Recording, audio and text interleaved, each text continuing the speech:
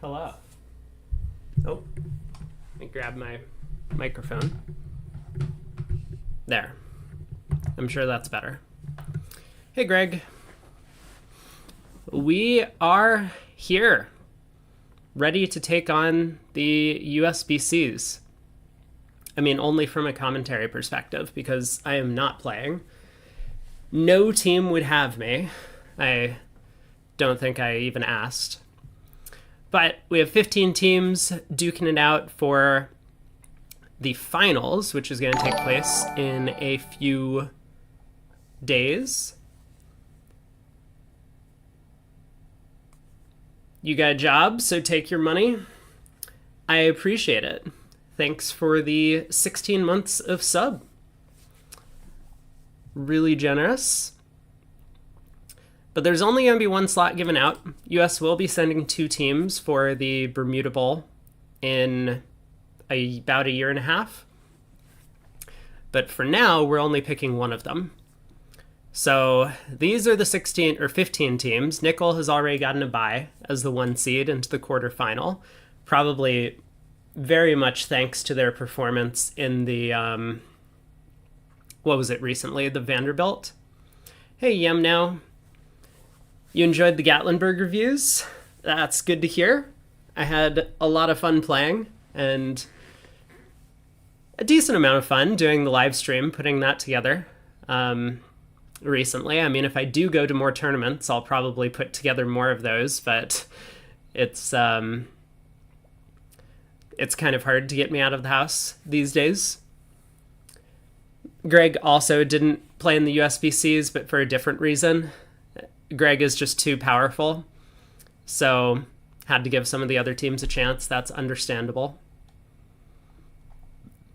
So the 8-9 matchup, which is in theory supposed to be the closest of the matches today, is Juicer against Goo.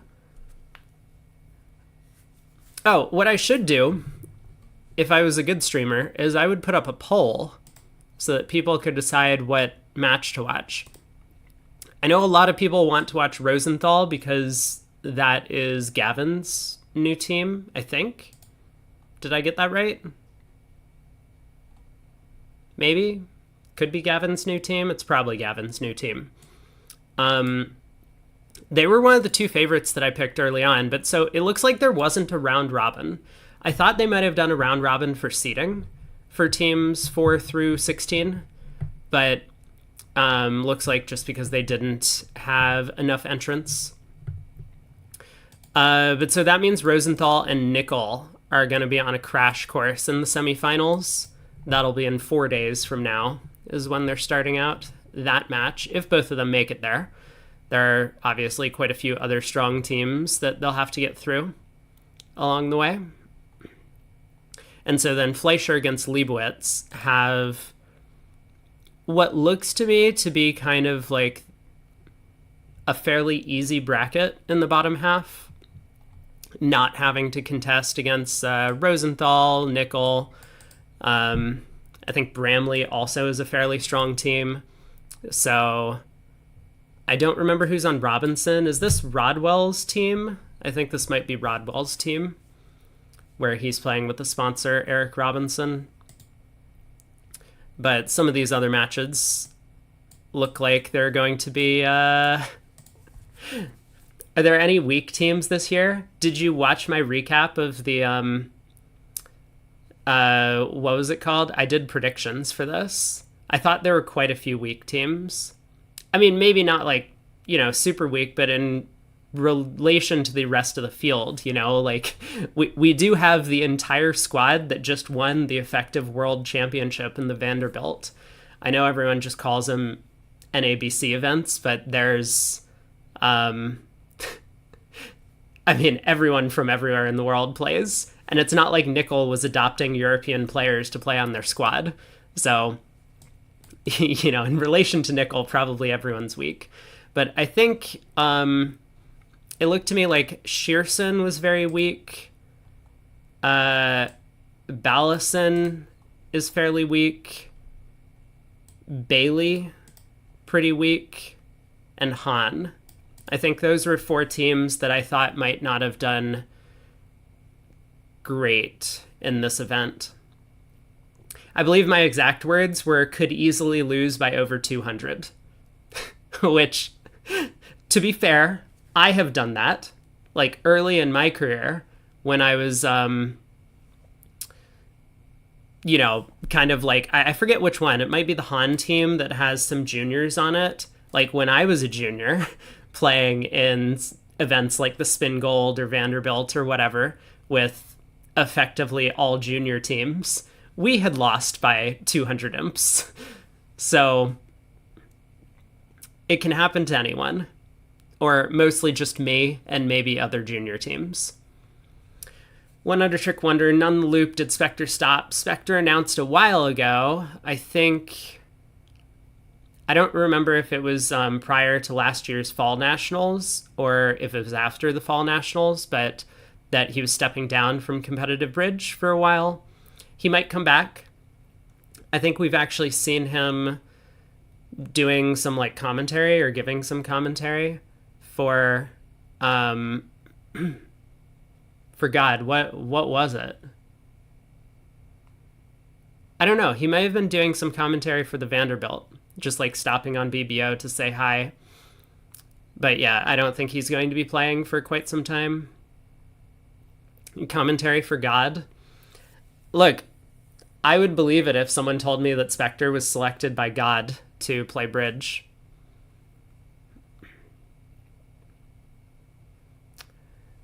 Eric says, try and find the score, but he was on the wrong side of a really bad loss in the national team championships. That's really unfortunate, but it does happen to everyone. Greg has played in the team trials 3 times, never made it out of the round robin. That's disappointing. As opposed to all these teams who just like got shepherded into the round of 16 or even the quarterfinals because there just weren't enough entrants into the event this year. How many times did I play in the US team trials? I played once, 4-handed on a team with Sylvia, who is back. She is playing on 2 teams in this year's team trials after her 3-year or 3.5-year ban ran out. So we will get to see her again. But I played on a team with her 1 year. We played in the round robin. They were only cutting 2 teams, and we were 3rd after day 1, and we did not make it to the round of 16. So that was lovely. I don't know whose fault it was. Actually, I do, but we won't go there. And then the second time I played, we were 6-handed, and we made it to the round of 8. We ended up losing to the eventual winners, which was Gavin's team at the time.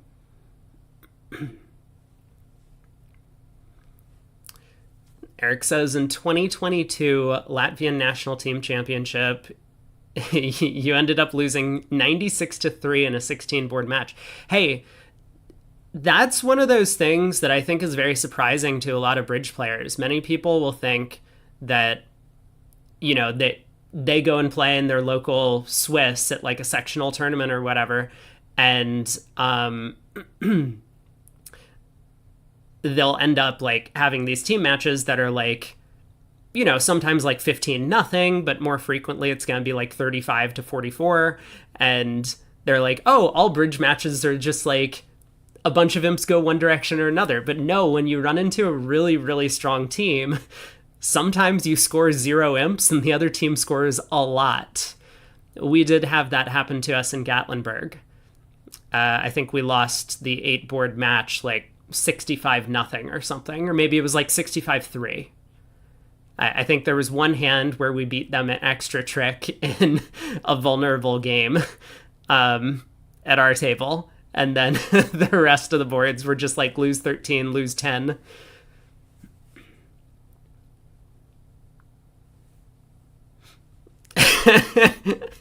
Oh, Greg. Wardrobe malfunction. It can happen to the best of us. Hopefully I don't have a wardrobe malfunction. I got dressed up in my fancy polo shirt today with the flamingos on it. And no pants. You won't know if I'm telling the truth or not. I'm never going to stand up.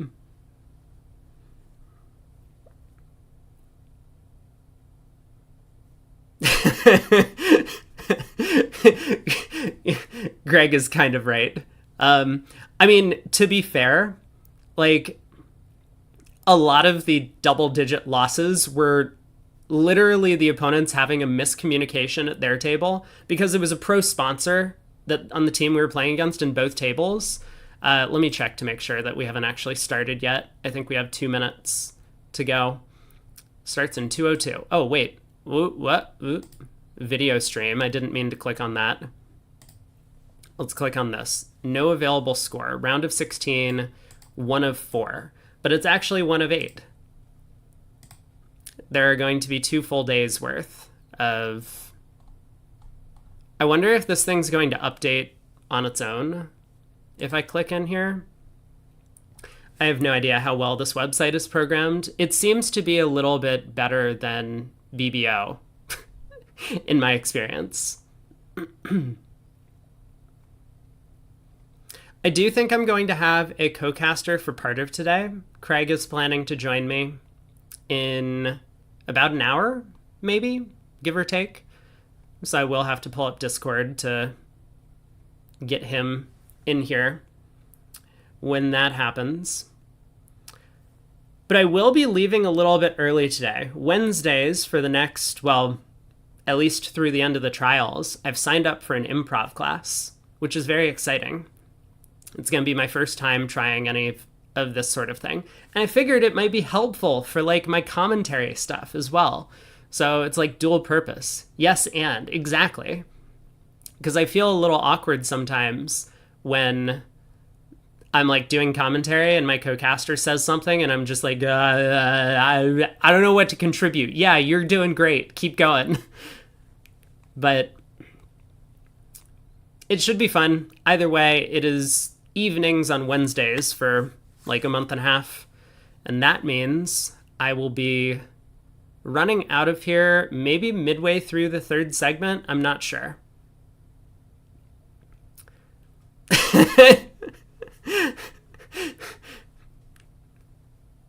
Greg, I think you ad-libbed in some antonyms. Oh my god, what is going on? Okay, what match are we watching? Crap, I didn't really plan this out. Let's go in here.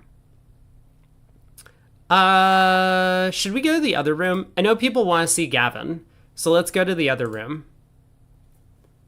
Here we go. We are in Gavin Wolpert, Chris Willinkin. The inside scoop is that their bidding practice has gone great. So for those of you who are wondering, how does it work with new partnerships? Sometimes things can be a little bit, shaky at first, but Chris and Gavin have been practicing, obviously, leading up to the event as they're not regular partners, and it's going really well for them. And this is going to be one of the rare times, I would say, that you'll be able to witness Gavin not playing with a sponsor. So, anyway, let's look at the actual bridge that's happening. So, I'm not that familiar with North-South. This might be a junior player, I think is something that I've been told. It's very possible. I'm not sure. Some of these... the Asian American players that are in this event are juniors. I know that. I mean, it should be great practice for them, and hopefully they'll learn a lot. But I do expect this match to be a bit of a blowout. Gandolius likes a 4-heart bid from West, just for the memes. 4 spades definitely the practical choice. West is kind of waiting for the opponents to save 5 hearts and ready to double that contract if it comes back around. But one of my favorite auctions actually did go I think it was hearts. It was 1 heart, 2 hearts, 3 hearts, four, all in succession. This wasn't like two bidding players back to back with the opponent's passing. 1 heart, 2 hearts, 3 hearts, 4 hearts, 5 hearts, 6 hearts.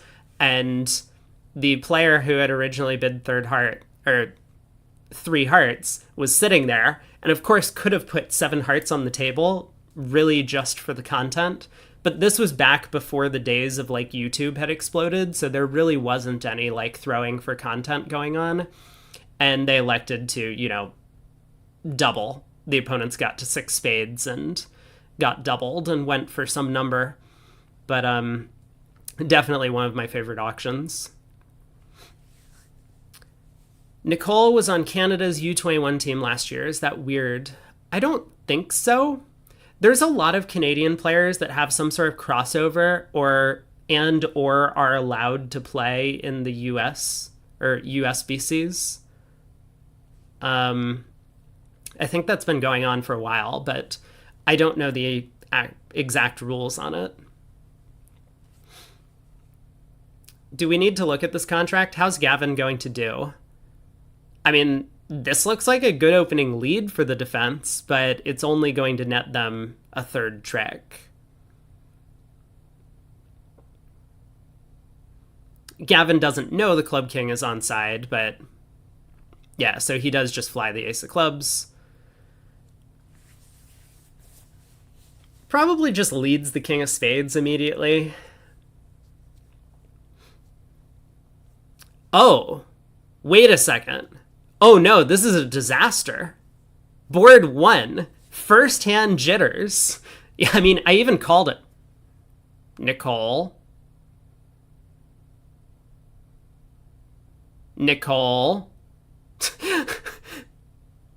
Wow. Okay. So I don't think Gavin necessarily did anything wrong. Maybe you could make the case that he should have crossed to the diamond ace to lead a spade up.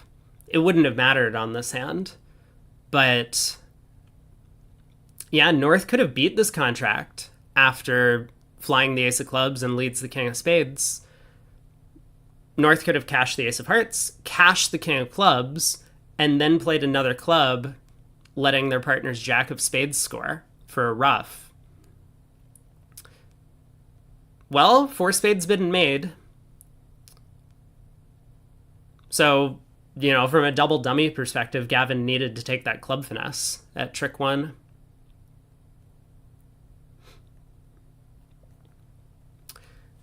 I'm not exactly sure the details, so I guess I don't want to get into and give an opinion on what the law is for whether or not you can play in 2 different trials, but my experience has been that Canada and US seem to have a lot of crossover in people playing for their team trials.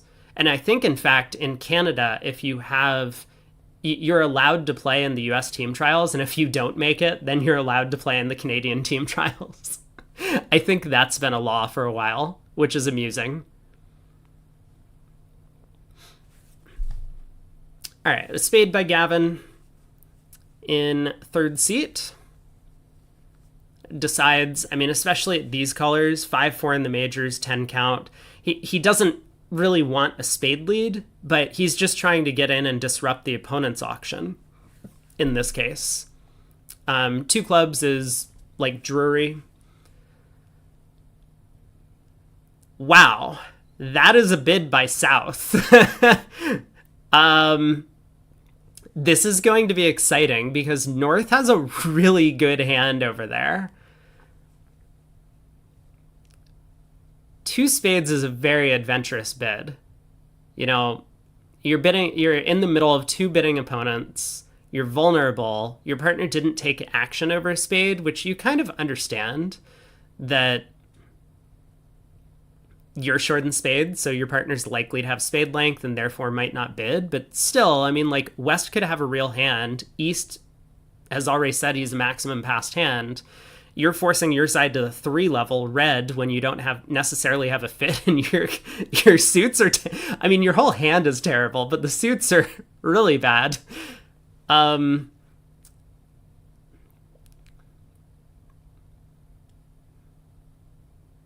So North has asked for the minor, but it looks like North has done so in a way that shows a weaker hand. A lot of players will play 2 no trump here, ask for the minor, and shows a better hand, because 3 clubs could have been passed, right? So 3 clubs is pass or correct.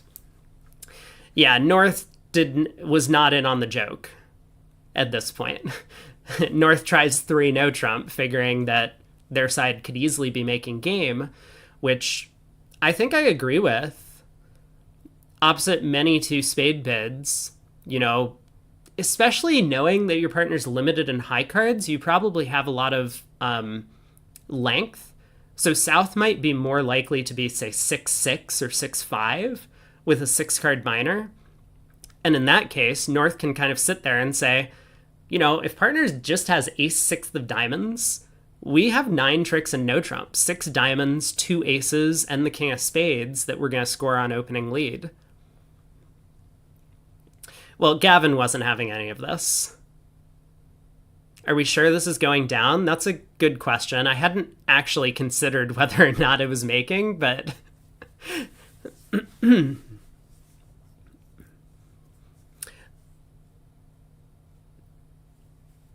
Also, kind of important to note, double by Gavin is probably requesting not a spade lead. Wow. North didn't sit for it. I think as North, you let partner decide. Well, I don't know. It's probably tough. Gavin insta king of clubs hitting the table.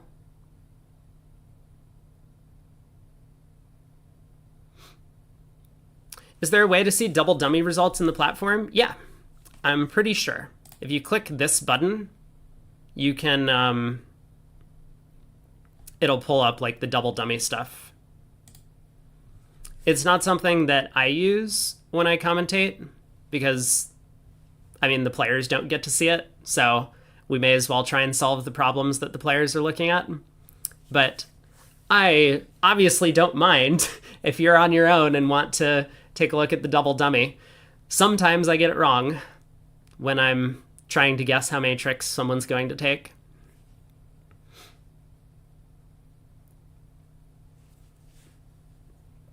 Well, Gavin's king of clubs lead, I mean, isn't great for his side. A lot of the times on these 2 suited auctions, a trump lead makes sense, but Gavin's idea, which also kind of makes sense, is let's try and get a club ruff.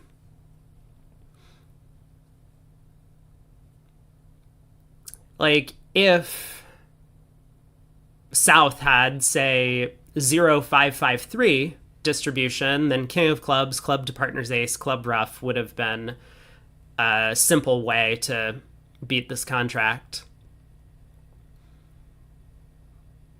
As is, it looks like Declare is in okay shape, although still some work to do.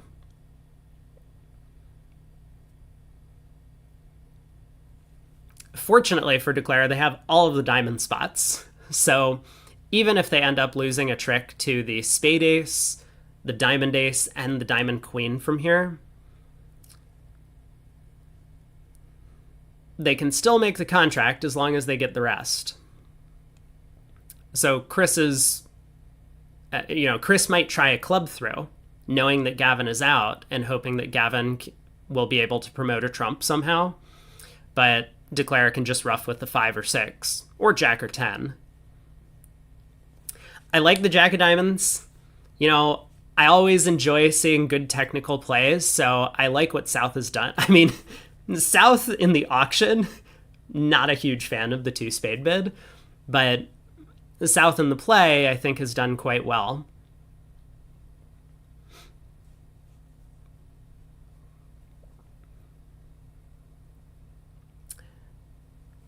And now things are, I believe, pretty simple. Declare can take a ruffing, finesse, and spades. I don't think he needed to. So I think this is maybe a bit of a technical mistake, because if the ace of spades was coming down, or because the ace of spades would come down in 3 rounds, so you could just rough it out. And that way, if the ace of spades happened to be in Gavin's hand, maybe a little bit counterindicated from the double of 3-0. But if it was, you could still make by roughing the hearts good if that worked out for you. But Ballison does strike first blood in the match. They pick up 6 imps, bidding and making 2 spades in the other room. We have results over here when they do come through that you can see, and they make 4 diamonds in this room.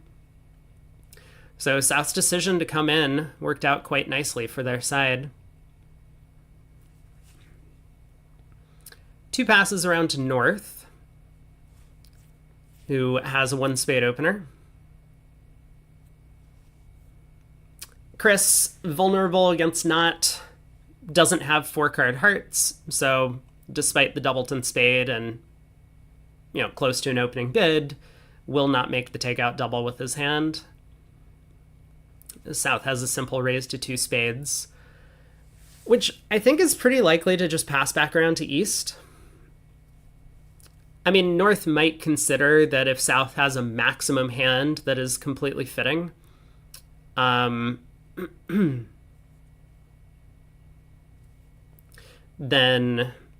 it's possible you could make game. I mean, maybe you're more likely to make game in hearts than in spades if partner has a heart fit. Imagine South had queen 5th of hearts over there. You could pitch some club losers on the run of the spades. Just Vlad says West can't have the ace of spades. He knew the jack of spades was singleton. Well, Gavin might duck the ace of spades there, giving Declare a spade guess.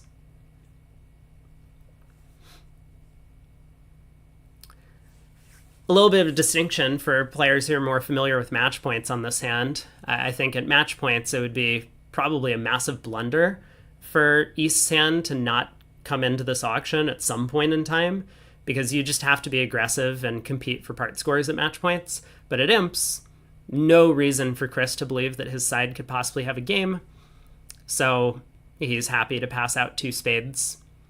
If his side makes 3 diamonds, so be it. They lose a couple of imps, but that's not really going to be the deciding factor in one of these long matches.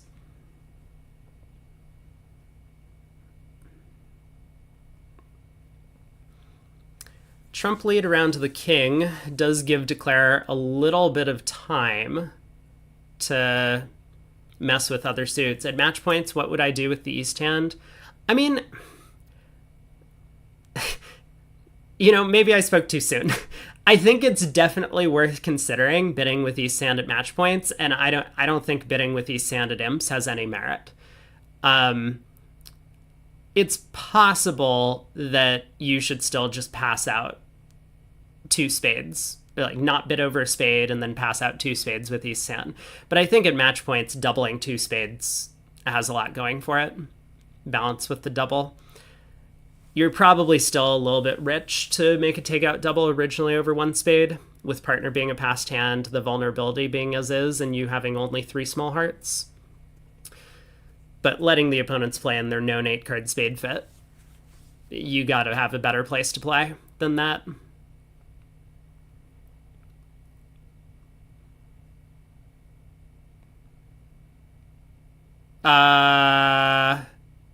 They're playing on tablets, so this is actually how the play went. I'm sorry, what? Wait. Declare actually just led a low heart towards the jack? So I know East switched to his second highest heart, the 7, I think.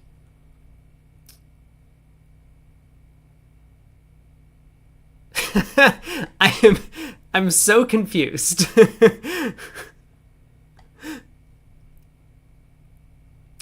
Well, Declare lost a trick, so that is 1 imp going the way of Rosenthal. Pace of play is quite quick. We do see a round clock in the top right that is ticking.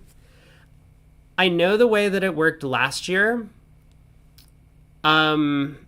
was that players got to see the round clock at the start of every board and maybe one other time, like maybe at the end of the auction, but that was it. And I believe they have their own personal round clocks. So, like North, it's not as if the entire table gets this amount of time. North-South get half of it and East-West get half of it. And so you get to see how much of the time you've used up on your side. And that'll give you an indication about whether or not you're in danger of getting a late play penalty. I don't know how much they're going to enforce late play penalties, but that's what I've heard from previous trials participants from previous years. 3 passes around to South who doesn't know what to do with a 16 count. I mean, earlier he bid on what, a 6 count? Vulnerable at the 3 level. So I almost expected a 2 club opening bid. Oh, speaking of systems, I expect a lot of these players will be playing some variant of 2/1 just because that's super popular in the US. But I do have access to system information, and I should probably pull that up. That would be a good thing to do, right? Like if I was a prepared streamer, I would already have North, South, and East, West system on here. So let me go grab that. Thought maybe South would open a no trump. I think it depends on style a little bit. But let me take a look to see what sort of no trump range they're playing. This is the Ballison team, Nicole and Philip.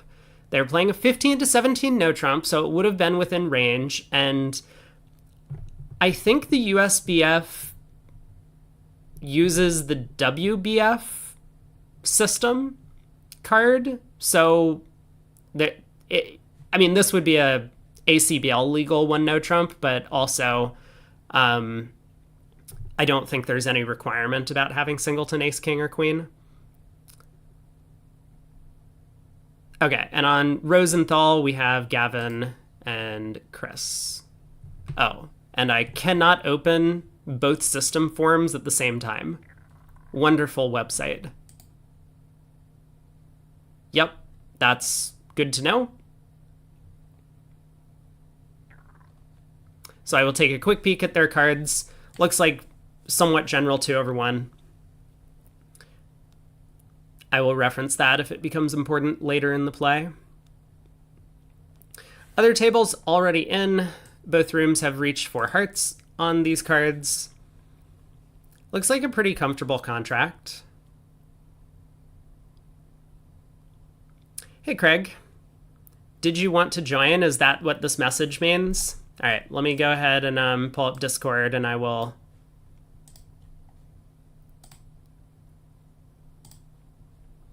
get you in here.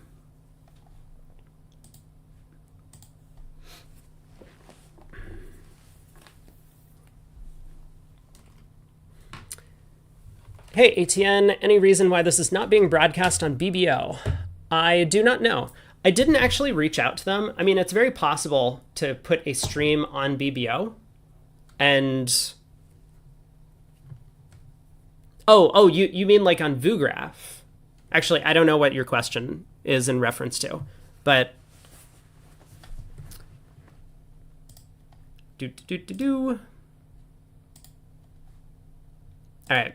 Whenever you want to join, Craig, you are welcome. Hey. Hello. Great. Oh. We're all set up.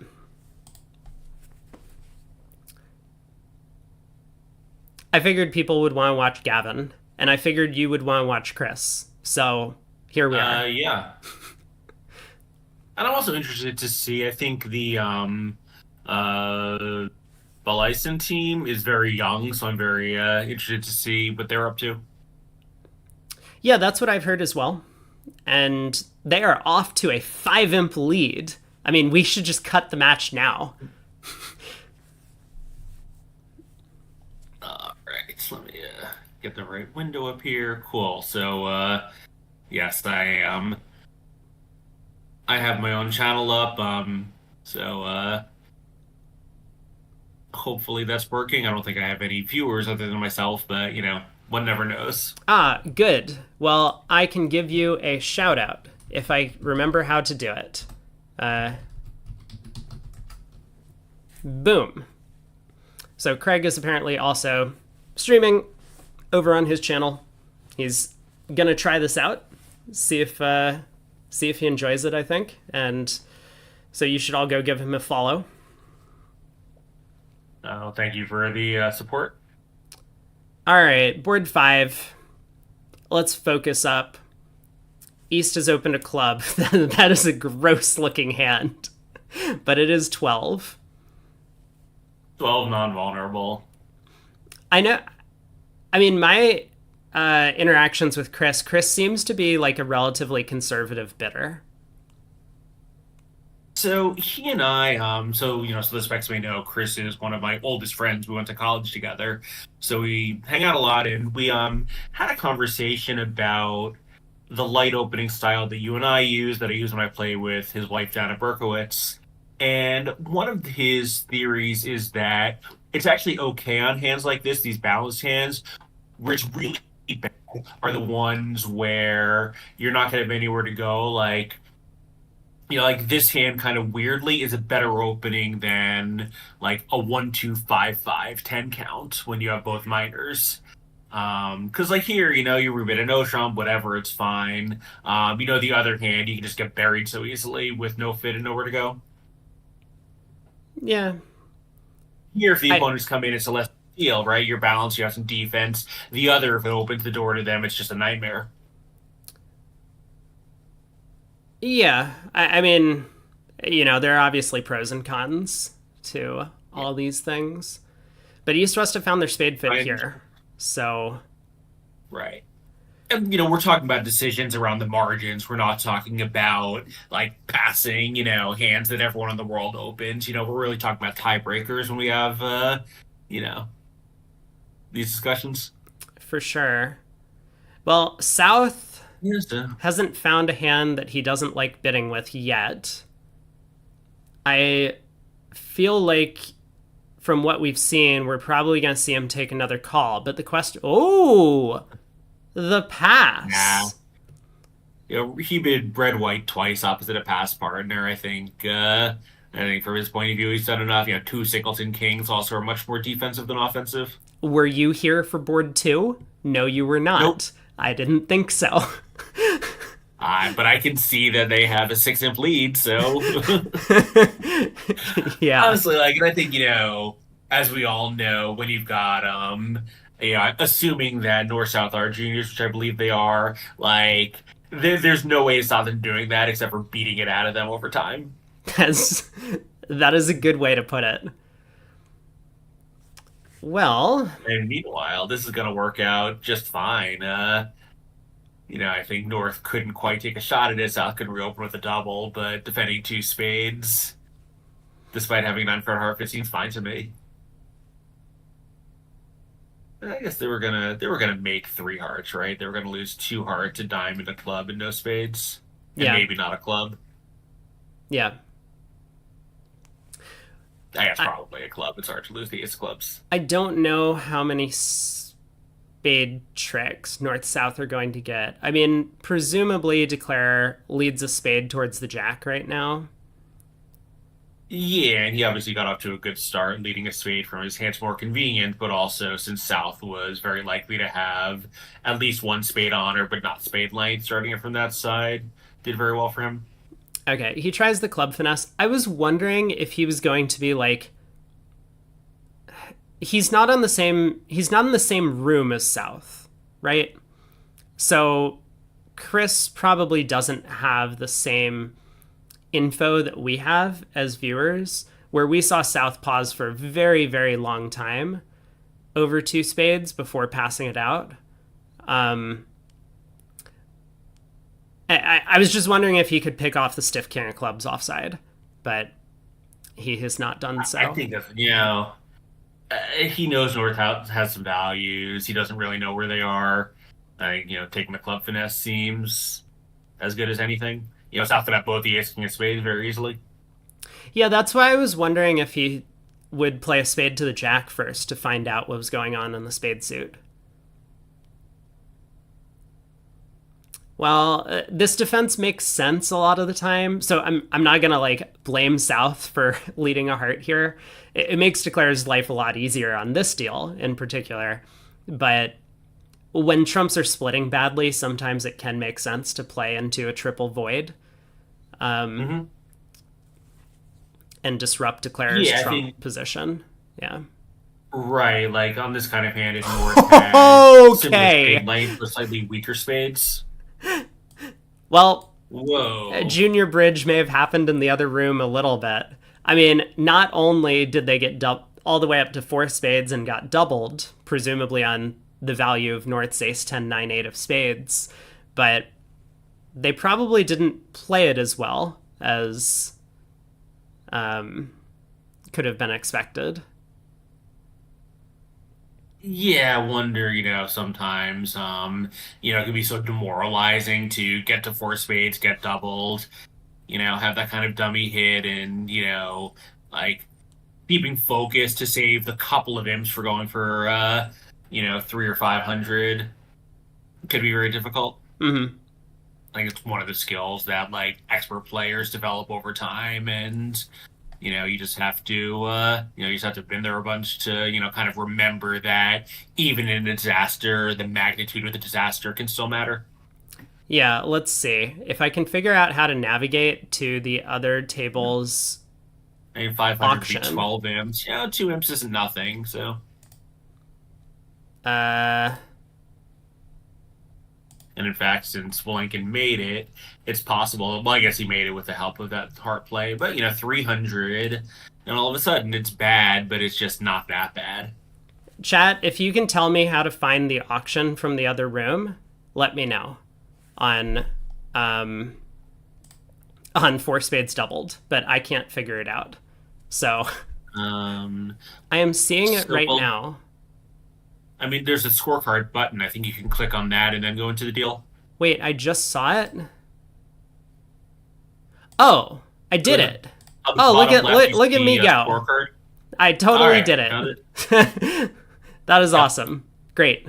Yeah, this is so much better than well, I shouldn't say it's better than what's it called, but But how do I go back it's to the it's live? different and not displeasing. This is how do I get back On the to the top live left, table? I mean, on fine. the top left, there's the home button, and then next to that, there's a back arrow.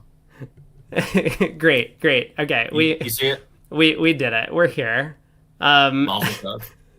well, I got to the other table, but it was still in the freeze frame of board five. So finally, we're back to live. All right, East has opened a spade. Yours. Everyone's opening a spade. Gavin opened a spade. South opened a spade. East is opening a spade. Westford's three hearts, natural invite.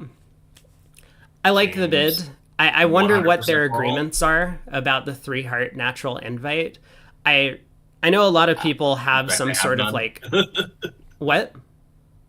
I said I suspect they have none. Yeah, that's probably fair. But I know that a lot of people will have like some sort of agreement about like suit quality versus like how much length you could have in partner spade suit, right? Because like you don't really want to be doing it with king 10 9 6 of hearts and a doubleton spade. Um Even if your hand otherwise is suitable, because now you might play in a 6-1 heart fit as opposed to a bad 6-1 heart fit as opposed to like a better 6-2 spade fit. But here, I Gavin's would suit is guess great. I would guess they don't have like a formal written note agreement to that effect, but it's just pretty standard that, if partner has honor doubleton, they should feel very comfortable raising you with an otherwise suitable hand. So that kind of implies what you're saying. Sure. Yeah, yeah, yeah. So this 8 of spades lead is very junior esque. Oh, I love it. I mean, it makes sense, right? You can't lead a heart. Clubs is possible. Diamonds obviously very unattractive.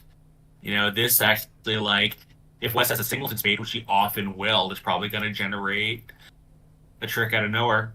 Here might too, right? Declare, well, I guess Declare kind of has to take the finesse, but Wait, why? Why would Declare have to take the finesse? I think Declare just pulls trumps I here. guess he. Oh, I see. Well, because if he takes the finesse, though, isn't he just basic? Isn't she or he? Yeah, sorry, Gavin is West. Is he just basically cold? Well, what if they get a spade ruff? Yeah, it's possible. I mean, I think generally you expect them to get a spade ruff. Hold on, is this a skadoosh, everyone? Like, isn't Declare still just cold? I, I mean, Declare I now mean, with plays a everything on the spade. side, I think so, right? Yeah, yeah. So I mean, the only possible danger point is diamonds, and Declare doesn't have any real risk there. All right, Queen of Diamonds switch, right? Like now this is how we go about it. I mean, it's a little bit different at this point. Now that you know North has underled the King of Spades when the Queen of Diamonds hits the table, you're just like, That's true. okay, I've seen this Yeah, one before. yeah. He played. Yeah, I mean, if Gavin had had a singleton spade, which he will quite a lot of the time, this lead would have looked like a genius. Yeah. Okay, so trying to set up a diamond trick while she still has a hard entry, very sensible, not making the deceptive play, but of course it won't work to Cleric just by spade. Which, Yeah, if West um, had a singleton club and one extra diamond, then this would have been yeah, important. But 10 tricks. I think still a nice hand. Like if you're North, like I feel like you're feeling pretty good about finding this play at the table. And in tempo, right? She led that spade pretty quickly. Yeah, one thing we didn't look at because the auction went by so quickly was Chris Wolenkin raised three hearts to four with a singleton and 16 count. The other Mhm. table could end up in three no trump on that board. And with the hearts not That's a splitting, really good point. I mean, like, the spades come home, so I expect that three no trump is going to make, but it's going to be a little bit of a scarier contract than four hearts. Yeah, it's true. I hadn't really uh, all right, now I have lost the way to get back to the deal. Yeah, you probably just want back out to the homepage and reset. And go back in. Is that the best way to do it? Yeah. Well, I can't do that either, hero. Oh my God, this is so annoying. Yeah, I think it's very sensible, right? Because if you, Lord, all right, well, I'm never making that mistake again. Um, I think like if you look at Wolenkin's hand in a hard contract, as long as partner can turn up with at least four trump tricks, you're a pretty heavy favorite to make it. No, I agree. I think it's a well judged bid, but Three no trump can be, yeah. I mean, I it think that goes just back makes to so this much worse. point of just, do you have an agreement about your three heart raise? Because if Gavin could have had King, Queen, sixth of hearts and out, then you probably would rather play in three no trump. But when Gavin has this hand with all of his values concentrated in the heart suit, then you would surely rather play in four hearts. Well, it took me 45 minutes to get back to the page, and not only that, I went to the wrong one. It's unbelievable. Yeah, closed room.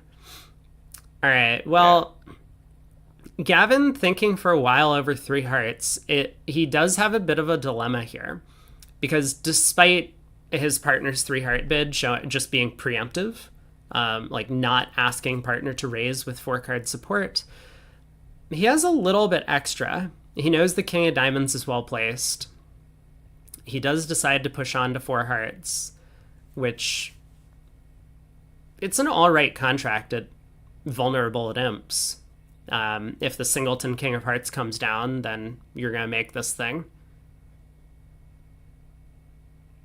Yeah, I think once partner shows any enthusiasm for Arch over there, I think if you're West, you just have to go for it. Obviously, here it's you know not a great fit, but it's still like it's a contract you probably, if not want to be in, don't mind being in.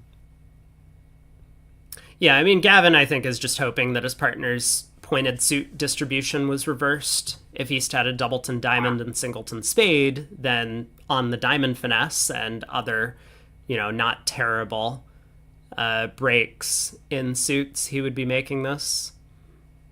I mean, or just, blanking is pretty light for this action. If he said king six the hearts instead of queen six, that would be the end of it too.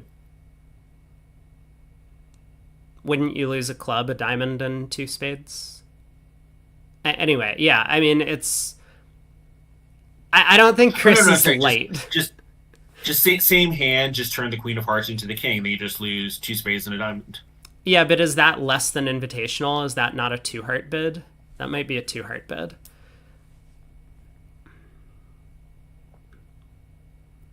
Oh, I didn't see the alert. Yeah, maybe.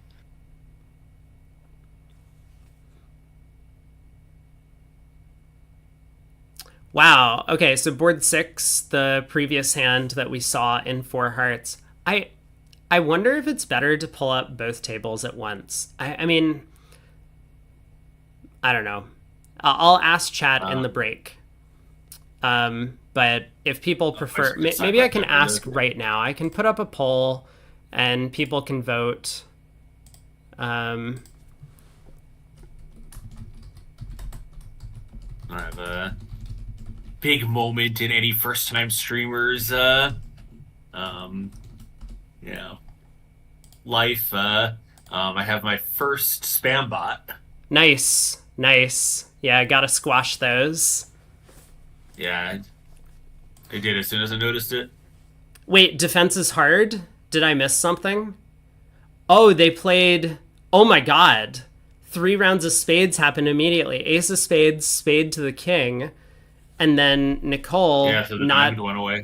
Yeah, not realizing the danger, played a third spade. Declare was able to pitch a singleton diamond. Yikes. I see. Compressing the diamond in trump trick. Yeah, 3 rounds of spades is a pretty natural defense once South leads the ace of spades. I agree with that. Although, I mean... maybe counter to that, South should cash the diamond ace before playing a second spade. Right. 100%, yes. Yeah, that I think is all on South, right? South defense suggested to North that a third spade was what he wanted by not cashing the diamond. Yeah.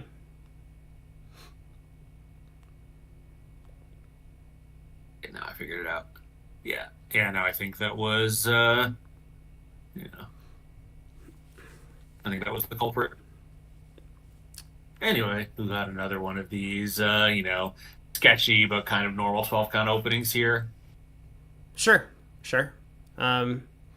Yeah, 4 triple 3, but I think everyone opens with 12 most of the time these days. Yeah. North sticks in a diamond overcall, a heart by East. Chris is pretty happy. South, thinking about coming into the auction.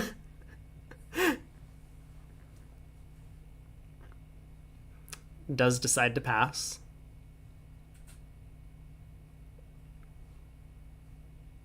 And possibly coming in, or possibly Northeast held the tray for a moment. Who knows? Well, they're playing on tablets. Oh, they are. I didn't realize that. Oh, but you can still, quote-unquote, hold the tray. It's a thing on tablet that you can do. This doesn't look like the type of auction you would want to do it with, though. Right. So how does that work? Are Northeast and Southwest physically in the same room? Yes. Yeah, but I don't know much beyond that. I'm just relaying info that I've heard secondhand from people who have played in the trials. Since I've never played on tablets. I had retired before tablets were a thing. Nor have I. So, despite knowing he had an 8-card fit, West, of course, rebids 1 no trump with a stopper in a hand he really doesn't want partner to get excited about. Knowing he has an 8-card fit, 1 heart showed 4. Oh, sorry. It was, 1 heart only showed 4. Never mind. So, 2 diamonds game forcing, presumably. Oh, yeah, good question from chat. Sorry. Greg got it, but... Yeah, so, like, if you're playing behind screens, the actual physical tray... Like, imagine the auction goes, like, four spades and the tray comes to your side of the screen, you're playing behind screens, right? You see the four spade bid, you bid five hearts, and your left hand opponent bids five spades immediately. Normally, you would want to pass the tray back to the other side of the room so that you don't like hold up play. But that would be really weird, right? That would give a lot of unauthorized information to both players on the other side of the screen because these bids happen very quickly. You know, oftentimes you'll be thinking at the 5 level, like, should I compete over their 4 of a major bid? And so 5 hearts probably should take some time. 5 spades probably should take some time. So the north-south player, whoever it is for the partnership, should, in that situation, pause for like 10 or 15 seconds before sending the tray back to the other side of the screen. That way, no one knows who was thinking, if anyone, about which call. And so no unauthorized information gets conveyed. Yeah, I think another classic one would be, again, in a high level competitive auction, imagine someone insta doubles in a spot where most of the time they'll have a choice of actions, bid, pass, or double, possibly all three. Could be conceivable. You would really want to hold the tray there to, like not to make it look like it was a really slow double, but to make it look like it was a normal, high level competitive in tempo double and not an instant double. Yeah, exactly. And I do want to draw attention back to the actual hand at play. um, Yeah.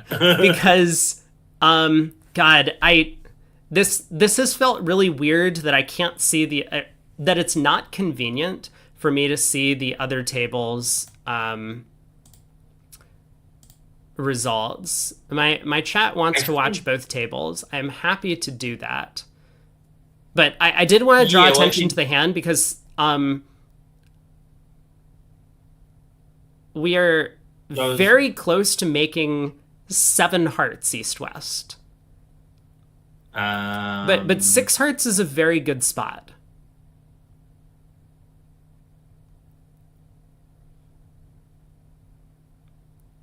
Yeah, I guess sort of close, right? You need the spades coming in, and you need to be able to, even on this hand where the spade 10 falls, you need to be able to ruff the fourth spade, which you can't since North has the long trumps.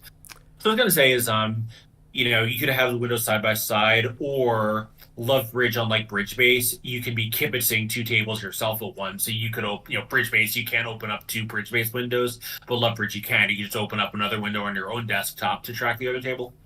That's true. Even if it's not in your streaming window. Okay, well, since chat voted on this, let me pull up both tables. And see how it works. Oh, no. There's something called match view. Wait. This is better. Match view. Here we go. Let me move me out of the way. Is this out of the way? Probably. Hopefully that's all fixed. Let's get chat somewhere that you're not in the way either. Maybe here. Okay, so I'm mostly going to focus on the blue room on the right. But I do have both tables up, so now at least we can see what's going on. If people don't like this, let me know.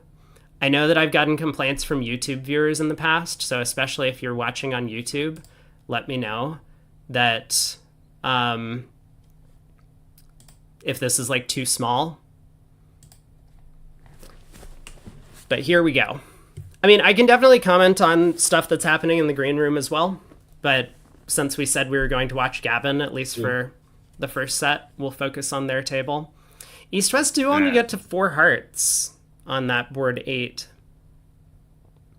I think at the break, I'm going to want a very small amount of technical assistance from you. I can try and help. I'm still going to be live, but we'll do my best. Oh. That's a very quick question. I just can't figure out how to overlay my own camera over the Love Bridge window instead of under it. Drag it in the sources panel so just drag Love Bridge all the way to the very bottom of the sources panel. Ah, very clever.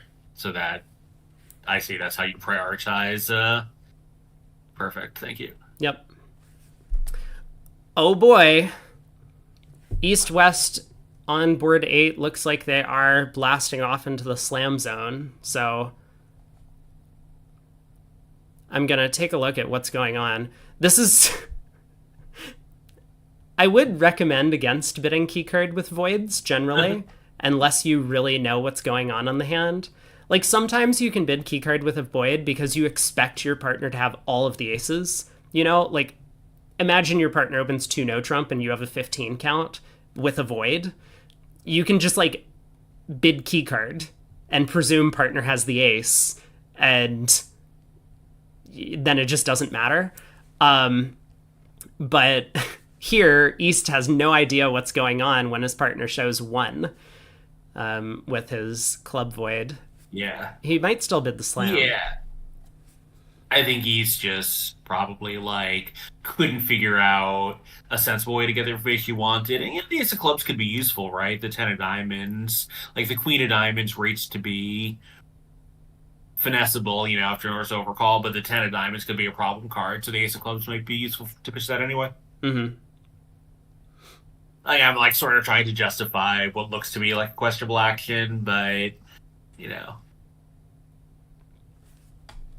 and yeah, as you say, if you partner answers on a key card, you really have no way of knowing how many spade losers you have. Definitely. Well, so no swing on board 8. I mean, at least this way we can see what happened in the other room. So when we get a bunch of imps swung, wow, you have 41 people kibitzing your stream. I think that's the most I've ever seen for one of these events, that wasn't the official plugin. Yeah, well, I have about the same on YouTube as well. So I have 80 some viewers currently on both platforms. Nice. Or at least that's what Streamlabs is telling me. I mean, some people could be robots, I guess, but So, meanwhile, I haven't really been paying any attention to the hand that's currently in play at the Lincoln table. Well, North had a pretty normal, I think, 2-heart preempt. I mean, maybe some juniors would have opened at the 3 level, but after Chris's 2-spade overcall, South had a strong hand and just decided to blast game, which makes a lot of sense. Put pressure on the opponents. Gavin did not fall for it and let 4 hearts go. And so it seems like Declare is going to do quite well in this contract. Now can pull trumps and pitch all their diamonds on the black suit winners in dummy, making... Yeah. Or East-West have 4 tricks. Okay, so down 1. Yeah, I'm not sure why Declare hasn't already hit the claim button. There we go. West just conceded. Very, very classy of him.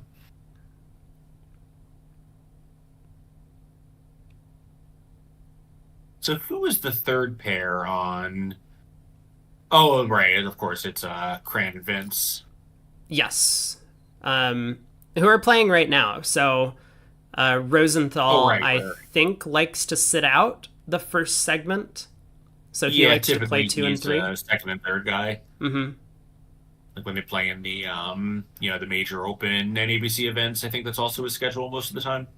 Yeah.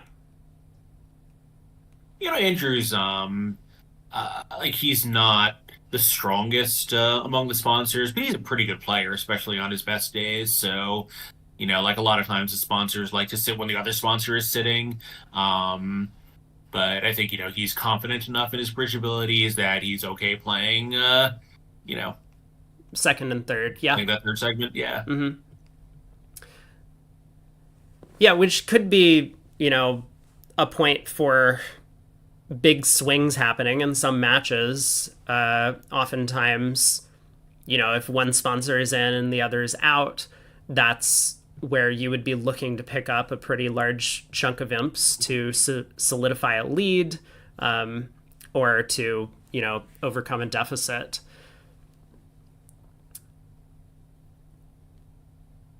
East opens a heart. I'm still focused on the blue room.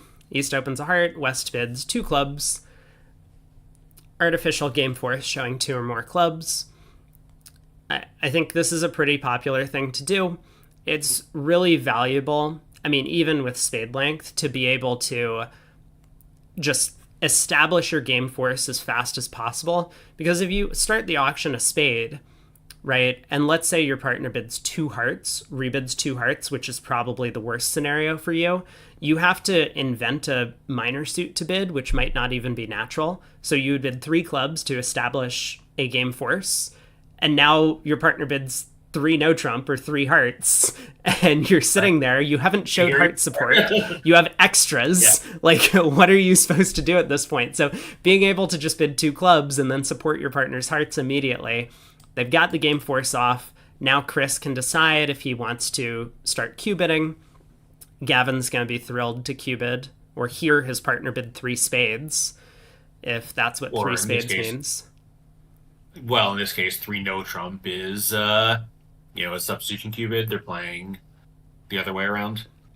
Three spades is the non-serious slam try. Got it. Yeah, it saves one step of bidding when you're playing in hearts. And here, from Gavin's point of view, he knew all along he was going to be making a slam try, so burying the spades to set hearts and just figure that the spades will be a source of tricks makes a ton of sense to me. Mm-hmm.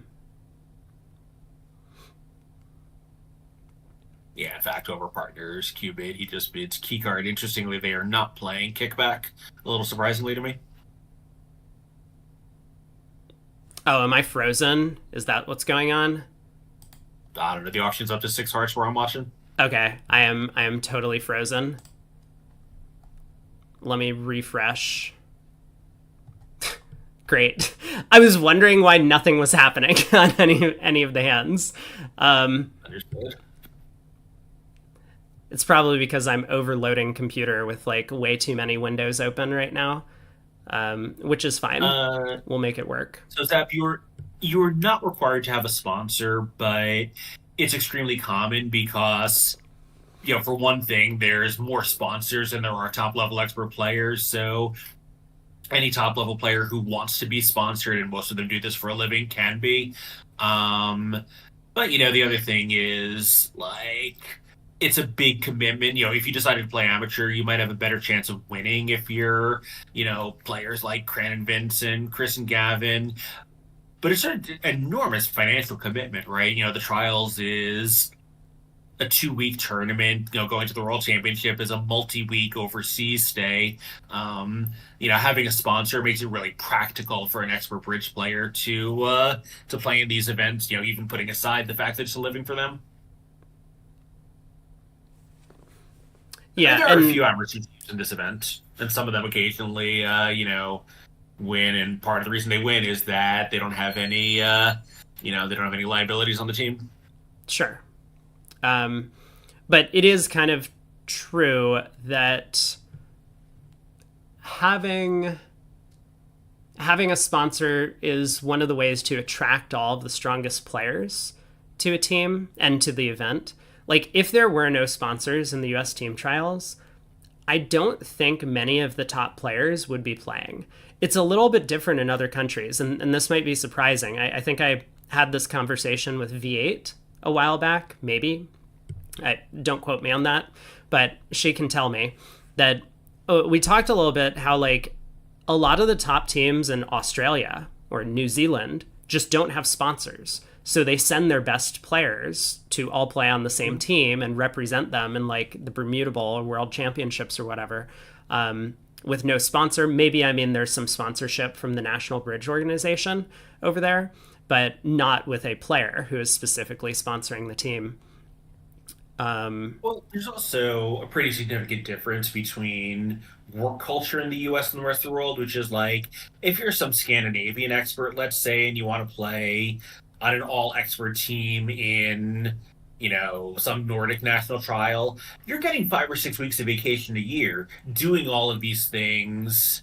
Maybe you play sponsored in the US, but you play amateur in Europe. Like, you can do everything. In the US, you get so much less vacation time that you really can't play all the NABCs and the USBF and the World Championships unless you're a full-time working bridge player. So it's not, it's really not possible for, for experts in the US to play these things amateur.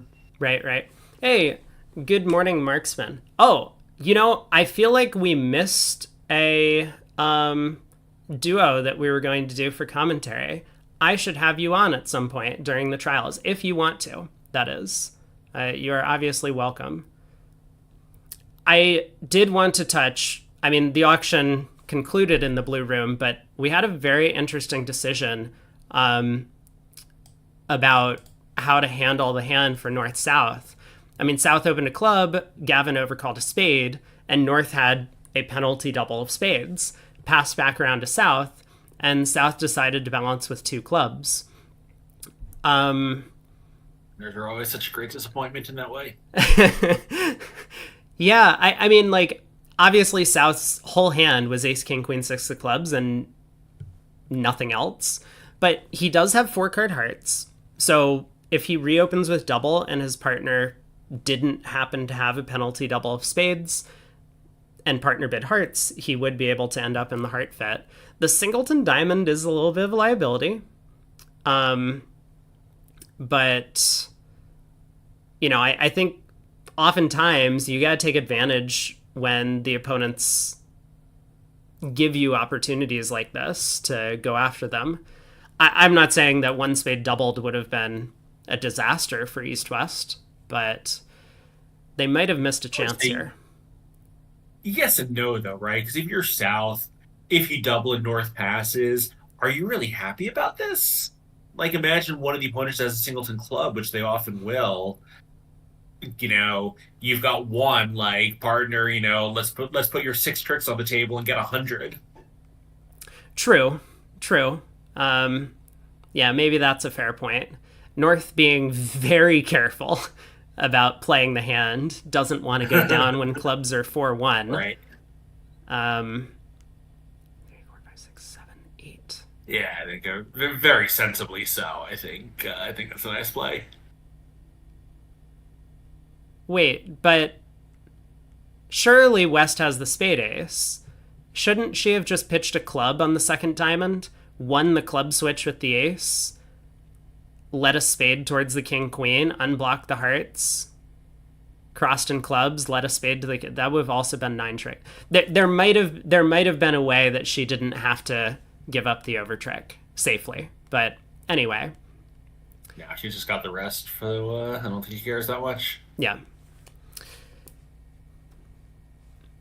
Though Chris Walenkin, East, notably has been one of those players that talks about over tricks in games, where for shorter imp games like Swiss matches or sometimes regional knockouts like short 12 board matches or whatever, he doesn't care about over tricks, but for longer matches they do add up to game swings. If you're dumping an imp here, an imp there, a couple more imps, it's probably worthwhile to play for the over tricks.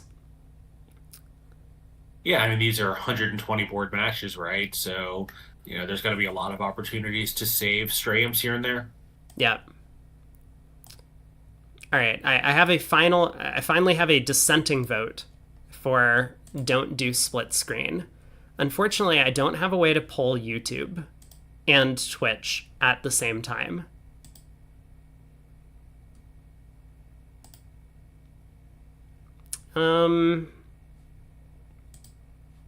Now that people have seen this, I'm going to put up another poll. Basically the same thing. So now, if you're East here, what's your inclination? I was going to say, I think, pass 3-0 and raise all seem possible to me. I think White, he just lets it go. They're going to make 4 spades, I believe, with that king double to the spades on side. Oh, the question was, should East be bidding 3-0 over 3 spades? Well, I think raising is also very possible, right? Oh, I see. I feel like... And passing is also very possible. I think they all have something to recommend, and I was curious what your choice would be. Yeah, I mean, I like Chris's decision. He doesn't have a fitting spade on her. And, yeah, like he's minimum king and a queen jack, but yeah, I think I'm with you. But he's minimum. Like, he doesn't have a guaranteed entry to his hand. He doesn't have any Right. roughing values. Like, it would be different if his hand was 2-4-5-2 with a doubleton club. I think even the ten of spades, I think, might make a big difference. Where now you can repeat the spade finesse. Yeah, still probably. Um, Yeah. all right, Yeah, now I was just YouTube curious is where voting you. for back to single table. I will see what's how is the Twitch chat still seems to prefer the double table view.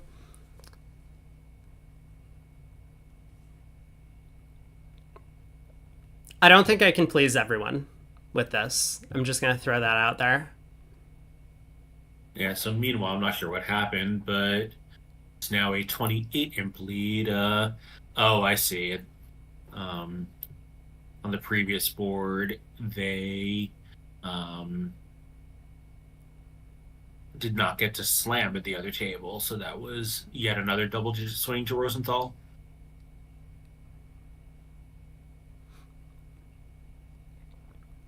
How annoying is it to change the scenes for people from like single table to double table? I think it takes me about like five. It'll take me like 5 to 8 seconds to swap. So we can like quickly look at the other table for an auction. Um, if something weird has happened, but I don't think I'm going to pull it up every time there's an imp swing. Maybe we should just follow the table that's behind, because then we can always see the contract in the other room at the very least, even if we don't get to see the auction or the play. Whoa! This is new. What is this? Next board will start soon, waiting for all tables to finish the next hand. I'm surprised that they thought they had a reason for that level of security. Yeah, that's interesting. Oh, I see. They're doing the soccer stoppage time thing too. Extra delay, 14 seconds. This is actually awesome. Um, Really, because I would have thought that they were in rooms where they could totally isolate the players. Like, why would they need to, you know, like, are there hotel rooms where they can use the restroom if they need to? Like, there shouldn't be any possibility of interacting with any other players until the segment ends. yeah, it's really strange. I don't know. We'll find some. I'm having dinner with Dana tonight. I'll see if she can get us some info on this when she talks to Chris. If viewers want to see the other table, how do you do that if I'm in the single table mode? I mean, you would have to pull it up on your monitor. Um, go to Lovebridge and take a look. I'm going to hop into the other room for a quick second while I'm back to single table mode. I know that some people, especially on YouTube, I think I mentioned, are like watching on tablets or mobile, and they've told me that it's just impossible. Oh, I need to move me again. Whoops. That it's literally impossible to see what's going on when I'm on double table view because it's just too tiny.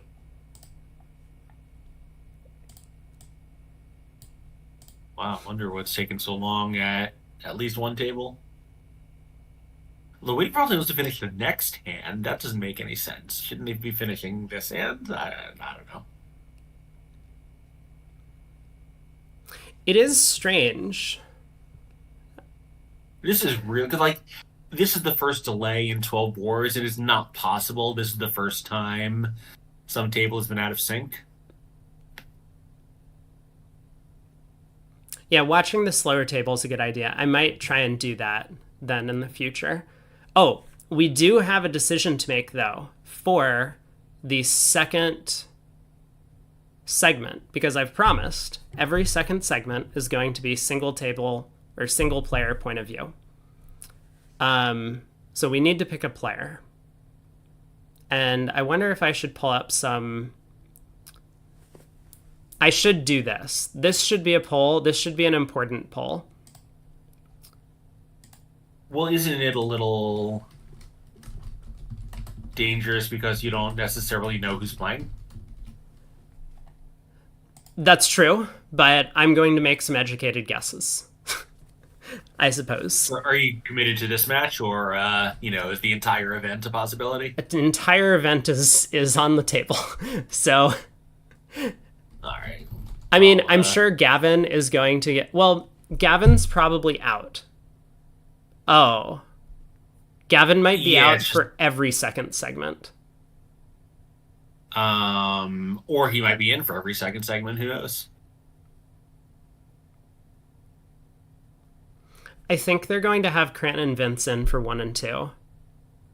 They like playing against sponsor. I mean, like this team doesn't have a sponsor. I don't think the Ballison team. Maybe they do. Actually, I'm not certain about that. No, But no, they're four-handed.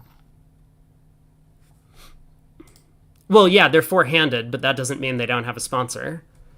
Oh, I'm sorry, I do not know, but Okay, well, if Gavin doesn't get the vote, I'm going to shift all of Gavin's votes to who? Mextroth?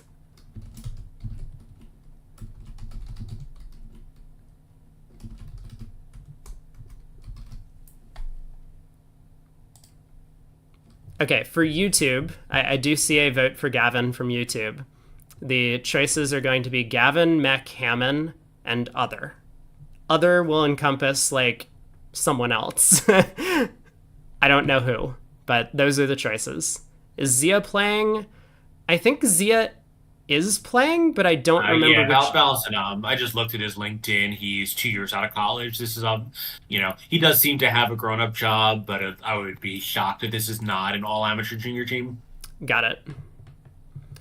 So wait, who do you have as your top three? I had Gavin, Mech, Hammond. I would add maybe Finn Kolesnik. Nope. Nope. Too late. He's an Oh, other. okay. Oh, okay. I was gonna say, well, keep him in mind as an other then. Is Mech playing? There's a, I think Mech is playing. I would be well. He's not on the rosters, and I don't think it's possible that he's playing. Right? He's in recovery from Oh, he's fairly not on the major I thought surgery. I saw him on the rosters, but I see. He might have he might have the broadcast is sped up by 5%. I like it. Wait, it is? Yeah, he's recovering from a medical procedure, so I assumed that if he had been on a team, he dropped out to tend to his recovery. All right, I'm back into the Gavin room. No, Broadcast is sped up by 5 for yes, of this. course. This is amazing. Yeah, I feel like we need to add like yakety sax as the background music. I guess 5% isn't quite enough for that. Anyway, Thanks, Dana. It was good to meet you in Gatlinburg as well. Appreciate you stopping by and saying hello. I will be here all month. Weinstein actually has a bye until. Was it a Quarterfinals. semifinal bye or No, was he's that? playing next round. Oh, I see. There were quarterfinal buys, but since they started with a quarterfinal, those were irrelevant. Mm-hmm. Yep. Imagine getting a bye to the round of 16 and then finding out that it starts at the round of 16. True. That's not good for Yes. season.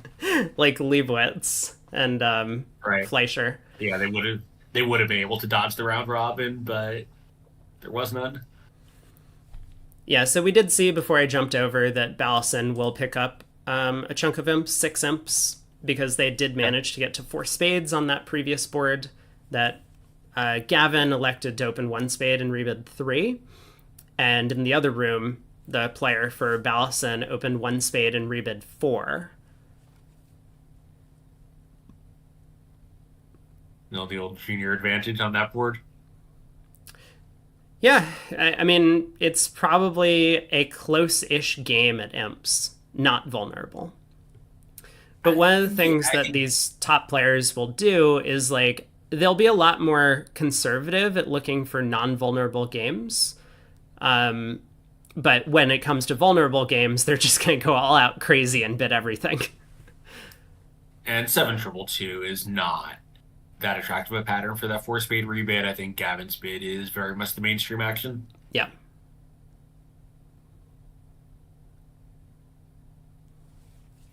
Three no trump here does come home. This could be another point of contention where East was 5-5 in the majors, opened a spade, rebid 3 hearts, and then partner bid 3 no. And, I mean, pass is probably the right thing to do, but there are players who would rebid 4 hearts to No, don't show even their say that out 5-5. loud. Absolutely. No. I mean, for one thing, it's possible 3 hearts did show 5-5. Oh, They that's may that's a show really three good club point. rebid. Yeah, systemically, 3 hearts probably did show 5-5. A lot of players will play the 3 club jump shift in this auction, is conventional and showing a whole variety of hands, like either clubs or like long single suited spades or 5 spades and 4 hearts, and 3 diamonds will ask. Yeah. I mean, it wasn't alerted, but even so, I think when partner bids 3 no trump, if you had to make a decision in the dark, partner has -2 values, right? Because he can't really count on you for much there. In what universe is fourth major going to be like markedly superior to 3 no trump? With probably a worse fit and needing to take an extra trick. Um, So, in the universe where 3 hearts already showed your shape, of course, you just put down the dummy. yeah.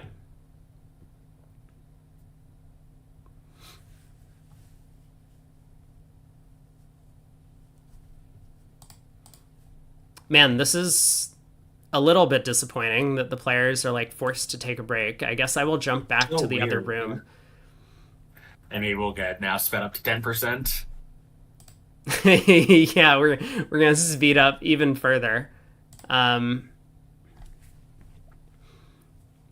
all right, if Gavin is in, we will definitely try and kibitz Gavin for the next segment. And if Gavin is not in, I guess we'll kibitz Cran. Yeah, why not? So I'm being told that on my stream our sound levels are off, but I was given a suggestion for how to check in on it, but I'm not quite sure how to deal with this. I think maybe if you and I do another troubleshooting section, we can try to deal with that. Yeah, so your sound comes in. I mean, you have 2 sound bars on your thing, desktop audio and mic aux. Your sound is coming through mic aux, and my sound is coming through your desktop audio. So you kind of want to see All of that when is true. you want to see when how the bars line up. Like if your sound is way in the red and my sound is just like in the yellow, you want to decrease your sound or increase mine or something like that. Oh, all right. It's actually the other way around, where yours is in the red and mine is quite a bit lower. So, Yeah, so you can yeah, just turn your desktop audio down. right. Yeah, no, I see that now. I hadn't. Oh, I see. I saw that like 0 decibels, and I was like, but there's always 0 decibels. Why is it showing me how many decibels you're on? I didn't realize it was the adjustment figure. Yep. Hey, Rajash. I know that you've been playing a lot with Gavin recently. Glad to see you here. So, I can't. I'm gonna butcher the name anyway, but Rajath says Gavin's playing 1, 2, and 4. A trusted outside source.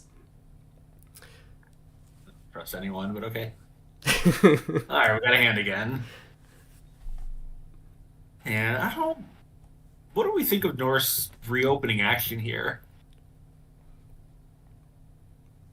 1 no, pass 3 spades by North. Yeah. Yeah, it's a good question. I mean, Ace King, like, obviously North expects 1 no trump is going down and doesn't necessarily have confidence that 3 spades is making. Right, but there's an entire level between those two actions. Well, I expect North was kind of hoping their partner could either raise or bid 3 now and end up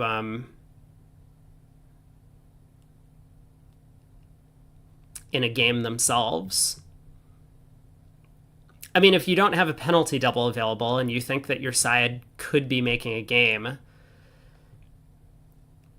I I guess, and if you're north, you have to figure that maybe south did have some values if a penalty level wasn't available, and you got to cater to that. But I don't know. It still seems like I think the problem with it to me is you have seven very likely tricks in your hand, but virtually no chance of an eighth and ninth. Like here, partner turned up with a source of tricks for you, and you still needed the 25% chance of both diamonds on side to make it, and no trump loser. Yeah, it's true. I mean, you can imagine hands where four spades could make, right? If partner has like a singleton diamond and some trump support, you might have a chance then, even if Or partner's a bit limited in values. But it is asking quite a bit. I think you're right to for partner to produce three tricks or two tricks and no trump. yeah, I think and also I think we're thinking of those spades as solid, but they really aren't, especially after the 1-no opening. Yeah, East could have Jack fourth, of course. It really looks a bit much to me. Like not a lot too much, but too much. Hmm. Like you would never consider that action in direct seat, right? Is this auction correct, by the way?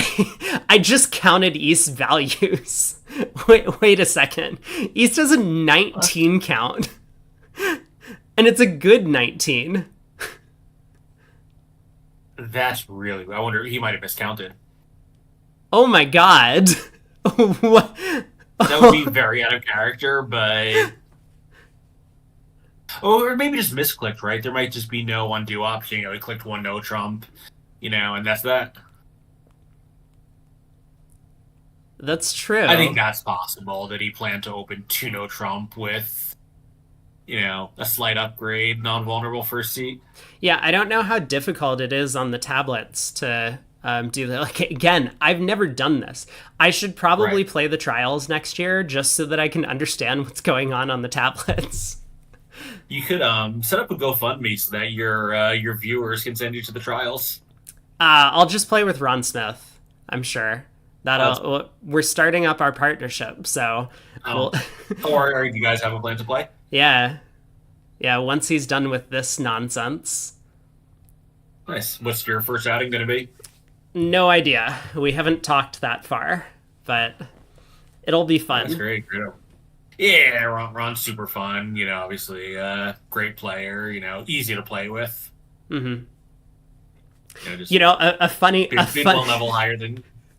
I mean, a funny thing that could have happened is East tried to open 2-0, and because he and Nicole are in the same room, he was just like, "Okay, listen, like I meant to open 2-0," and she's like, "Don't worry, three spades, I got you." Probably not, but Very strange.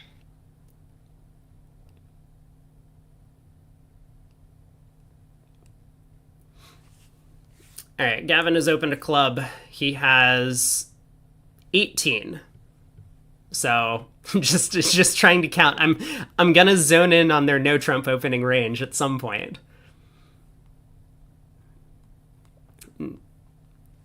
Chris bids a no trump, which is interesting. I know a lot of players would bid a What else would diamond, you do? No, especially no one would bid a dime. Come on.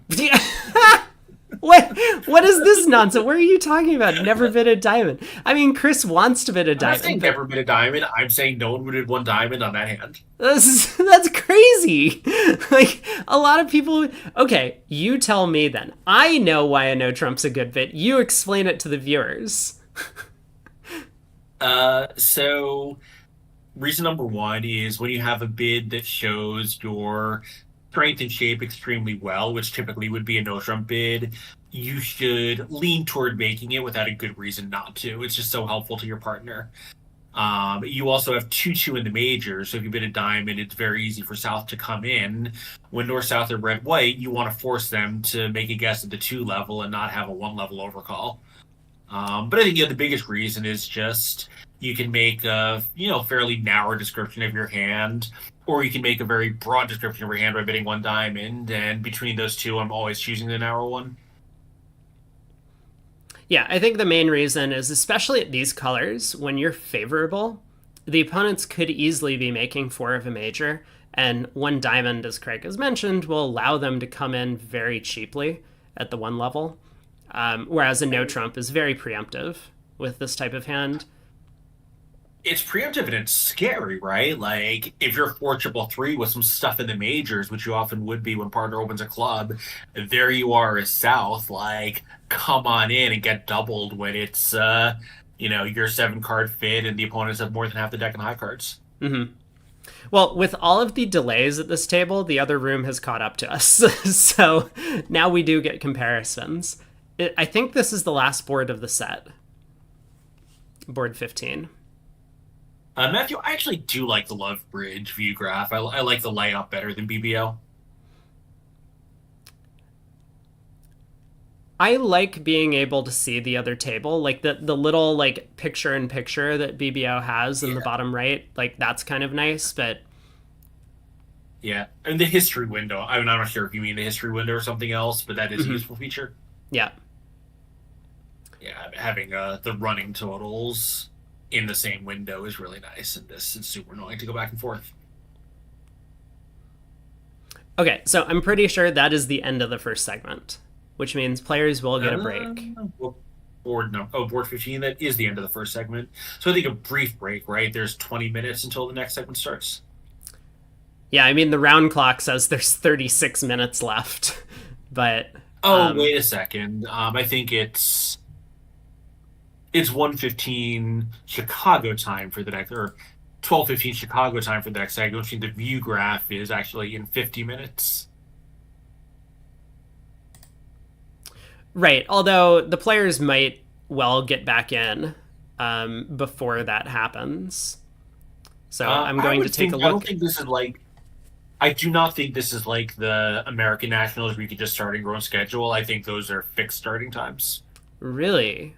Oh, Don't you remember that from when we played it? I'm pretty sure there's no discretion for the teams. I think especially since they're playing the same boards at every table for security, but I think it's always been that way. well, Like the when worlds are that way too, and the trials are designed to be exactly the same as the worlds. I mean, when we played, we had a commitment because we had to play on VuGraph. And so VuGraph had to be broadcast at specific times. Um, Um, I'm yeah, not sure. we'll see, but I would be very surprised if there's any flexibility for the players in choosing their starting time. All right, I'm looking at the scores currently. So Leibowitz is down 11 after the first set against Hahn. Fleischer is dominating. They're up by 38. Rosenthal, we were watching. They're up by 36. Bramley up by 25 over Shearson. Robinson ahead by 31 over Bailey. Simpson and Hammond is quite close. And then Goo has a slight lead over Juicer Wow. with a few boards to play. I guess I'm going to jump into one of the other matches while we Right, wait. the Goo team is Jen Goo's team is the one with Ron Smith on it, correct? I think he might be playing with Yes. Kolesnik. Yeah. Played some practice matches against that team over the last few weeks. Hmm. They have And some did work they to do do. well? The Kolesnik Smith partnership could use some work.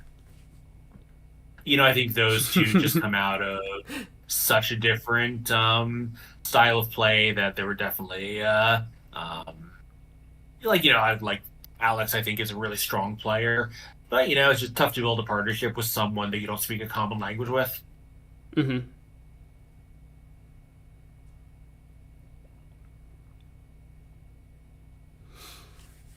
I don't even mean that Alex's first language is not English. Just like when I was playing with Glenn in Louisville, we just come out of very different schools of bridge thought. So trying to meet in the middle takes much more work than it would if I just sit down with someone who, um, where we come out of a similar school of thought. Yeah, we did pick one of the fastest matches to watch in the first set. I mean, with Um, juniors playing, they tend to be fairly quick. yeah, And I know that Gavin also is a pretty quick player. yeah, as is Blanken. Hmm. Yeah, Matthew, why would you have tablets in different rooms? Just for security, so you can have one member of each partnership in each room, so that way there's no possibility for, say, East and West to pass any information either overtly or accidentally. It's true. We could have done this from home, but then we would need to get people to monitor you from your Right. home. I mean, they do that with like other sports. Actually, they used to do that for junior trials. Like, I monitored people in the past who had to like travel to my house so that they could then set up their computer and play their US junior team trials from their computer in my house. And I had to sit there and like sip wine and watch them go down in cold contracts for like 5 hours. I That think used to be the way it there was may set also up. be another reason. Hmm? I think there also may be another reason. I would bet that the USBF signed a long-term contract with Hotel in Schaumburg, so they probably are locked in for at least a few years, not having anticipated that this would be a way they could run the event. Yeah. They might prefer to do it that way anyway. For security, it's just a little more like, again, if the goal is to mimic the World Championships, it's a better way to do that. But I think some of it might be just necessity that they'd be on the hook for the hotel space, whether or not they use it. Right. I think Whoa!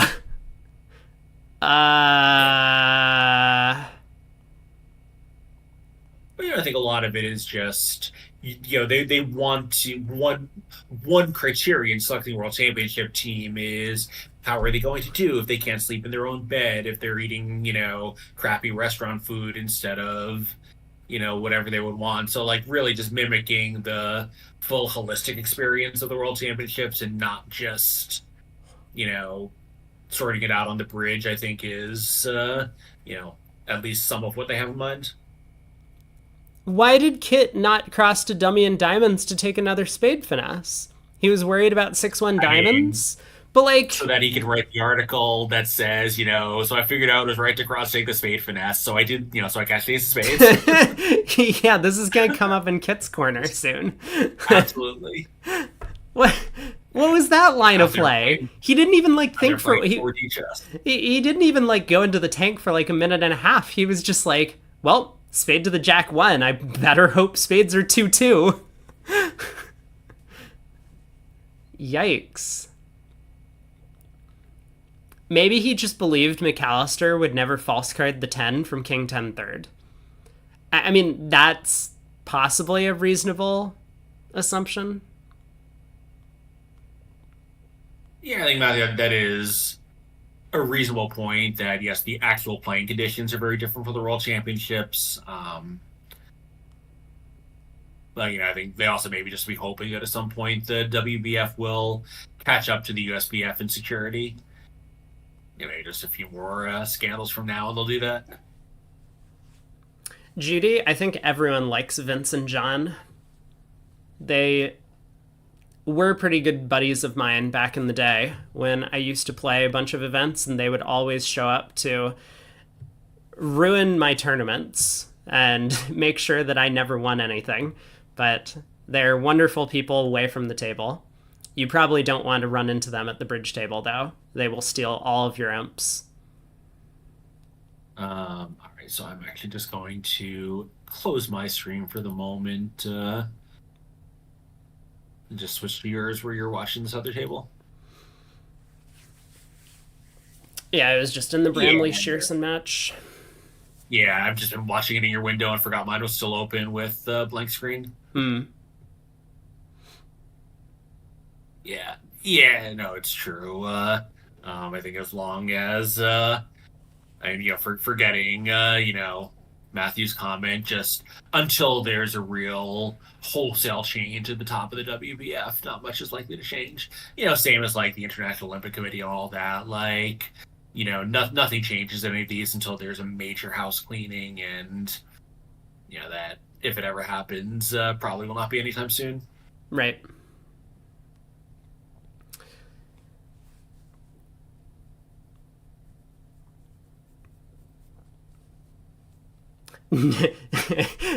Would would you like to rephrase your "no one will bid a diamond on board 15" statement?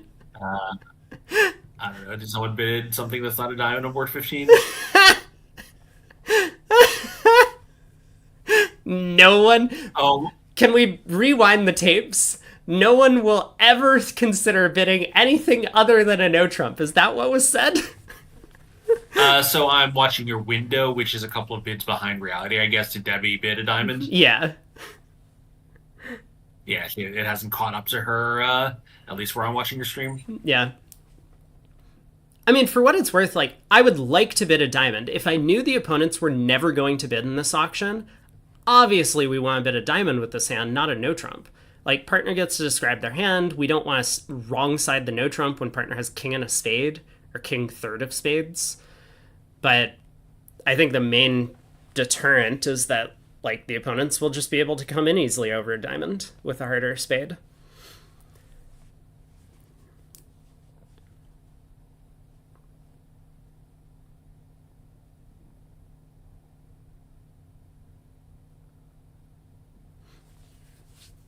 Well, they get to 3-0 from the right side. Heart Yeah. lead does not present any problems for Declare. Yeah, I don't know. I don't like it. I'm aware you expressed your distaste for the one diamond bid.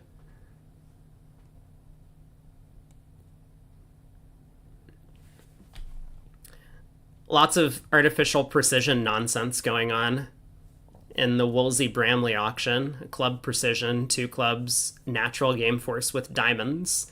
Exactly the bid you want to make with 10-9 fifth. Two diamonds asking, two hearts, four clubs, showing shape, two spades asking, three clubs, 2-2-5-4, three diamonds asking for controls, three spades, three controls, and Bramley signs off in 3-0.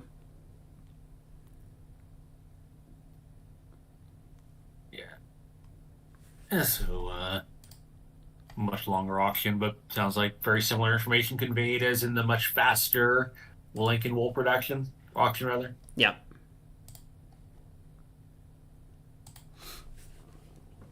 I mean, relay precision systems do pretty well with these types of hands generally. Yeah. Because, like, it's not just that they've been able to reach this 3-no trump contract, which is the best one on their cards, but no one knows what East's hand is. You might be able to make some sort of, like, guesses, right? Like, East probably wouldn't do this with 5-card diamond support, but the fact that East is 5-5 in the majors, the opponents are going to have no clue until it's too late. It's obvious. When you hold the East hand, you're really happy to be playing a relay method because the first thing you want to find out is partner's major suit shape, and then the next thing you want to find out about is partner's kings anywhere, and that's easy enough to ask about. So, I think relays are bad for large classes of hands, but good on certain hands. Really great on certain hand types, and this is one of them. Mm-hmm.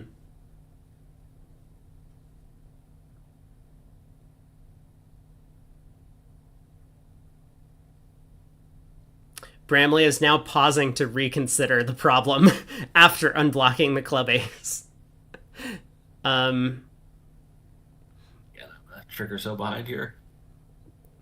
I mean, kind of reasonable. He's going to make his contract. He has 5 spades, 2 clubs, a heart, and a diamond at the very least, but he's just working for over tricks now. And again, a little weird here because here one table is 3 boards ahead of the other, and there doesn't seem to be any time adjustment. Mm. Not surprisingly, the Kevin Rosenberg table is in time arrears. That's a good point. Is Platnik... He's playing with Platnik, yeah? Is Platnik slow? Yeah. I think Platnik is like normal to, like on the slow side of normal, but basically normal. Mm-hmm. Woolsey and Bramley, I think, can also be quite slow. Yeah, I mean, their system makes them a little bit slow. Because even if you're kind of just trotting out these relays relatively quickly, still having a 10-bid auction is going to be a little bit slower than having a 3-bid auction to get to the same contract. Yeah, I think McAllister, I believe, is fairly quick, and Olivia, I know, is pretty quick. I haven't played with or against McAllister in a very long time, but he used to be, I mean, just lightning speed. Like, blue cards in contracts would hit the table with no pause for thought. We had an auction where we bid up to four hearts. Roger Lee saved in four spades. John bid five hearts instantly. It got doubled. And it went pass quickly, instant redouble. And then passed back around to Roger Lee, who was in the tank for about 10 minutes before pulling to five spades. How many were going down and five were redoubled? We were making. We had 11 tricks. Oh, John, I think, had 9 solid trumps, and I had 2 bullets. Yeah, blue is redouble.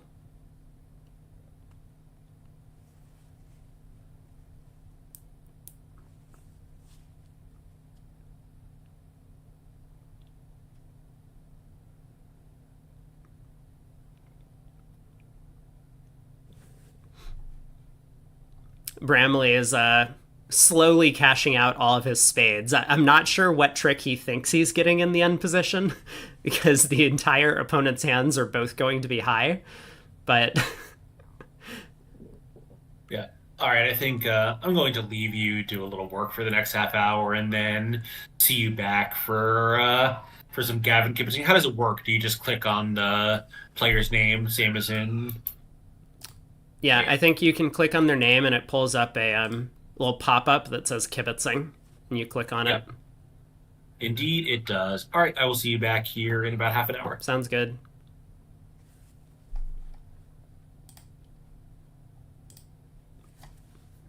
All right, we're free. We're free.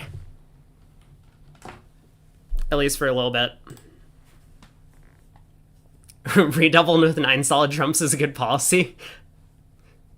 You and John would make good partners then. I think everyone has that policy, but we have, I should, can I do this in a more efficient manner than closing out of everything?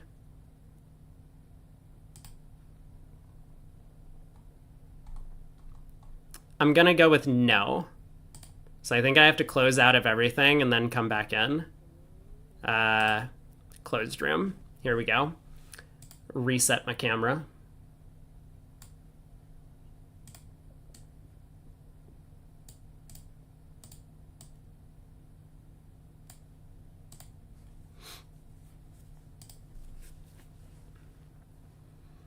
Matt, dare you ask who the number 1 seed is in this?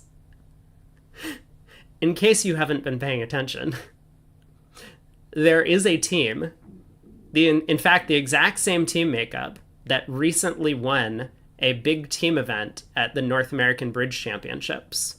I will let you speculate as to which team that is.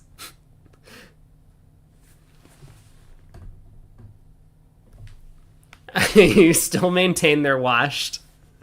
That's fair. Honestly fair.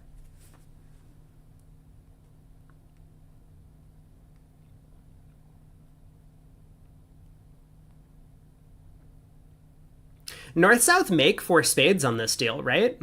We were talking about this one in the other room where Chris Walenkin opened a no trump on his 19 count.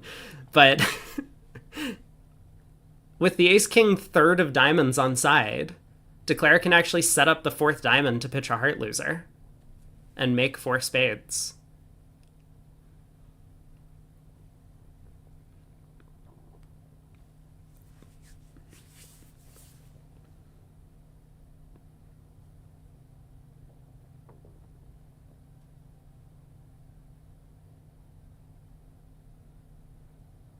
Yeah, there's just no way they get there.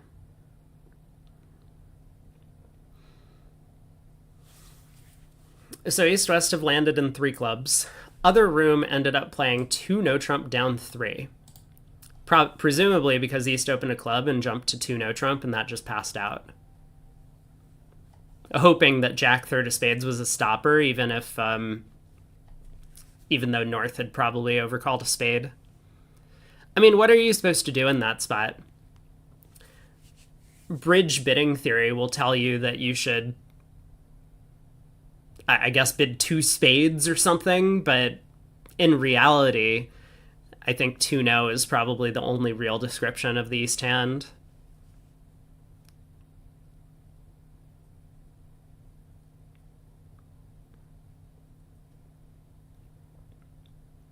If North had rebid three spades again, I still think South's hand is pretty bad. Like, you don't know the Queen of Diamonds is actually.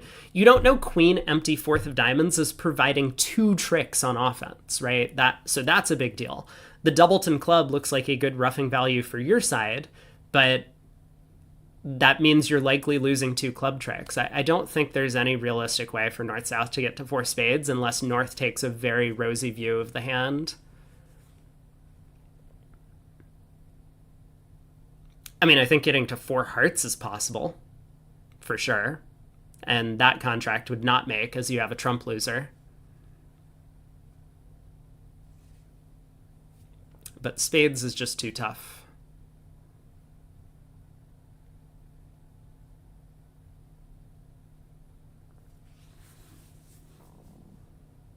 So it looks like Declare still has two hearts, a spade, and a diamond to lose.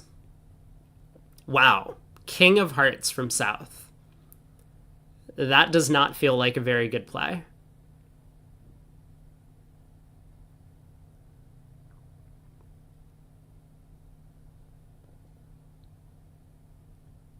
I mean, I guess it doesn't matter on this layout. But as South, it kind of looks to me like if we get two hearts, we're going to get the diamond queen and we're going to get partner's other spade. So I just don't want to like crash hard honors.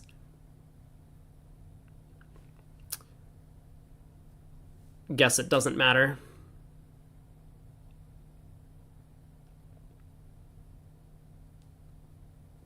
Man, these old guys are really squeezing out all of the imps on every board. I wonder if they're going to be able to do that later in the week or later in the event. You come in like all fresh with you're like, I'm ready to go. Let's think really hard about every decision. And then 7 days later, as you're still playing and entering the finals, you get a little bit more lethargic about your choices.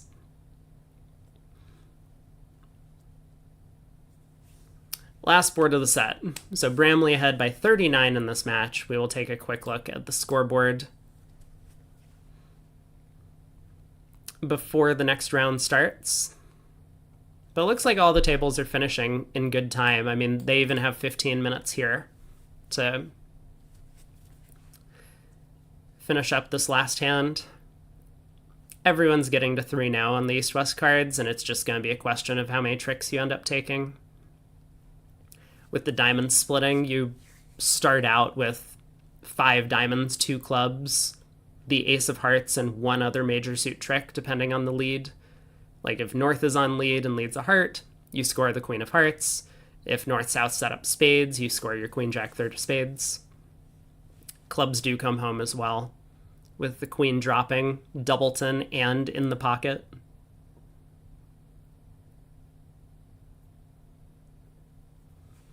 But we get to see another precision auction. So 2 clubs once again, 5 or more diamonds, game forcing. West 2 diamonds is a relay.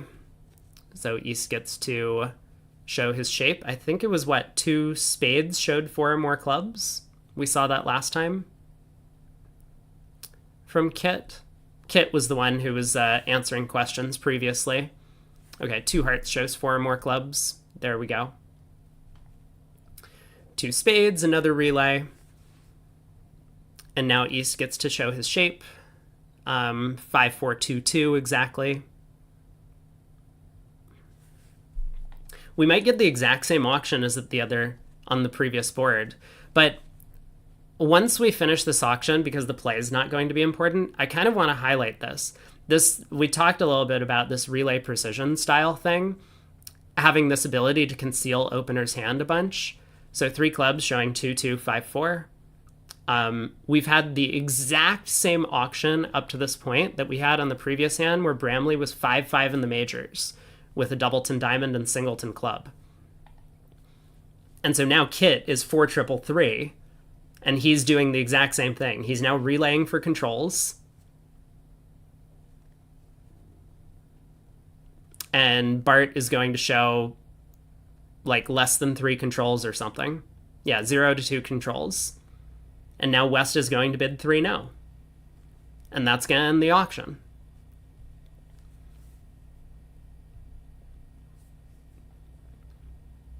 So if you aren't a believer in relay precision systems before this, like, you can have the exact same auction with a hand that's 4-3-3, including 2 3-card majors, as you would with a hand that has 2 5-card majors and a bunch of singletons. I will bring it up for comparison. So take a mental snapshot of this right here. And then this board, right? No, not this board. Oh no. Where was the board? This board? This board.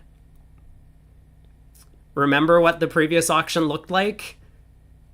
It was exactly this. A club, 2 diamonds, game force, 5 diamonds, 2 diamonds, 2 hearts showing 5 clubs, 2 spades asking, 3 clubs, 2-2-5-4, 3 diamonds asking for controls, 3 spades, this time showing 3, 3 no trump. Look at the difference. How do I go back to live? I guess I don't. Live scores? Are all of the matches done? So it was this table, but they're just going to push the board at 3 no trump, making 5 or something like that. So here are the final results from the first set. Han won the first segment by 11. I want to take a look who was in. Can I click on this and see who was in? Oh, there's Zia. Right, Zia's playing with Dan Corbel, interestingly enough. Larry Leibowitz and Adam Grossack were in. I think this might be another junior-ish team. Junior-ish. Which could mean anything, but I'm not certain. I don't know any of these players for the Han team, but they've done well, it looks like, so far. Ooh, yikes. Board 13, they got a little bit overboard. Ended up losing 12. Otherwise, this would have been a huge segment for them. They did reach the slam in 6 hearts. I'm curious, what was the auction that they reached slam with? A heart, a spade. So we kind of talked about this, right? How like a heart, a spade, 2 hearts. This is not going to be a great auction for East-West. 3 clubs, game force, 3 diamonds. Probably a good bid. They say natural, no agreement, but I think systemically, good players will do this thing where it's like, you're game forcing and your partner hasn't been able to show anything yet. You just make the cheapest bid possible, no matter what your hand looks like, because you want to let partner conserve space to show their hand. So 3 diamonds is an excellent bid, no matter what East's hand looks like. 3 hearts by West, 3 spades by East is a little bit weird. I guess this is a Q bid. 4 no trump key card, 0 or 3. West just blasts. Nice result to get to 6 hearts here. All right, what are the other scores? So Fleischer did pick up a few more, I think, since we last saw them. They're now up by 38. Rosenthal, we saw, was up by 36. We'll follow Gavin if we can. Check out his single-player perspective. Bramley ahead by 39 over Shearson. Robinson ahead by 27 over Bailey. So Bailey picked up a few since we last saw. Simpson has taken the lead against Hammond, 29-17. They're up by 12. And just what you might expect from the 8 versus 9 matchup. Juicer against Goo, currently coming in as the 8 and 9 seeds, is pretty close. So the Juicer team here, Andy Goodman, playing with Mike Pissell, I think, Jacob Morgan and Jeff Juster, and Kevin Dwyer-Rimstedt and Shan Wang is the third pair for that team. Gu has Aitai Lo playing with Zhang Gu, Josh Scher and Walter Lee, and then Ron Smith playing with Alex Glesnick.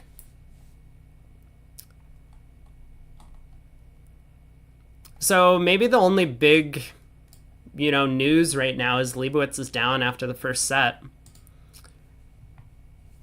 I feel like that's a pretty common occurrence, though. Not to say that, like, Leibowitz is necessarily a weaker sponsor than some of the others in the events, but for whatever reason, they do seem to get off to a slow start in some of their matches. But it's only 11, and you might expect that once Leibowitz and Adam Grossack are sitting out with Zach Grossack and I think Michael Rosenberg, maybe? Oh, I can hover again. Yeah, there we go. Zach Grossack and Michael Rosenberg coming in. That will be a formidable pair, alongside Corbel and Zia. I don't know how much Zach and Michael have played together. I do know that Daniel and Zia are kind of new as partners. At least I'm pretty sure about that. I haven't seen them playing before.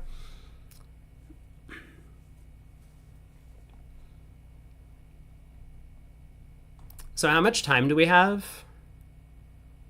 We have 11:30 start time. Well, that's already long past. That was when we started the first segment.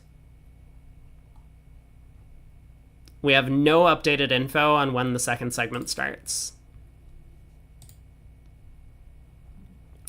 But they have the scoreboard up 0-0. They don't have the segment ready, it looks like. I should pull up the tournament page and take a look. Second segment's supposed to start 9 minutes ago. Thank you. So it'll be 21 minutes from now. There's a 30-minute delay.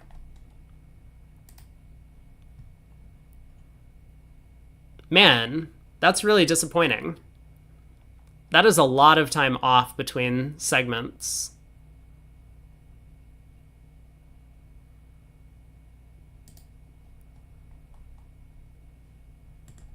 What should we do in the meantime? We can explore some of the other matches. Which match should we take a look at? Let's actually look at the match that's close. It might not be the most exciting of all the sets, but wow. First board had a lot of action, in fact. Can I pull up the first board at both tables? No, apparently I can't. Just play the day long? How do we watch single person view? So what we're going to do is we'll go into the table and I'm going to click on a player, which if you click on their name tag, it pops up this little window, and then we can click kibitzing and it'll rotate them to be south. So, if you're watching all four hands on your screen, depending on who we pick, which I think is going to be Gavin, there might be a little bit of rotation, so you'll have to deal with that.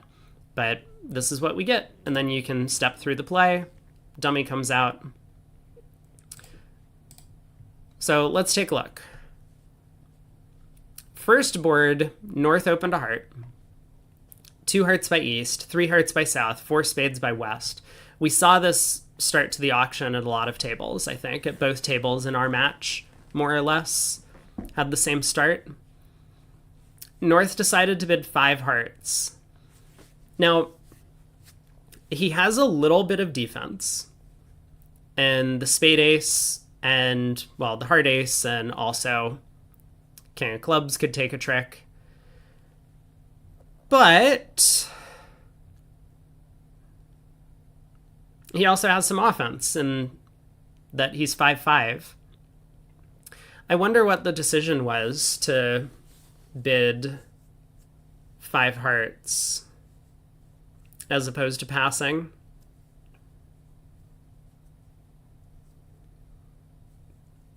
I mean, Queen Doubleton of Diamonds doesn't look like a great holding.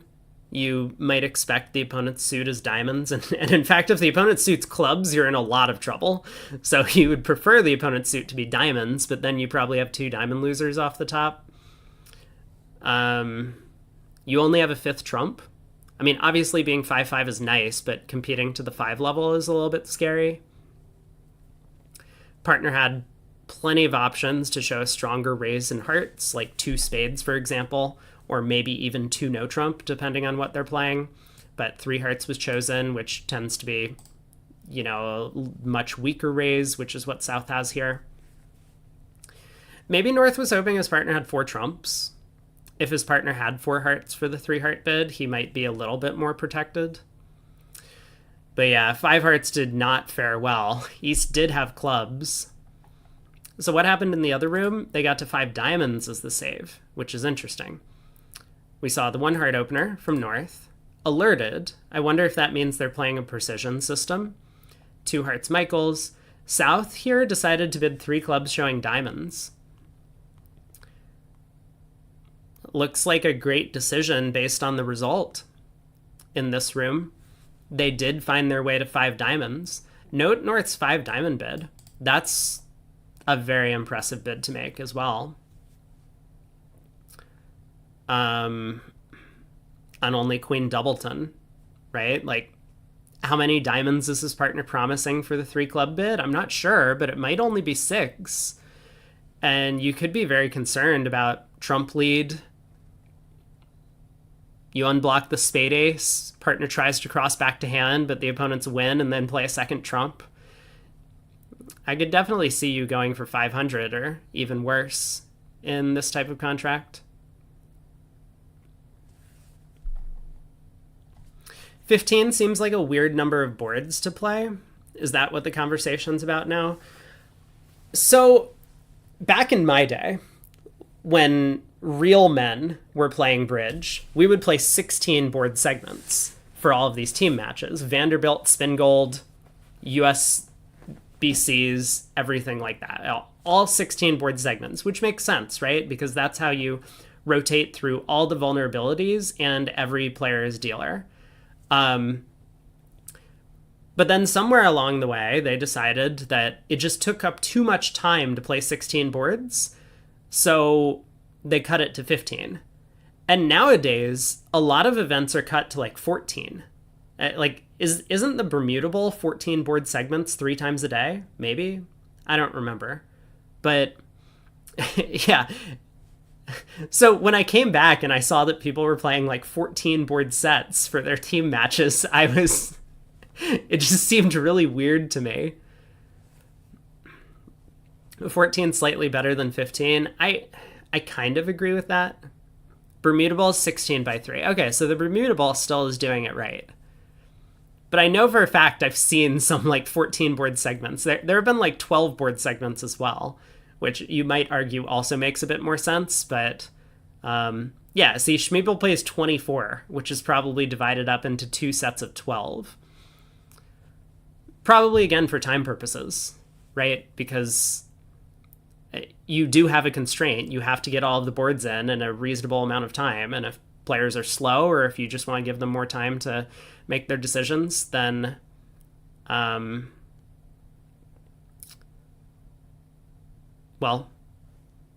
I mean, you got to cut something somewhere. So for the Bermudable, they cut 1 full quarter, and they're still doing 16 board sets, which seems fine. So they do 6 16s, 96 boards for a full match. Whereas in the US, we know the players can take it.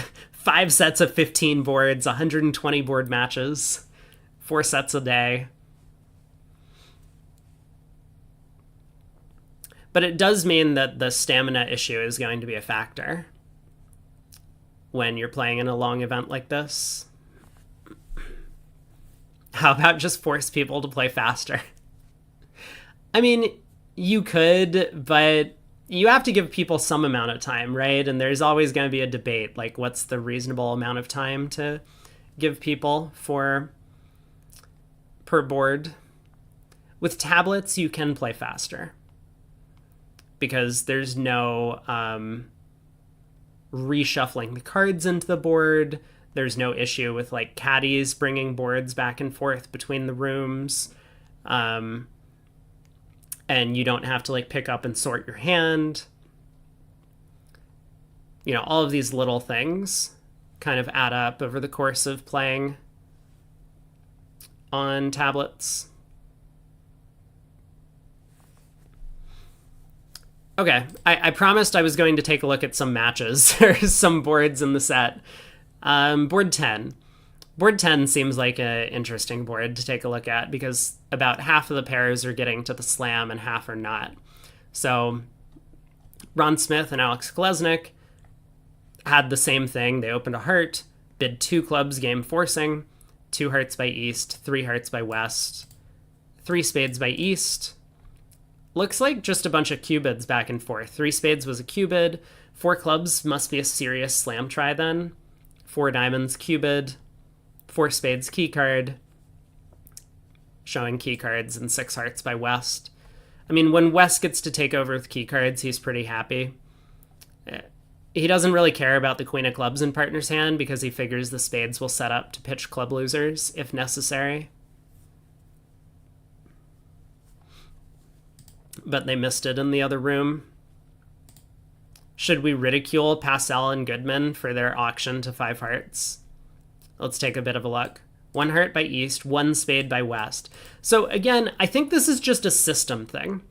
Because if you don't have an ability to find a spade fit later by bidding 2 clubs, or if your partner doesn't expect you to ever have more than 4 spades for a 2 club bid here, you probably do have to start with a spade.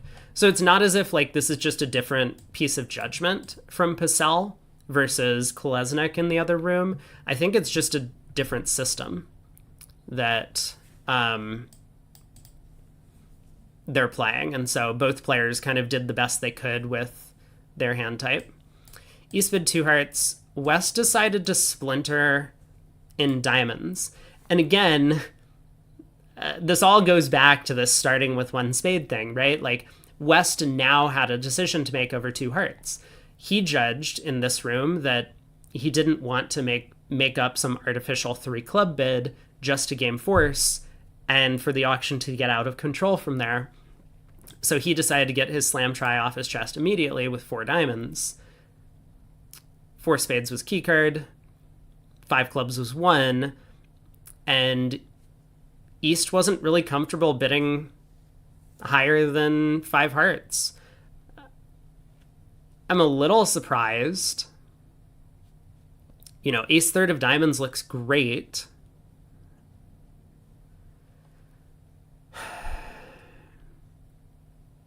Maybe East is worried they could be off 3 or 2 club tricks from the top.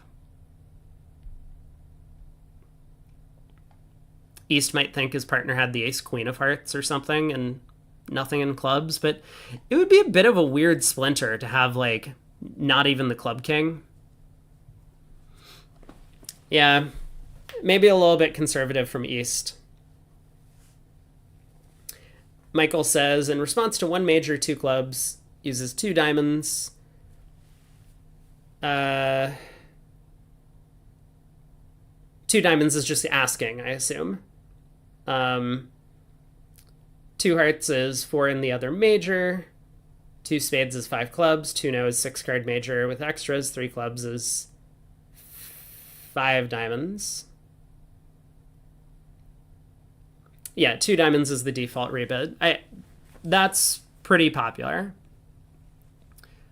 But I still think a lot of the discussion revolves around whether or not West can have a 5 or potentially even longer spade suit to bid 2 clubs over 1 heart.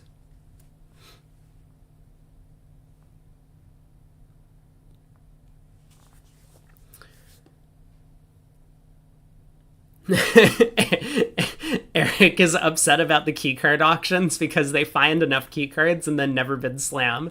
And every time they've been wrong so far. I think you're onto something.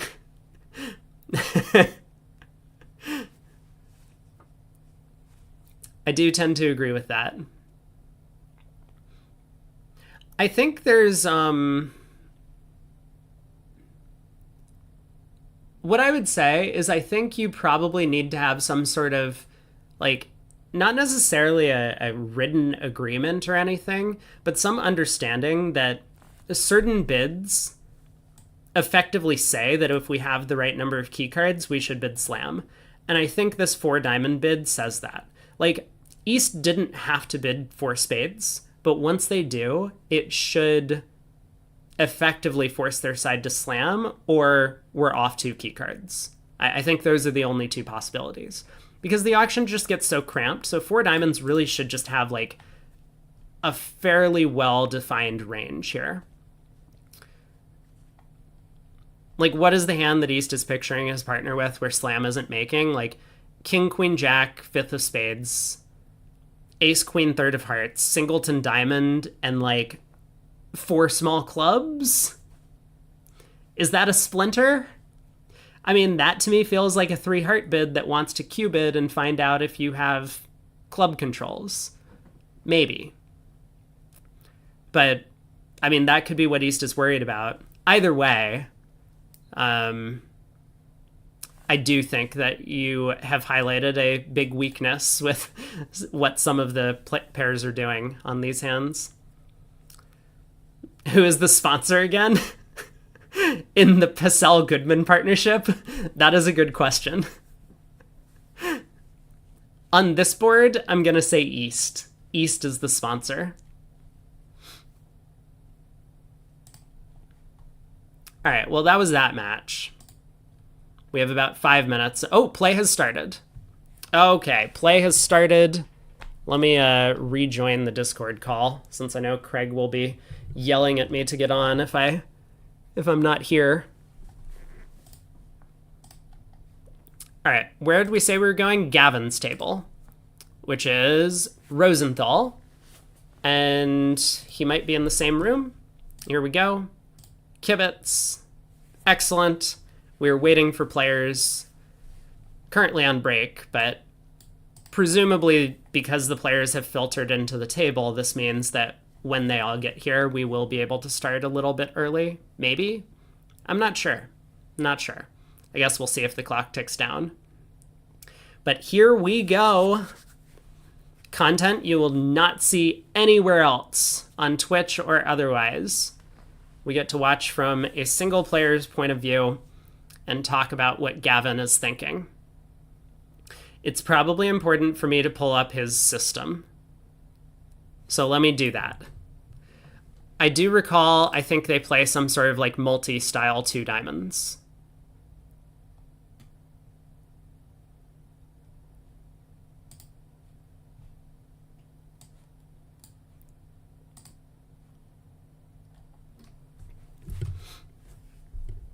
Yeah, let's see how Gavin does. This will be fun. I haven't Kibitz Gavin before. At least not for these streaming things. I haven't done it. Is it a good idea to call him and talk about the boards as they play? We probably couldn't do that. I also don't think they have phones in the room. They probably disconnected them, the hotel phones.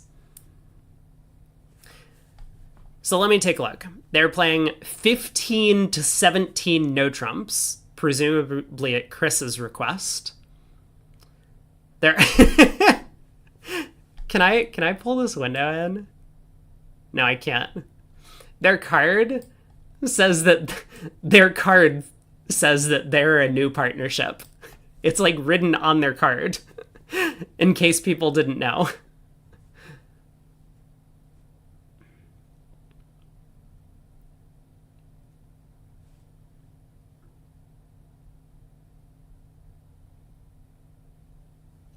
So 2 diamonds is a weak 2 and a major. Could be a 5-card suit, depending on vulnerability. And 2 of a major is like a better hand than that. So they split up their weak 2 range that way. They play 2 over 1. Their leads in carding are 3rd from even, low from odd versus suits. 4th best against no trump. ace from ace king, upside down count and attitude, and reverse smith.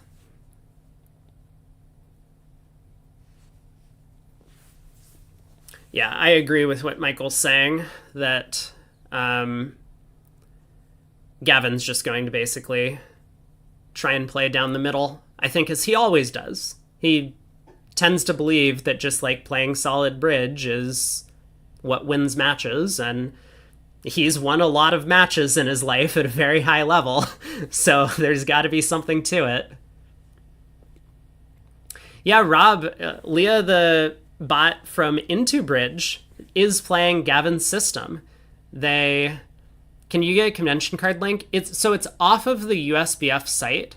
Oh, you know what I really should do? I need to make like chat commands so that people can get to this better. But is this gonna work? Can I just copy paste this into the chat? That might do it. Best of luck. If that doesn't work, then you're on your own. But hopefully that's I mean, it's not a very long card. I have read to you the entirety of their convention card. It took about 10 seconds. But yeah, I saw Gavin put out a video on his YouTube channel. If you're not following Gavin, both on Twitch and on YouTube, you should definitely do that. I will give him a shout out as well.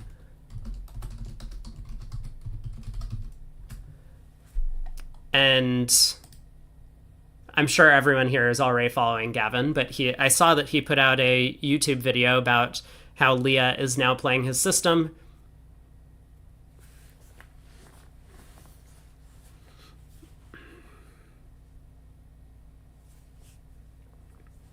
Which is kind of cool. Or at least Leah's trying to play his system. You know, Leah's still learning. She's very young and might not have all of the basics down yet, but she's doing her best. Speaking of Leah, Into Bridge. Wait. Yeah, so we will at some point. I don't know if he's gotten back in touch with me, but at some point during the trials, I will be streaming and have a guest on who does a bunch of commentary on his own on his Twitch channel, but I think he is one of the people who programs Leah and the other Into Bridge robots. So it'll be cool to have him on. We can maybe ask some questions about the Into Bridge bots and, you know, his role over there at the company. Yes, Luke will be joining us at some point. We have a hand. Oh, and we picked a good player to kibitz. Look at this. 19 count. We have a 3 loser hand. So will Gavin, he'll pass throughout. Seems unlikely. Are we in first seat? I'm trying to read the graphic. Okay, we're west. I think the orange highlight means that it's that player's turn to bid.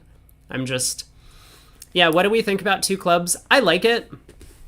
Especially with a lot of players playing, you know, some sort of like method to get hearts across at a safe level. This hand's going to be really tough to catch up with if we open a heart. Partner's never going to believe we have this much trick-taking potential, I don't think. Like, the same hand without the Jack of Spades, I think has a lot different texture to it. Because now, partner might not have entries for us to lead up to the King, Queen of Spades twice, and the Ace of Spades could just easily be offside. But with King, Queen, Jack third and the spade suit, I really like the 2 club opener, for sure.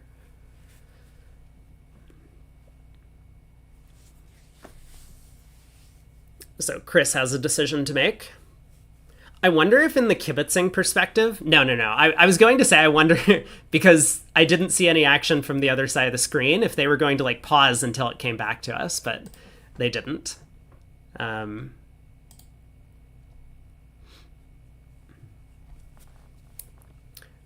Oh yeah, Michael, you are of course welcome to join me for commentary at some point. Um, just like check with me beforehand to see if I have other people that are planning to do one of the sets. But I'm mostly free. I have gotten a bunch of messages on Bridge Winners based on my post, and hopefully we will be able to set up a bunch of different commentators for events.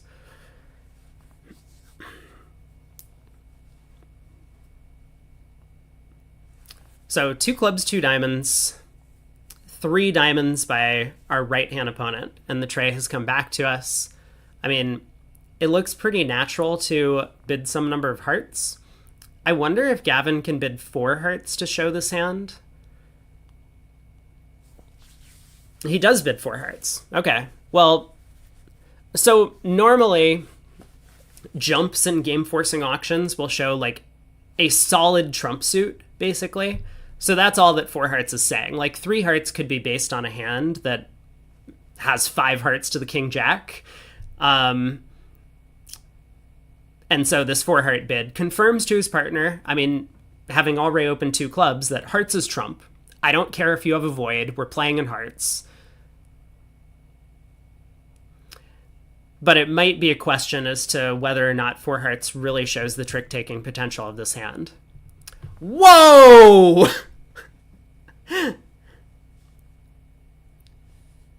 So this is a little unexpected. Now, we can imagine that 4 spades is a fit showing non-jump from our left-hand opponent here. Like, how could North possibly have a hand that wants to play 4 spades but couldn't bid over 2 clubs? Well, the reason is that their partner's bid made them a lot happier with this deal. And so 4 spades clearly has a diamond fit, is just hoping that maybe they could save in a cheaper level if South happens to have a little bit of spade support.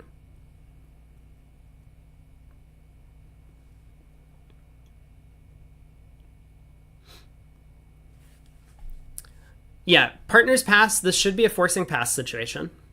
So pass probably suggests that he might want to bid on here. Now, Gavin has a really tough problem. So, as Michael has pointed out, King, Queen, Jack, Tripleton, and Spades is a lot of defense against a spade contract. And, you know, Ace Doubleton of Diamonds is also kind of defensive in some sense. It would be different if Gavin had a small singleton diamond and Ace Doubleton of Clubs, where now he might lose a diamond trick, but if his partner has, you know, a spade void or something over there, then 6 hearts could still make. I mean, 5 hearts obviously would still be in play. But here, with potentially a spade loser, what looks like maybe a slow diamond loser, and possibly even a club loser, the 3 losers he started out with, his partner hasn't promised anything over there with the 2 diamond bid. I don't think. Oh, partner has promised some stuff with the 2 diamond bid, but still, there's no expectation that partner has to have one of our losers covered in his hand. Gavin decides to double, try and take his sure plus score. Hopefully a sure plus score. I mean, this is one of these auctions, even looking at this hand, that I wouldn't be surprised if the opponents are making this. You know, South turns up with a heart void and 3-card spade support. Okay. Oh God, I'm sorry. Wait. Oh geez. Yep. That was, well, I don't think the opponents are making this. Ooh. Although, that is a scary card. Like now if the Ace of Clubs hits the table, we're roughing with naturals. We very much would have preferred a trump lead on this hand. I mean, I don't think North has a good enough hand to make it. Not opposite this dummy, but Okay. King of clubs. Presumably we ruff. And now Gavin does have a little bit of a choice. The fact that Declare is playing isn't roughing clubs and instead is playing the king of clubs to pitch a heart kind of indicates to me that maybe Declare started with a 4-card spade suit over there. Oh, don't show the result in the other room? GM. Should I cover that up? I don't know. What do people think? Should I cover up the result from the other room? Ruins the whole point of saying that's probably true. Yeah, let's not do that.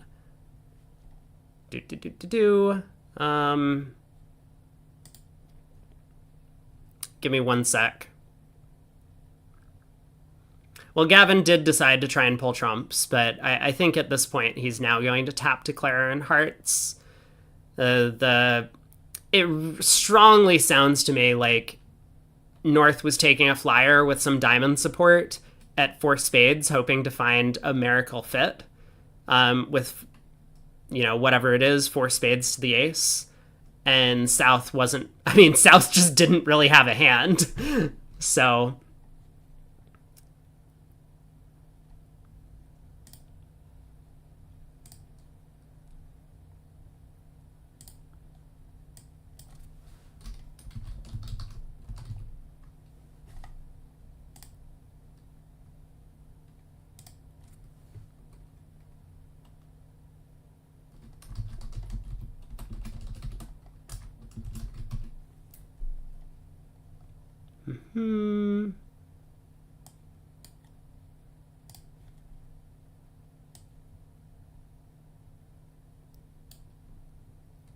do I need to make this bigger? Just in case there's some crazy contract that takes up the full screen.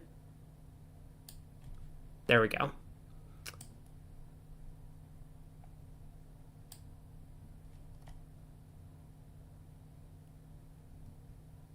Do I need to move chat? I don't know. I'll leave it like this for a minute.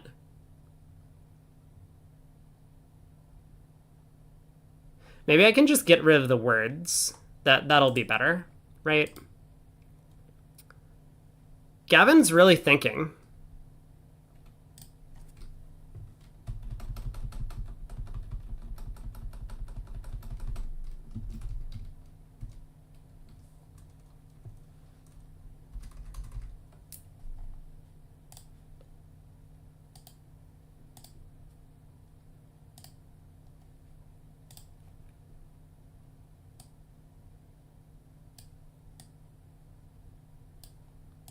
All right, that's perfect, right?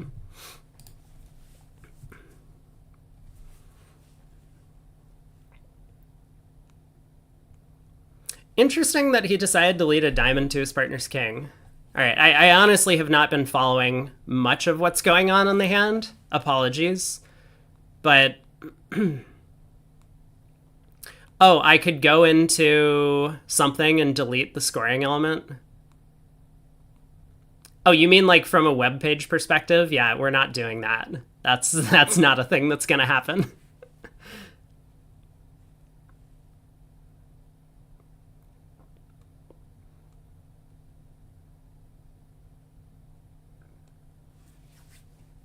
But I was a little bit surprised about this low diamond to the king. It kind of looked like maybe we wanted to play back another heart.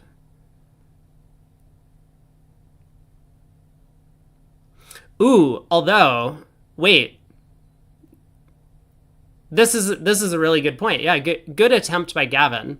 So if spades really were 4-3-3 around the table, then Chris would have had another spade. So Gavin was in tune to this idea that Declare might have done this with only 4 trumps, but obviously at this point, Chris would have played another trump.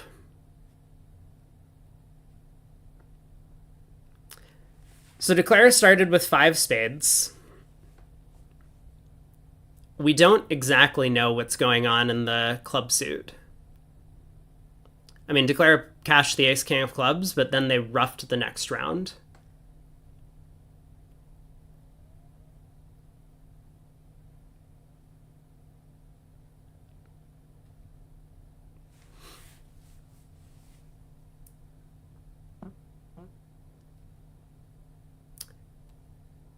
Yeah, a little bit nervous at this point for the defenders because that diamond suit is starting to look awfully scary with Declare having an entry over there. Oh. Okay. Okay. Chris terrified us for a minute. Oh my god.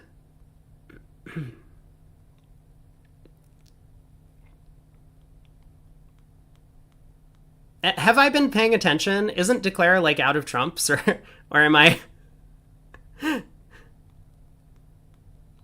No, Declare is not out of trumps. So I haven't been paying attention. It's fine. We'll take a look on the next deal. Yikes. Four spades doubled down one and 13 big imps going to Ballison. Other table. Well, it's too late now. I mean, I see the other table's result on my screen, but it was 5 hearts doubled making on the north-south cards.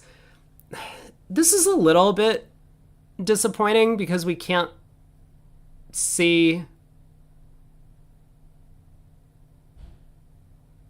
the hand afterwards. I need to come up with a better way to do this for tomorrow's streams and future streams. I think what Craig said makes sense. I'll get another window and I can like flash up another window so we can see the full layout afterwards. Am I using OBS? I'm on Streamlabs. Streamlabs OBS. All right, let's focus. Let's focus. 3 clubs, pass. Gavin's in balancing seat. Is this hand worth reopening? It's pretty weak. We're not missing a vulnerable game if we do pass this out. But on the flip side, we have no wasted values in clubs. We do have club shortness. Oh no. Look at... I just noticed the graphic in the middle of the table is wrong. They didn't rotate the board because it had our partner being the opening bidder, but that was not true. Also, the graphic in the bottom left is incorrect. They do not rotate the board for a kibitzing perspective. Anyone from Lovebridge out there who works on the site, now you know. I'm finding bugs for you. Gavin does decide to pass out 3 clubs. And we get a diamond lead. The 8 of diamonds is a really weird play from Declare, but I'm pretty sure as Gavin, we just like kind of ignore this and play the ace.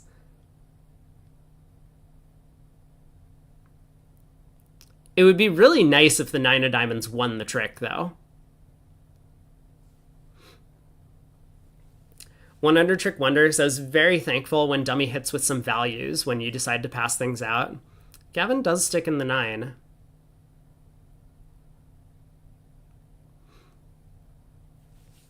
The worry, of course, when you play the 9 of diamonds is that Declare was just being cute with a singleton king in hand. But presumably Gavin has kind of like worked out that if that was the layout, then winning the diamond ace might not be successful either because you can only take 2 spade tricks and the ace of hearts from there.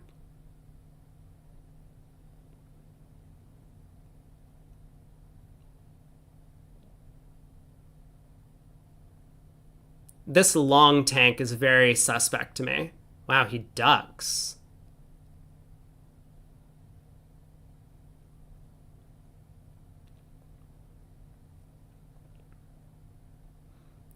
I mean, this is going to strand Declare's diamonds, right? Partner led the 6 and followed with the 4, so we know it was a doubleton. But we kind of just have to cash out at this point, don't we? Spade to the ace, spade to the king, heart to the ace, declare claims. Guess it doesn't really matter either way.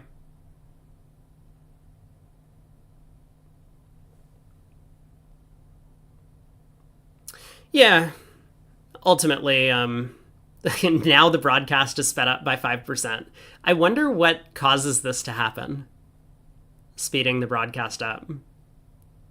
That's probably the reason why we finished early, right? It's the broadcast was being sped up.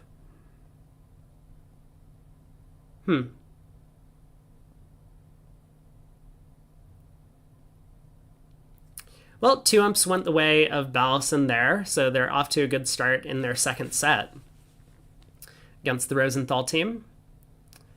3 clubs went down 2 in the other room, was what happened over there. All right, Chris opens a club. We get to bid a heart with this hand.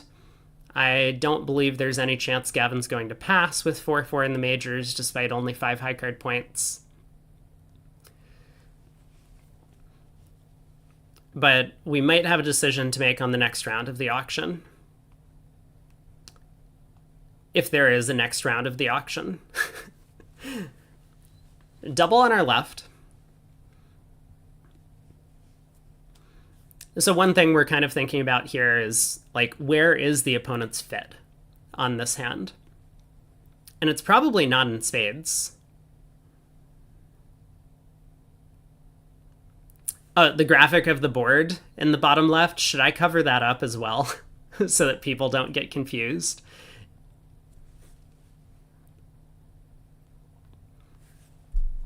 So yeah, if the opponents don't have a spade fit, our partner is the one who opened clubs, so they might have a club fit, but it's going to be hard for them to bid that suit. Their fit's probably in diamonds. The one in the middle as well. Yeah,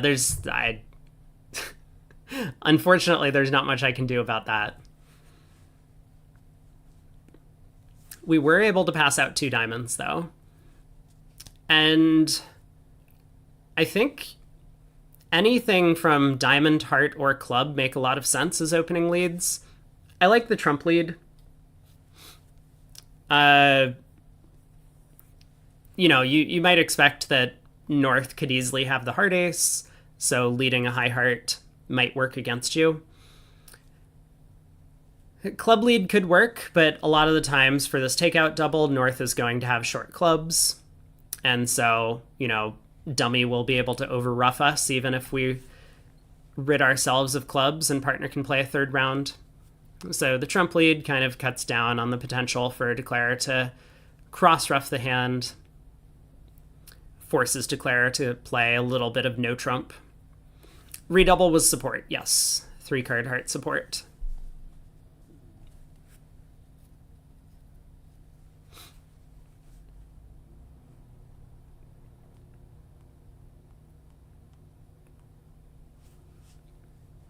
Not too happy to have picked up partner's queen of diamonds, but it's pretty likely that that was going to happen anyway. Like, we might consider a trump lead to be a lot scarier if we had something like jack third of diamonds, where now if partner has queen doubleton, we blow a diamond trick, leading away from our jack third. But here with 3 small, you might look at this trick and say, we guessed the diamond queen for Declare, but a lot of the times you have to think about, was Declare going to get this guess right on their own? And for a couple of reasons, I think they would. One reason being that our partner opened the bidding, so Declare will place them with missing honors if necessary. But secondly, if Declare ended up roughing clubs and dummy, they would kind of have nothing better to do than to take the diamond finesse against our partner to get back to their hand.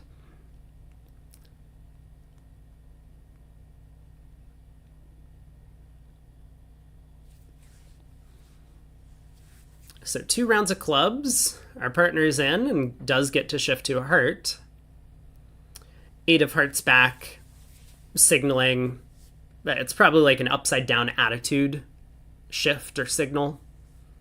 We don't have... that partner doesn't want hearts back because he doesn't have any honors. We already knew that.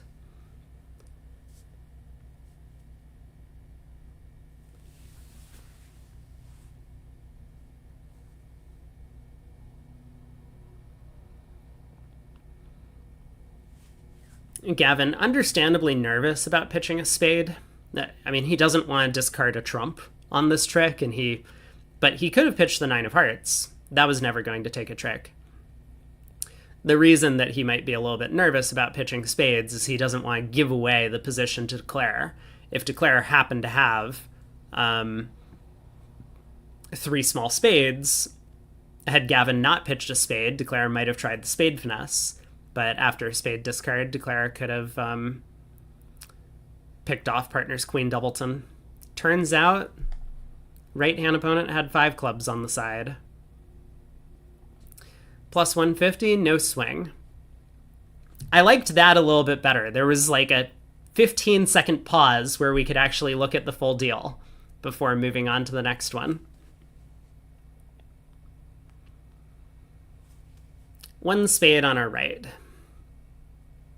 Well, first decision, does Gavin make a takeout double? And he does. I like this double. Jesus. Well,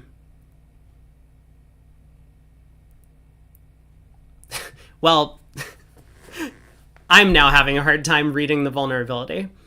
But if we don't act, like imagine this auction had happened, a spade pass 4 spades, how would we feel at that point? If it came pass back to us, now we're taking a huge risk coming back into the auction. If we balance with a double over 4 spades, it might be the right action.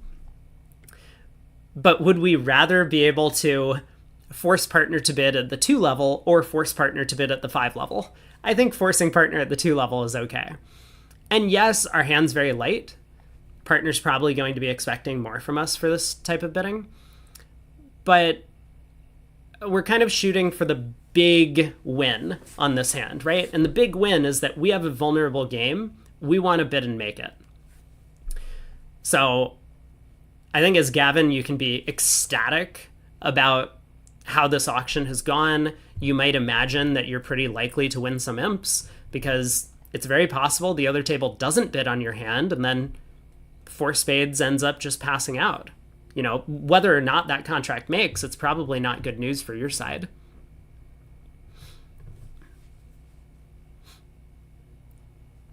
Well, our right-hand opponent has doubled, which, you know, now probably indicates that they think they were making 4 spades. I mean, I'm not convinced. We have 2 aces, but we have no idea what partner's hand looks like. Now we have an idea what partner's hand looks like.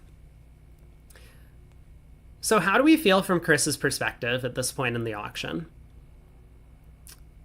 We have, 3 quick tricks on defense, but the opponent's hearts might be 3-1. And with the king of spades in the pocket, pretty unlikely we're going to score a second club trick, although I guess it's possible, depending on the layout of the hand.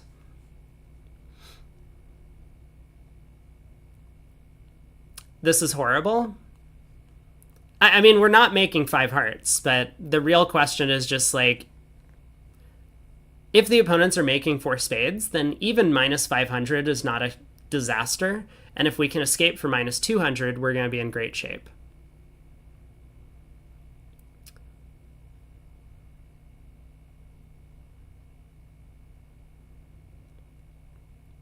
I mean, I would expect the opponents to be making 4 spades on this, just looking at our 2 hands. Well, we could be going minus 200 into the opponent's making. It's pretty unlikely. I suspect South probably has ace-jack, 3rd of hearts.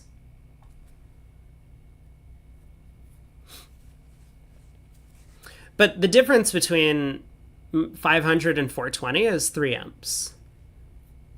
Whereas, imagine 5 hearts didn't get doubled.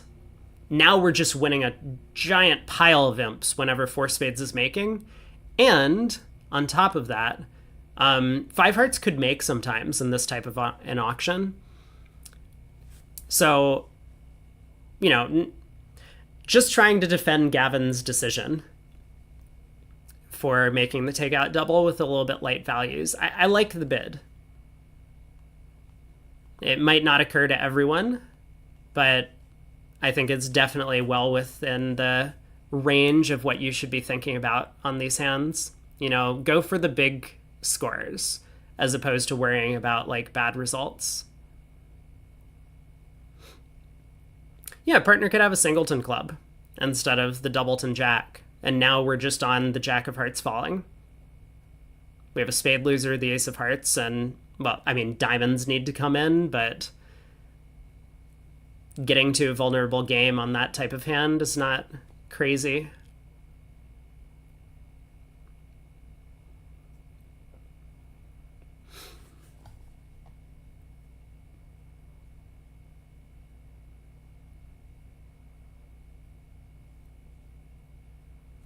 Wow. So South ended up switching to a club away from the king through the ace. Now a heart to the king. Fetches South's ace.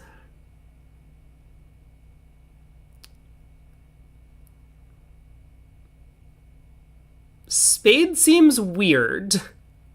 I'm having a hard time pinpointing what South's hand is. Could this have been another, like, switch to a low club from King Doubleton sort of scenario? Nicole had tried that in the previous set that they played, on opening lead, in fact, through Dummy's known strength. And now here, South, I mean, switch to a club, but you would imagine that South would continue a third club at this point.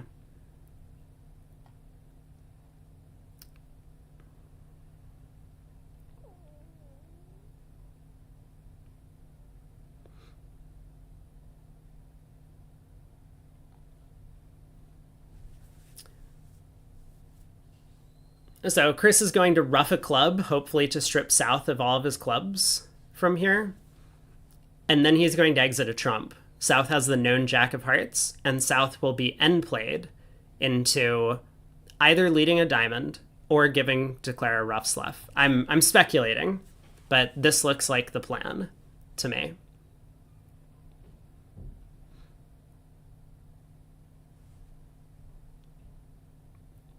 Actually, this isn't good enough, is it? He needs to exit a trump now. He needs to play South for a doubleton club, right? If he roughs a club and exits a heart, South can give a rough sluff. And then if we pitch a diamond rough in hand, we're out of trumps. So, yeah, I think he does need to just exit a trump now. Oh, well, to be fair, I guess maybe he needs to play on diamonds. I'm starting to figure out what he's thinking about. I thought it was somewhat obvious, but it's not. Because if he exits a trump and South does have a third club, then the problem arises that South can then exit a club. Ooh. Didn't I work out that this didn't work? Am I missing something?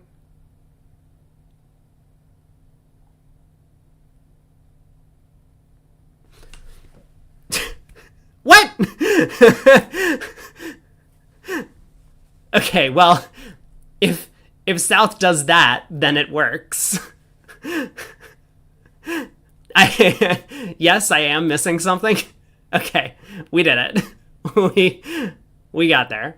So Declare gets out for down 2, 500. The other table did end up playing and bidding and making 4 spades on their hand. Queen of diamonds was doubleton in the pocket, so nothing Declare did mattered.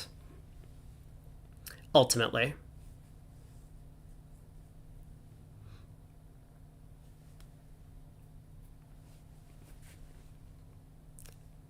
Is anyone impressed that I called the low club switch from King and 1? No one? No one has pointed that out? Everyone's still in awe. You're still absorbing that comment. But 14 count, yeah, the fact that they're playing a 15 to 17 no trump, I'm sure is really upsetting. But I think Gavin and Chris are both used to playing 15 to 17s. So I don't think Gavin is that disappointed by being forced to open a diamond. I mean, it's not like it's a great 14 either. It's pretty bad. Switching to low from King Doubleton is just standard bridge. Okay, fair enough. We get another support double.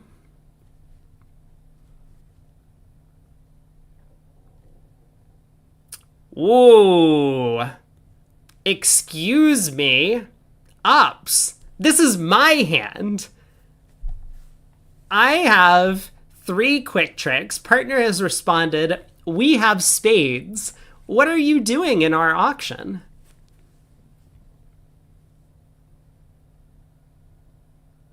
This is like right at the time where I would be thinking at match points, like, how do I double them for penalty at the 3 level? That's just the way my mind thinks, at least from match points. Teams, maybe not the right decision. Looks like South is spending a while contemplating whether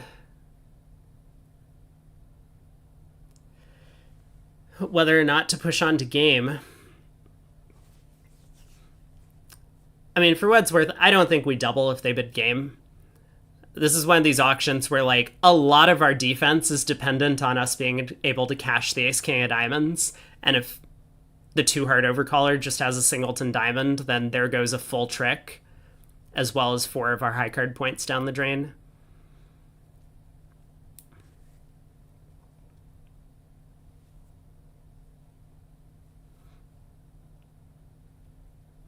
Four hearts.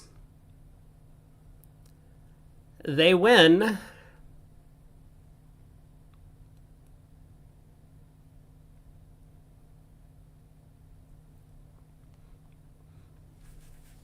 And I don't know how light Chris will respond to Gavin's opening bid. I mean, this would be sort of like a discussion to have, but I don't know exactly what their agreements are on that. But if our partner could have like queen 5th of spades and out, then you know, we might only take 3 tricks on defense, even if both diamonds cash. Here it looks like both diamonds are not cashing. So what do we switch to at trick 2? Do we switch to a trump, hoping to just be passive and that maybe partner gets in with the spade king at some point and puts a club through? Do we just switch to spades and force the issue? Or will Gavin try something else? I don't know what option 3 is. Partner should be giving us suit preference when a singleton hits in dummy. So this 5 of diamonds really looks like a middle spot card to me. I mean, both the 3 and 2 are missing, but as well as some higher spots. So trump switch goes to declare 7. The only thing that might have given Gavin a little pause for thought about the trump switch is, like, remember we were talking about, well, declare was going to guess that queen of diamonds earlier on one of the previous boards because our partner had opened the bidding. Here, if our partner actually had the queen of hearts, we would have helped declare by picking that card off. But it looks like that was not the case. Really nice from partner here to pitch this 2 of diamonds. I like the signal that Chris has given. It confirms the original suit preference signal that the 5 of diamonds was not low, at the very least. And it's probably also a count card. They're playing upside down count and attitude, but they might be playing standard present count. So it's possible that diamonds are 4-3-3 around the table.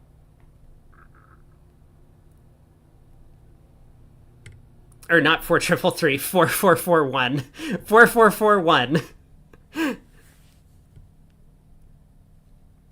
There's the 3 of diamonds from our partner as well.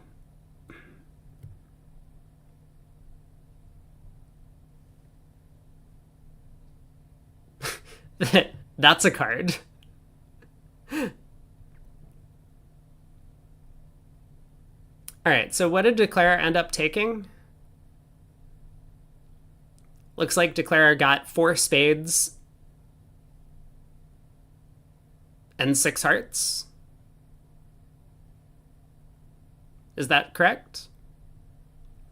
Making 620. Rosenthal picks up 1. The other table did make 5 in a heart contract. Where is Craig, by the way? I jumped back on Discord call and even put my little earbuds in, but he's nowhere to be found. Yeah, we picked a great player to watch. Now, this hand's a little bit different. I think Gavin would have opened a diamond with this hand as opposed to two clubs if it came past to him. But you have more work? Okay, lovely. Then I'm leaving Discord. You can let me know if you need me. Oh, Marksman. Yes, please, come on. If you're on my Discord, jump into the channel. Love to have you.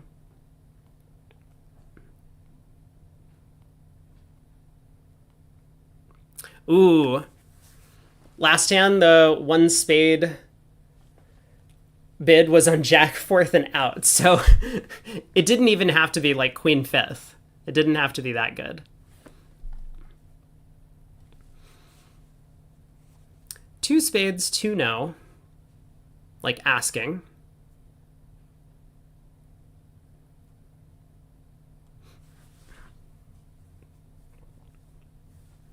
Hopefully we'll get an explanation of what Chris's response to two no trump is.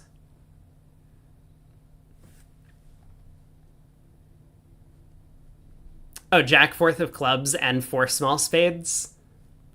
People like responding to their partner's opening bid. It's a good decision. Ooh, okay. I didn't realize that was opening in the same window, but I did click on their ACBL card, which is like also here. No info about this, the two no trump bid. But important to note, right? Because Chris had the availability to open two diamonds, showing a very bad hand.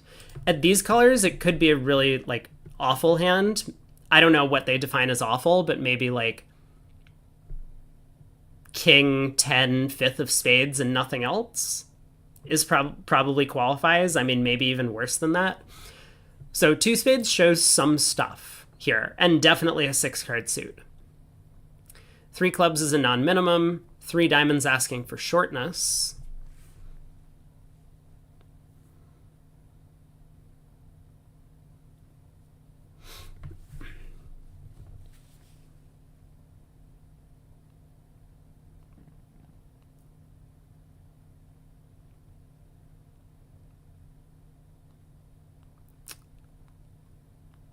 I wonder if he's thinking about no trump.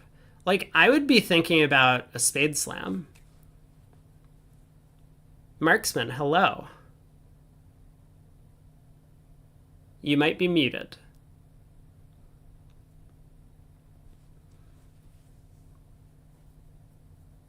Like, if partner has ace, king, sixth of spades.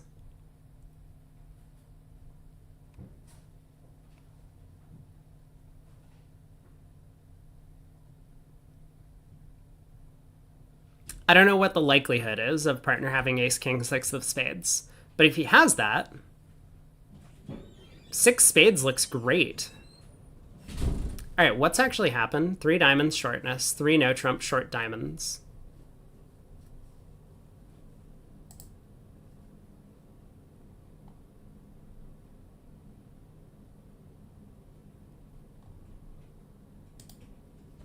I feel like we're having technical difficulties with our co-caster. Hello. Oh, hello. Howdy. I'm figuring things out. Awesome. I should know how to use technology. It is challenging. I know. I've had some people be like, "Hi, I would like to join for commentary. What is Twitch?" And Yeah. yeah, but welcome. So why don't you introduce yourself to people who don't know you? Hello, everybody. I'm Marksman. I'm also known as Kai in the real worlds. Yeah, I've been obsessed with Bridge for about 6 years, and I'm been playing in the youth scene for a bit. I post videos on the ACBL YouTube channel, so that's where you might have heard my voice from. Awesome. Awesome. Yep, Well, that's me. glad to have you joining today. So, how do you feel about the matches so far? Have you been following a few of the deals? I've been seeing them in the background more than anything. I always enjoy this time of seeing all of the America's best fighting against each other to represent us. But I always get lost at this top level bridge, to be honest. The system agreements, and then they're making some plays that are like obscure safety plays that I would never find in my life. Oh, yeah. Yeah. So it's always entertaining to watch. I haven't been following, well, I mean, it's just started, right? This is the first day, but how did they get to this point? How did we get here? Yeah, good question. So it's open registration. You don't need to like qualify or anything. This isn't like the platinum pairs or blue ribbon pairs at NABCs where you need to earn a certain number of points or get qualifications to come in. Any team can enter that they want. I mean, there's a bit of a steep entry fee. I don't remember exactly what it is, but I think it's like per day, it's probably like $360, or maybe inflation has upped that number a bit. Oh boy. Yeah, to play in the event. But once you do that, you get at least a full 2-day match against one of the best teams in the world, because you're probably, for a bunch of junior teams or less experienced teams, you're going to come in as one of the lower seeds, and you'll be paired up against like Nickel or Rosenthal here or Leibowitz, and you get to play 120 boards of top level bridge in real tournament settings against some of the best players in the world, which is a great experience, but definitely not for everyone. So we had 15 teams entered, which means Nickel got a bye to the round of 8. So we won't see them for the first 2 days of the event, but all the other teams are battling it out. Gotcha. Well, Partner opens a no trump, 15-17. those typical 15-17 no trumps. Yep. They must be popular overall. Yeah, and so Gavin decides to go through 2 clubs Stamen. Maybe not everyone's choice when you have a 4-card major here, because a lot of the times you want to be concealing openers' major suit length. So people will tend to prefer going through puppet Stamen when you're game forcing with these types of hands. Oh, interesting. Yes, Sam, it's me. Yeah, it is. I haven't figured out how I'm going to do like video or stuff, because I don't know if people want to be on video. Like, I'm happy to just do this and have me on screen and do the Discord bubbles pop up, but I mean, maybe it's a little bit better for spectators if I have video, both myself and co-caster. But yeah, you'd have to set up something with the Discord call and then do a whole nother screen capture. Well, that's one way to do it. When Gavin was on, you can do it through Streamlabs. Oh, interesting. So you can steal my camera feed? I can. Yes, it's called Collab Cam. I mean, you could look into it at some point, but it's what Gavin and Rob Barrington use for the Wednesday turn. I'm gonna blank on the name. The Wednesday weekly turn, whatever thing. Yeah. Weekly free instant tournament? Oh, yeah, whatever the thing is that they do every Wednesday. And so when Gavin came on my stream, he used the Collab Cam, which he said it was a bit of a nightmare to set up from the other side. So I don't necessarily want to put people through that, but anyway, it's a possibility. 3 no trump looks like a pretty comfortable spot that Chris and Gavin have landed in here. You know what? I wonder if Gavin was worried. He wanted to go through Stamen in case partner could respond to no trump to the 2-club bid, showing that he also forgot to count his high card points. Because Chris opened no trump with 19 earlier and a good 5-card suit. Oh dear. Wow, okay. Partnership trust is very, very important, right? It is definitely in new partnerships. So I don't think that's what Gavin was worried about. Yeah, no. I think that's the last thing you should be worried about as a partnership is like, oh, did my partner screw up? Like you shouldn't be calculating for that ever, in my opinion, just because that's not good bridge. There's going to be an additional amount of error. So just trust your partner. Yeah. I mean, not even necessarily because it will always get you the right result or the best possible result. Like sometimes you can kind of tell your partner has messed up, but you should still like build the partnership trust. Be like, look, it's okay. You made a mistake. Like, let's move on. We now have talked about it and we'll know for the future. But by the way, I had your back in that auction, partner. You see what I did there? I supported your heart suit. Remember when you went for 2,800? That was me. That was me. I thought that you had... I was pretty confident that you had 5 hearts, even though there was a sneaking suspicion that you might have only had 3. Exactly. But overall, I mean, just reinforcing your partner in all times when you are playing, it's just a psychological thing. Once you start trying to make up the deficit for a partner's potential mistakes, they start having this sinking feeling in their gut, and you're unable to trust your partner, and it just keeps going worse and worse. So just keep trusting your partner no matter what, and things will get better. Yeah, sage advice. You have wisdom beyond your years. Well, it was logical in my opinion, but we'll see. Well, you might think that, but some bridge players have a little bit of faulty logic, especially in this regard. Oh, bridge is a game of logic, isn't it? Should they be good at logic? Maybe psychological logic is a whole different world. Yeah. Okay. Well, we've got finally the person we're following has not got such a great hand here. Probably not going to be coming in this auction. Yeah, probably not.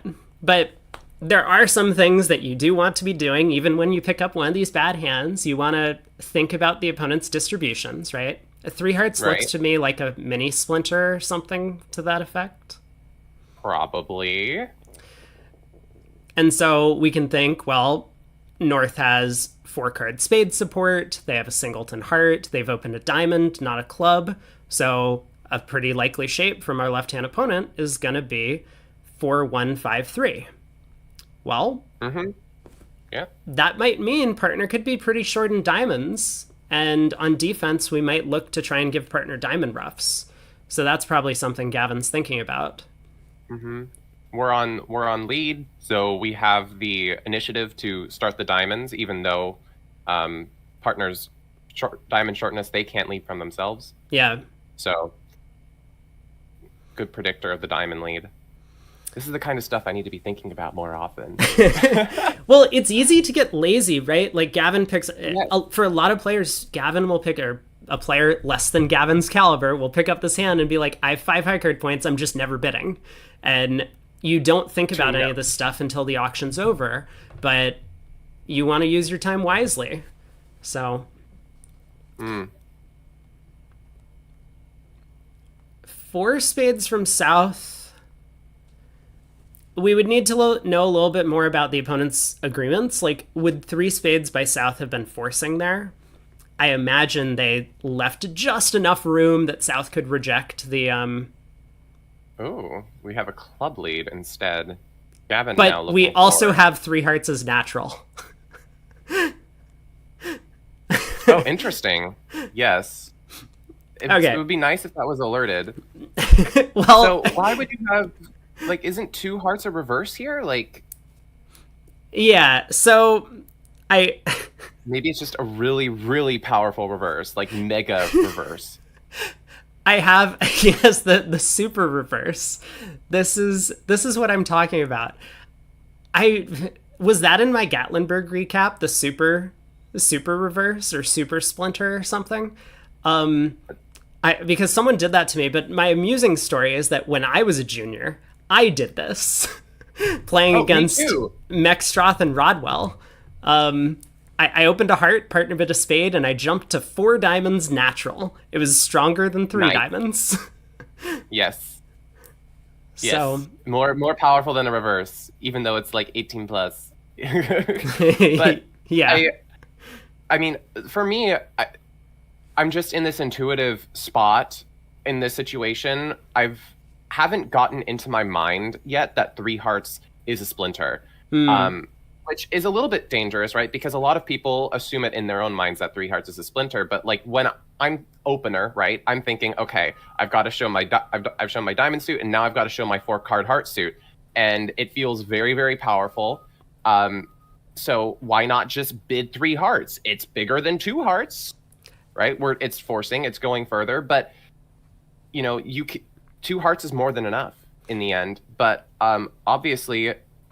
North South here are using it as this kind of Omega super reverse. Yeah. So yeah. Maybe there's a benefit to it. Yeah, you just kind of have to decide what's more valuable for you and your system, but also for memory work, right? Like, right. As I believe, Nicole is a junior, and I don't know if Philip is as well. And juniors are kind of divided into a couple of categories. Some of them just want to play. And so they sit down and they get like a blank card and they're like, we'll play 2/1. Good. Those are our agreements. Let's just play bridge. Great. Nothing else. Yeah. And then there are the other types who are like, we have created this homebrewed system. We call it a strong heart. And they show up and there's just every bid's alertable. But it's possible that for Nicole and Philip that they just want to keep things simple. And so for them, while, as you've said, 2 hearts tends to be enough with these types of hands, like theoretically you have more space to explore and find out if you have this super Omega jump shift type of hand. But They might say, look, 3 hearts as a splinter makes sense. We're not going to remember it. And if that's the case, then let's just take it off the card. We can play bids or natural. Exactly. Mm-hmm. Yes, agreed. Yeah, as a junior myself, I can very much say the same. Where it's just sometimes you just want to have fun and you're just playing casual bridge, and you know you just want to do the best you can, and everything that makes logical sense is what you put on the card. And then of course you have the juniors who really, really love to be creative. I'm kind of in the middle. I have one partnership where I'm playing a strong diamond, where every bid is artificial, right? It's been homebrewed by my partner.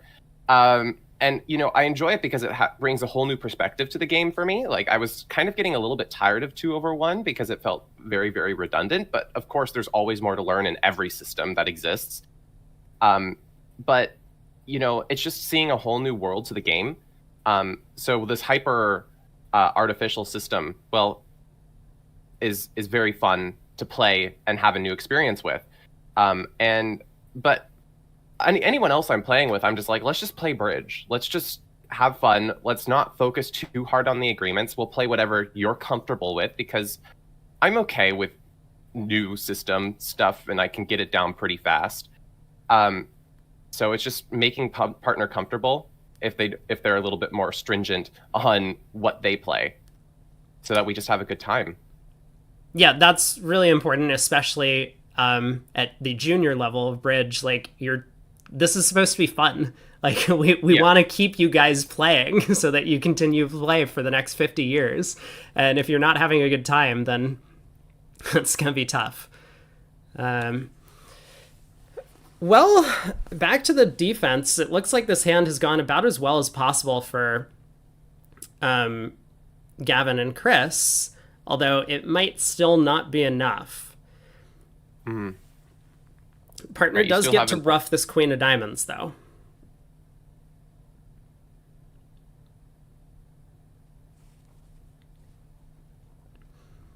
Which it looks like Declara wasn't expecting, because he is not instantly over-roughed. They're like, I wanted to get a few more pitches on this one. Yeah. That would have been nice. Mm-hmm. Probably just one more is all they wanted. That's probably what they calculated for. It's like, what's the likelihood they split 5-2? Not that unlikely, but 4-3 is more likely. Yeah, it's true. You are lucky. I mean, it is better in a sense because, you know, East is the one with the spade shortness here. I mean, the diamond shortness here.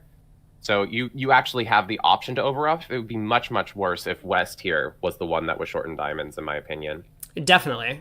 Yeah. Because then you would pitch your loser, but then the opponents would instantly rough in and be able to cash whatever tricks they had. So Declare does have a little bit of time to do something. It's starting to look like we might have a chance to beat this one, because the only way to get back to dummy, as we know, holding our Queen of Spades, is for Declare to cross in clubs. And that's going to strip the last entry.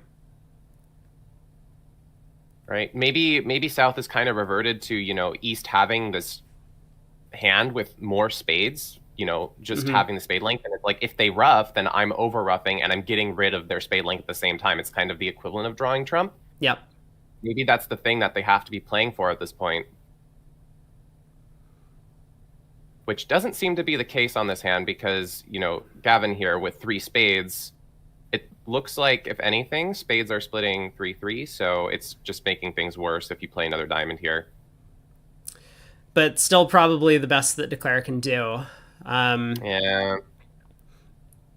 I suspect that Declare's shape is 7-3-1-2 would be my guess. Just based on the way that the play has gone so far. Yeah, that makes sense. Because Declare pitched a heart, but then when he wasn't able to pitch another loser on the diamond, he didn't take the club finesse. So we can kind of be thinking about this as Gavin, right? Like, how does Declare know that we didn't lead a club away from the king? If he had a third club in his hand, he probably would have taken the club hook. So Declare started with 1 diamond, 2 clubs.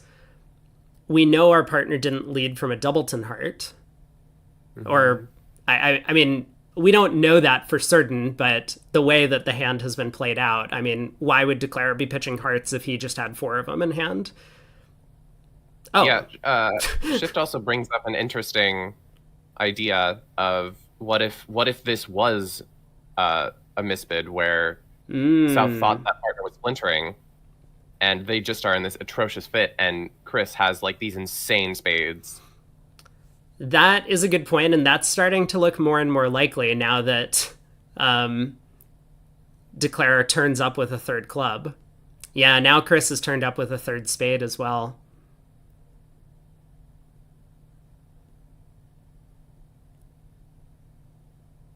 So it was a splinter after all.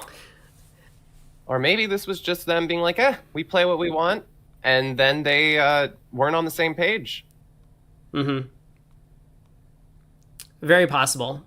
But they will now have this auction to discuss at lunch. Or dinner? Lunch? Probably lunch. Probably lunch, yeah.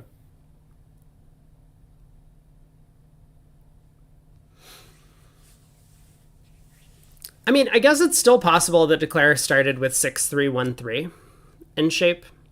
So they had Ace-King 6th of spades now, and Ace-King 10 6th, and they're trying to decide, do I take the finesse or not? This would be a really weird spot to consider taking the finesse, because Chris, of course, could have exited literally any other card than a trump, right, with dummy being entryless. Yes. Oh, there's a claim. We can't see the entire Yeah, claim, I think but Declare was 6-3-1-3. Oh, yeah. 5-3-1-4. Okay. Huh. Well, clearly, thought it was a splinter. Yeah, they need to have a discussion about 3 hearts in that auction.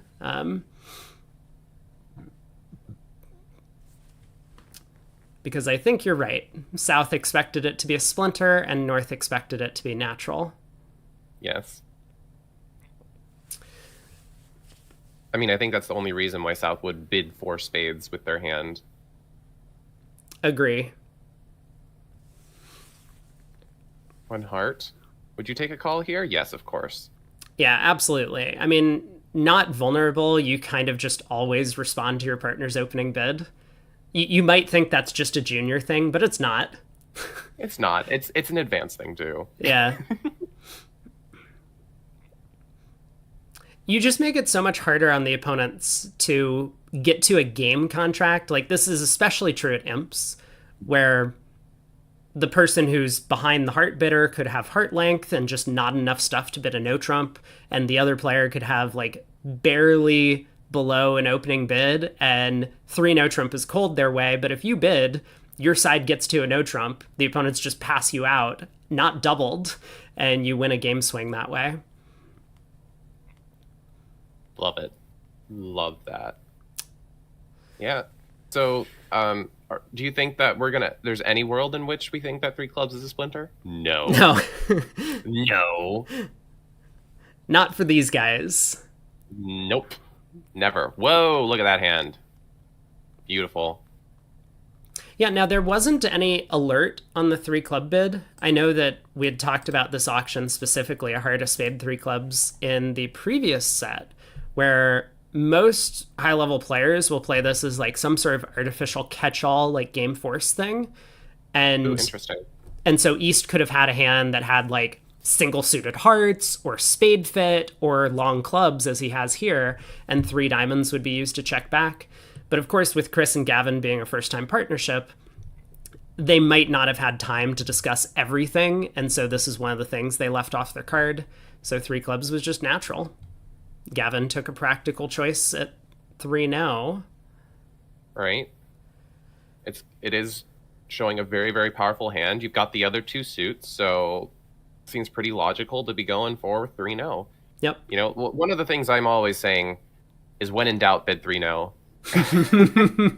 Before it was a lot more of like when in doubt pass, but just when in doubt bid 3 no. The opponents could easily screw up the bidding, could easily screw up on the defense, and you could just have 9 tricks, and 3 no is just the easiest game to make generally, my opinion. But that has been Roy Welland and Sabina Hawkins' MO for years at this point. They just, no matter what their hands are, they just play 3 no trump on every board. You'll see the comparisons, and like their entire scorecard is just like a bunch of plus 600s and a bunch of like minus 150s. And beautiful. Like they win game swings, they lose game swings, like, but they're successful at doing it. Schmeebel suggests a unspoken convention in the US, Gazilli. I mean, I would be surprised if any pair in this entire event is playing Gazilli. But it is very powerful. Everyone in Europe plays it. What is it? Why is it the unspoken word in the USA? Is there like some beat? I don't. It's been around for probably 15 years now, and still it hasn't been adopted by any strong US partnerships, like at all. It's most likely one of the best conventions like in existence, and yet no one in the US plays it. We just need to get back with the times, y'all. I don't even know what this Gazilli is. I've heard the name a bunch, right? But like, I find it funny that it's a very powerful thing. Everyone else is using it, and then just the US is like, nah, we're good, we're fine. Yep. Ooh. Interesting. Free trick. Yeah, well, this is going to be presumably Declare's 9th trick, as long as the clubs are behaving somewhat favorably. But 5-0 split with South. Possible. But yeah, I mean, Gavin now has plenty of time to actually just knock out the Ace-King of Hearts, so he doesn't even need it. Yep. Still, South had a bit of an interesting conundrum. It looks like South started with Ace Queen Jack 4th of diamonds and elected to win the ace and return a low one. I mean, maybe South has Ace Queen Jack 5th is what's going on. I guess that would make more sense. Then South would be worried that Ace of Diamonds, Queen of Diamonds could block the suit. But I talked about this in my Gatlinburg recap. South probably should have played the Jack of Diamonds at trick 1. I mean, for one thing, this would confirm whether or not their partner has the Diamond King, right? Like, looking at that dummy, what is South going to do? Win the Ace of Diamonds and switch to hearts to set up tricks? I don't think so. No. God. Yeah, so if South had just played the Jack of Diamonds on the first trick, then there would have been kind of no concern from their perspective about how to defend. It was ace queen jack fifth, in fact. So I like the way South defended ace of diamonds low, but sticking in the jack at your first opportunity, I think, is gonna do a lot of nice things for you. It's like hard for me to pinpoint why it's the right thing to do, but it's like you force out declare's stopper while you still have communication. Right. You find out if your partner happens to have the diamond king, and you're just like, oh my god, this is awesome. Let's run the entire suit. Yeah, I mean, I don't know. What are you worried about in that situation? You have like declare has a bunch of tricks in the club suit, and they could probably set up the heart suit. So playing the ace doesn't really do you much. Might as well get some closure with the jack of diamonds immediately at trick one. Yeah. Well, next board. So left-hand opponent opens a diamond. Our partner overcalls a heart. We see a negative double on our right. We don't have much. Two hearts on our left. Now that's an exciting bid. And I don't think it's a reverse. Is that a splinter? Fair question. But Fair question. But no. So usually Probably not. Yeah. Probably a generic, like, strong hand is normally what I would be assuming with this. It's like not really decisive on what suit I have, unless there is a general consensus that this would be like showing support in spades or something. But if I had spades, I would be like jumping in spades as opposed to bidding two hearts. Yeah, exactly. So that's kind of a really good point you bring up, which is that, okay, it's possible that this was intended as showing spade support, but for most players, as you say, if we had a game-forcing hand in spades, we would bid four spades. Or maybe we would splinter, right? Like four clubs would be a splinter, four hearts would be a splinter in support of spades here. So two hearts should deny spade support. Well, that's weird, right? Because what other sorts of hands could we have then? Well, it could be a hand with like long diamonds. Anyway, it looks like North has elected to show this as a hand with spade support. Right. And, well, I mean, the benefit of bidding two hearts is that it keeps the auction low. If you just had a game-forcing hand with four spade and just bid four spades, like, you leave very, very little room to explore. So, like, you could just have, like, this generally powerful hand where you really want to preserve space for slam, and you're like, okay, I'm going to do this powerful bid first. You bid whatever you bid, and then I'm going to show my support for spades, kind of like a power double, in a way, later, right? And then we have some more space as opposed to me just being like, four spades. Yeah. But oh, yeah, no, absolutely. I think that there are merits to having or to playing other sorts of systems. It does make some of the types of hands that, I mean, most expert players would expect to go through two hearts, like, a little bit awkward to deal with, like single-suited diamond game force here. What do we do? I guess we bid five diamonds. I don't know, three no trump, three hearts, whatever. But what I will say is that if North and South were on the same page about this two heart call showing spades and being game forcing, then North definitely dropped the ball with a club void over here, given that they have the opportunity to like splinter in clubs or, you know, cubid or try and find a way into a potentially good slam on this deal. waiting for all tables to finish the next hand. Are we going too fast? I actually don't know what this is about. I am going to shoot a text to someone at lunch and try and find out what the deal is with someone who's playing.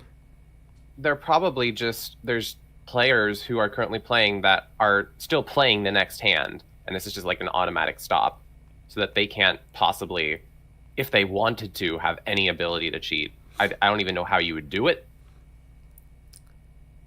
but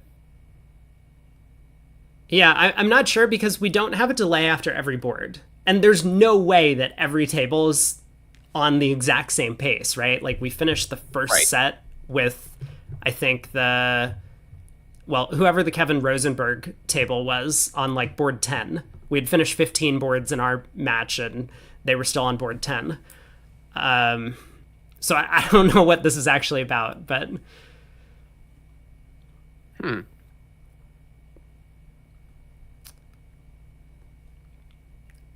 I do believe, though, we're watching one of the faster matches. So they have 47 minutes left to play 5 boards. I believe they can manage.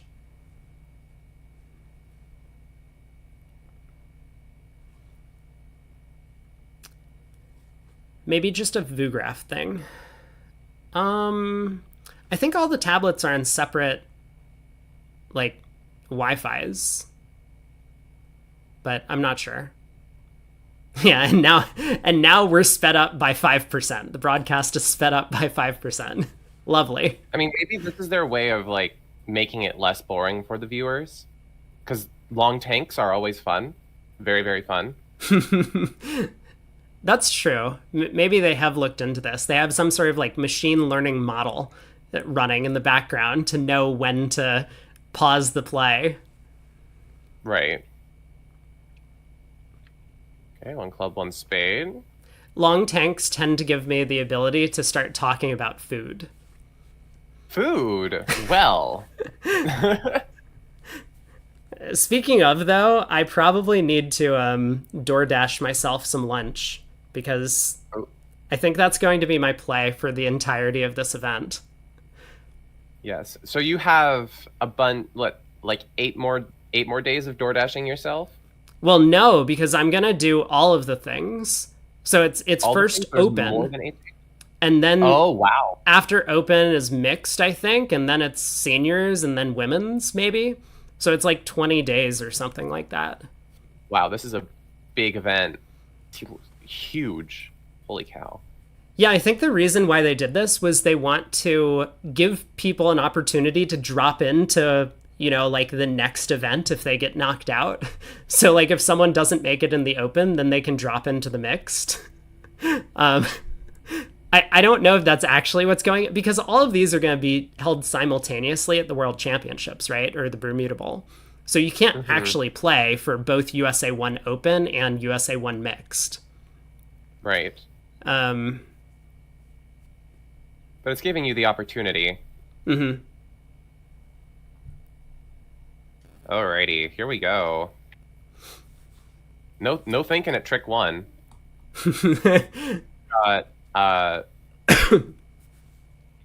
What, 6 tricks, and we need to find a few more?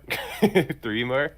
Yeah, but we have a lot of opportunities, and Gavin might have gotten a little bit lucky on trick 1. The 8 of clubs popped up from south. Now, we don't know what's going on in the club suit, but North could have led from Queen Jack 10. Okay, 4th, apparently. I was going to say 5th. And now that 7 of clubs is a really important spot card, because Gavin can use it to set up an extra club trick at this point. So yeah, South, a little bit of what we would call, I guess, a double dummy mistake to play the 8 of clubs at trick 1. But for a lot of players, it's really important to give your signal, right? They're playing upside down, count and attitude. South wanted to discourage clubs, so he played his high club. I don't like. Yep. I mean, who thinks that the 8 is going to be relevant? Gavin. Gavin was... Well, yeah. Gavin's like, yeah, the 8 is relevant here.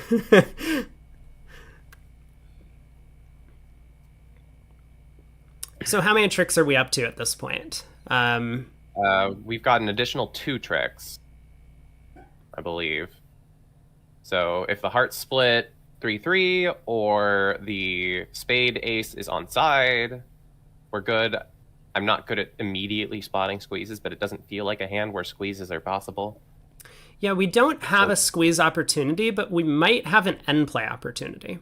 So South is going to have to make some discards. Like, imagine if South had 4 hearts and the ace of spades here. What can South do on this trick? Well, we win the 9 of clubs. We can play 2 rounds of hearts. We'll see North show out. But now we can cash 3 rounds of diamonds and exit a heart. And if the opponents don't have any diamonds left to cash, South is going to be forced to lead into that king of spades at the end. But now that South hasn't pitched a diamond, it's looking a little bit less likely that that's going to work. Either way, I think Gavin's going to kind of attempt this plan, and then he might have to make a decision. So heart to the queen.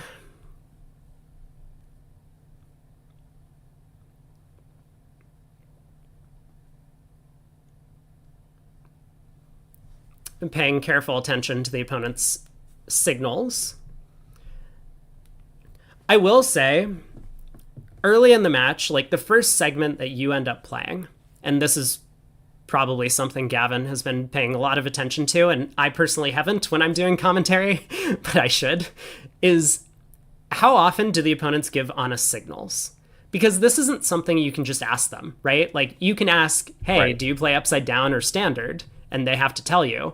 But you can't look at their convention card and be like, 73% of the time, we give true count in so-and-so situation. So Gavin's going to be thinking on this hand, well, I've seen them give honest count before, quite often. Now I have a pretty good sense of what's going on in the heart suit. I wonder if him slowing down to not cash the heart ace is because he knows that hearts are 4-2 already.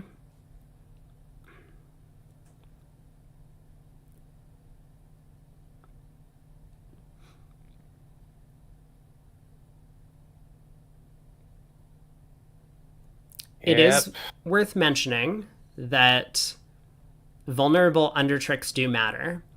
So Gavin cashing the diamond queen and presumably the heart ace before leading a spade up towards the king. He was maybe just a little bit worried that if he didn't cash these tricks, they might go away. He leads a spade to the king, South wins, and then runs like 6 spade tricks, and suddenly he's down 3 or something. I mean, everything matters at this level. Yeah. Even the 8 of clubs. That's true. Yeah, that 8 of clubs. It really gave Declarer hope at this contract. Mm-hmm.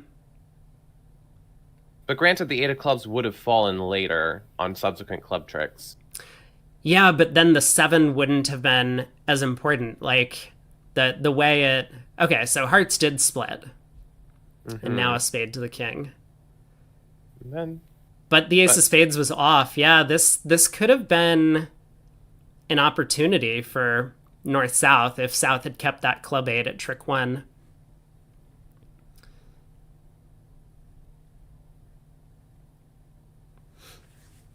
But no swing on the board. Both tables did manage to make 9 tricks and 3 no trump. And we got 4 boards left to play. I said I was going to DoorDash myself food, and I haven't ordered yet. Let me let me do that. You've got to eat food in order to be commentating bridge. Uses a lot of brain power. It does. I have noticed that when I'm hungry, my commentary drastically drops, as well as my play, and as well as everything else, my streaming too. Everything just goes bad. Yeah, I just have giant black boxes all over the screen. People are like, "What's going on? What are you doing? How did you even do this?" Well, All Gavin right. gets to open a heart. Partner bids 2 no trump, showing a game-forcing heart raise. Oh, game forcing. Mm-hmm. All right. Oh, and the clubs is not shortness in clubs. We'll see an alert whenever he there is an explains it. alert. Any minimum. Is this Splinter? Any minimum. Now, have you been traumatized by the maybe Splinter bid from earlier? Yeah, I've been traumatized. I cannot get over the fact that anything here could be a Splinter. 4 hearts could be a Splinter. No. Hopefully not.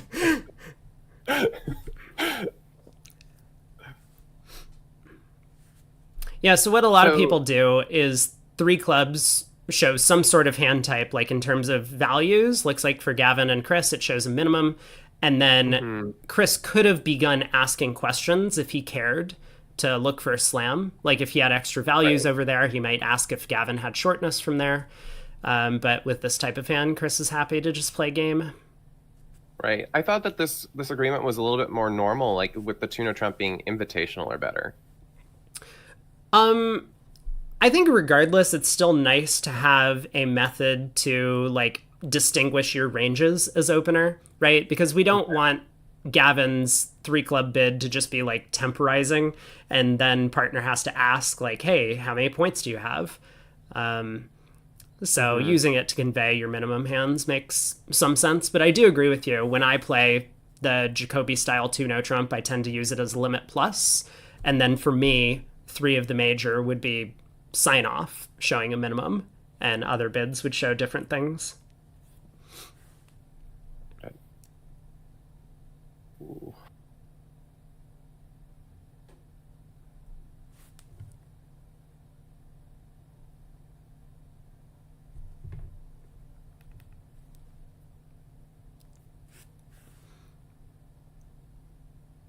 So Gavin may be trying to be a little bit clever here. Ducks the opening lead, but North is putting Gavin to the test immediately in the diamond suit. Yeah. He doesn't know if the hearts split yet, or if the hearts come home, and there's a lot of duplication in spades. Which we don't like. No.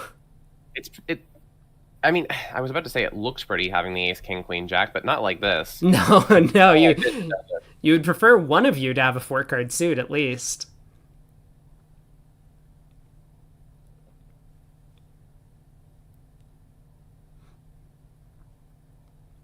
Oh, just Vlad asks a question. Don't get why you can't just bid 2 clubs any game force with hands of this type. Well, one of the main reasons is that players will want to distinguish between responder holding 3-card or 4-card support for the opener's major, right? Imagine if Gavin had held king 6 of hearts. That type of hand plays a lot differently opposite 3-card or 4-card support. Opposite ace 4th, you're pretty likely to lose no tricks. Opposite ace 3rd, you're pretty likely to lose a trick. So being able to show the extra trump length as responder is pretty important. I mean, if you're playing a relay system or whatever over 2 clubs, then yes, you can have responder just bid 2 clubs game forcing or 1 no game forcing. I've seen people utilize that as your artificial game force, but I think for most normal 2/1 players who don't play relays over 2 clubs, then utilizing 2 no trump to show 4 or more trumps is pretty valuable. So Gavin flies king of diamonds. And this, I mean, I guess I'm not certain what that decision was based off of, but one reason that he might have played the diamond king there is that often if a defender finds the best line of defense against you, it's because they're looking at all of the missing high cards. So the fact that North was able to win the king of clubs and then instantly find the diamond switch might have indicated that North was the one looking at most of the missing honors, like the diamond ace.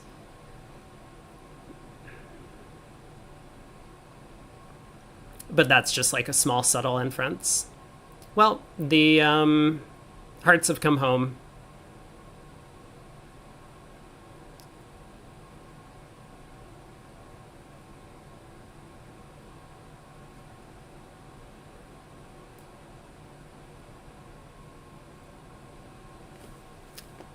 Wait. Oh, there was nothing Gavin could have done. Oh my god, I just totally miscounted. The opponents had 2 diamond tricks and 2 club tricks, and wow. Yikes. I wonder what happened in the other room, then, for them to end up letting 4 hearts make.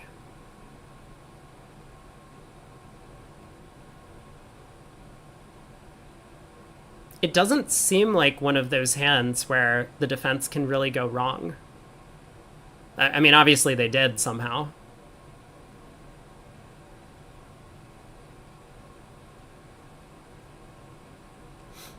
Maybe 3 rounds of diamonds happened. North switched to a diamond at some point, and it went queen of diamonds, ace of diamonds, diamonds, setting up a diamond for a club pitch.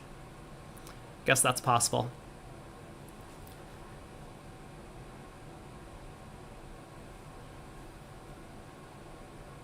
Well, we have passed in first seat. Partner has overcalled a diamond. And now we were able to kind of nicely support our partner's diamond suit. I wonder if double by Gavin over heart would have showed spades. He does have 4-card spades. So a spade over heart would have showed 5. Sometimes players will play doubles in these auctions, show 4 in the other major. But I think for a lot of reasons, Gavin decided he wanted to just get 2 diamonds in there. For one thing, it's very possible it's the opponent's hand. I'm paying no attention to the graphic in the middle of the table. Look at here for vulnerability. We are favorable. So 2 diamonds is a bit more preemptive than double, and has now forced North to make her game force at the 3 level. 3 diamonds. So had we started with double, North would have been able to bid 2 diamonds game forcing, and they would have a full extra level of bidding space to find whatever contract they wanted to get to.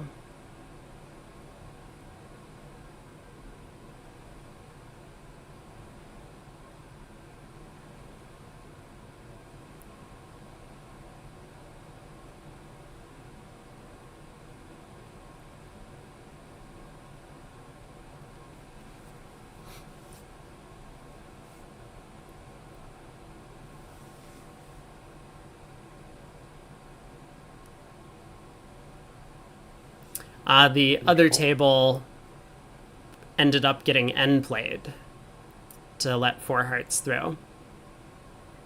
So North did really well here to find the diamond switch at trick 2. I mean, it looks like you can still beat the contract if North had like switched to spades, right? I mean, eventually North gets in with a club and plays a diamond. At that point, you still score 2 clubs and 2 diamonds. But maybe there was a bit of miscommunication.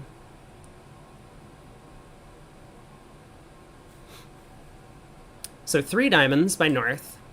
South bids 4 clubs. Which is a bit of an unusual bid. Could it just be... I'm assuming it's kind of just like a control. I don't think they've necessarily found a fit yet. I mean, unless North once again might think that... Diamonds is a supporting... Yeah, 3 diamonds supports hearts.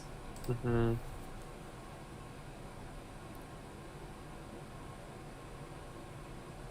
I don't know, Cupid support partner suit. That's a thing.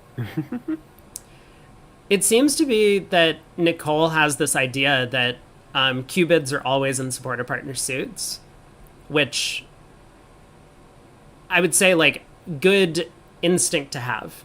And as a junior player, you know, she's probably maybe not that familiar with some of the intricacies of specific auctions, but we've kind of talked at this point again. If she has hearts, she could splinter in 4 diamonds. If she wanted, she could jump to 4 hearts, jump to 3 hearts. So 3 diamonds really should be utilized for a different type of hand. Yeah, I think I have kind of the same blockage, and this is why splinters aren't so obvious to me, is that I am like immediately thinking to the Cupid and never the splinter. Sure. Bad habit. We gotta break them. They happen. Yeah, but that's... they are 4 hearts, which... Well, I can't say anything. We're not talking about... Yeah, no spoilers. No spoilers! I'm a bad commentator. No, you caught yourself. It was good. But yeah, it does look like Declare is doing quite well in 4 hearts on this one, claims 12 tricks, and... 13 imps. Balancing is coming back. Yeah, they picked up a nice swing on this one when 6 hearts was the contract in the other room, and east-west or north-south for Rosenthal ended up going down in 6 hearts over there. That would have been Aaron and Andrew.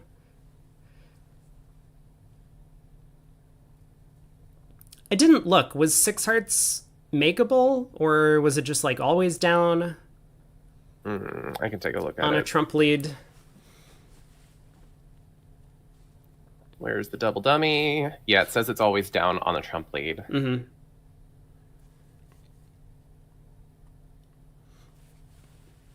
Yeah, so probably did get a trump lead in the other room. I mean, when the opponents get to the 6th level, you might be a bit less inclined to try side suit and might just passively lead trumps, hoping that, especially if there was a splinter auction. When in doubt, lead trump. Yeah. Oh gosh. This is a gross looking little hand that we've picked up in 4th seed. Gavin does get to make a takeout double of 1 club. This isn't what I want. There it is. I've lost the table. Oh yeah, I know. It's so difficult. Apologies. I won't make you go chasing a different contract. Oh my god. Well, now I'm thrilled by the way this auction has gone. Actually, I guess wow. I'm really not thrilled. So important. More exciting than not exciting. Yeah, well, important to note, right? Because this is one of the things that you always want to be considering, especially if you're playing a team match, but it applies to match points and board a match as well, is how's the auction in the other room going to go? I think our partner's pretty likely to have a diamond preempt over here. Because we don't have the ability to preempt 2 diamonds. Ooh. Weak. I see. And so there's exactly what partner's hand looks like. He has like basically a 2 diamond preempt that a lot of tables would want to make, but we can't do it systemically, so he passes. Interesting. What do they play? Do they play what, Flannery, Mini Roman? No, 2 diamonds is like a really weak 2 in a major. Oh, multi-2. Yeah. Yeah. Yeah. Like, sorry, my brain doesn't go to multi-2 diamonds enough. It should be. I'm like, it's just like, this is America. We don't like our multi-2 diamonds. I was actually going to bring this up. Jack of Diamonds. I like the Jack of Diamonds play. You know, Chris is always planning to cash the Ace King of Diamonds, but he might pick up a Queen 10 third on side if Philip like covers the Jack with the Queen and his partner shows out. So possible.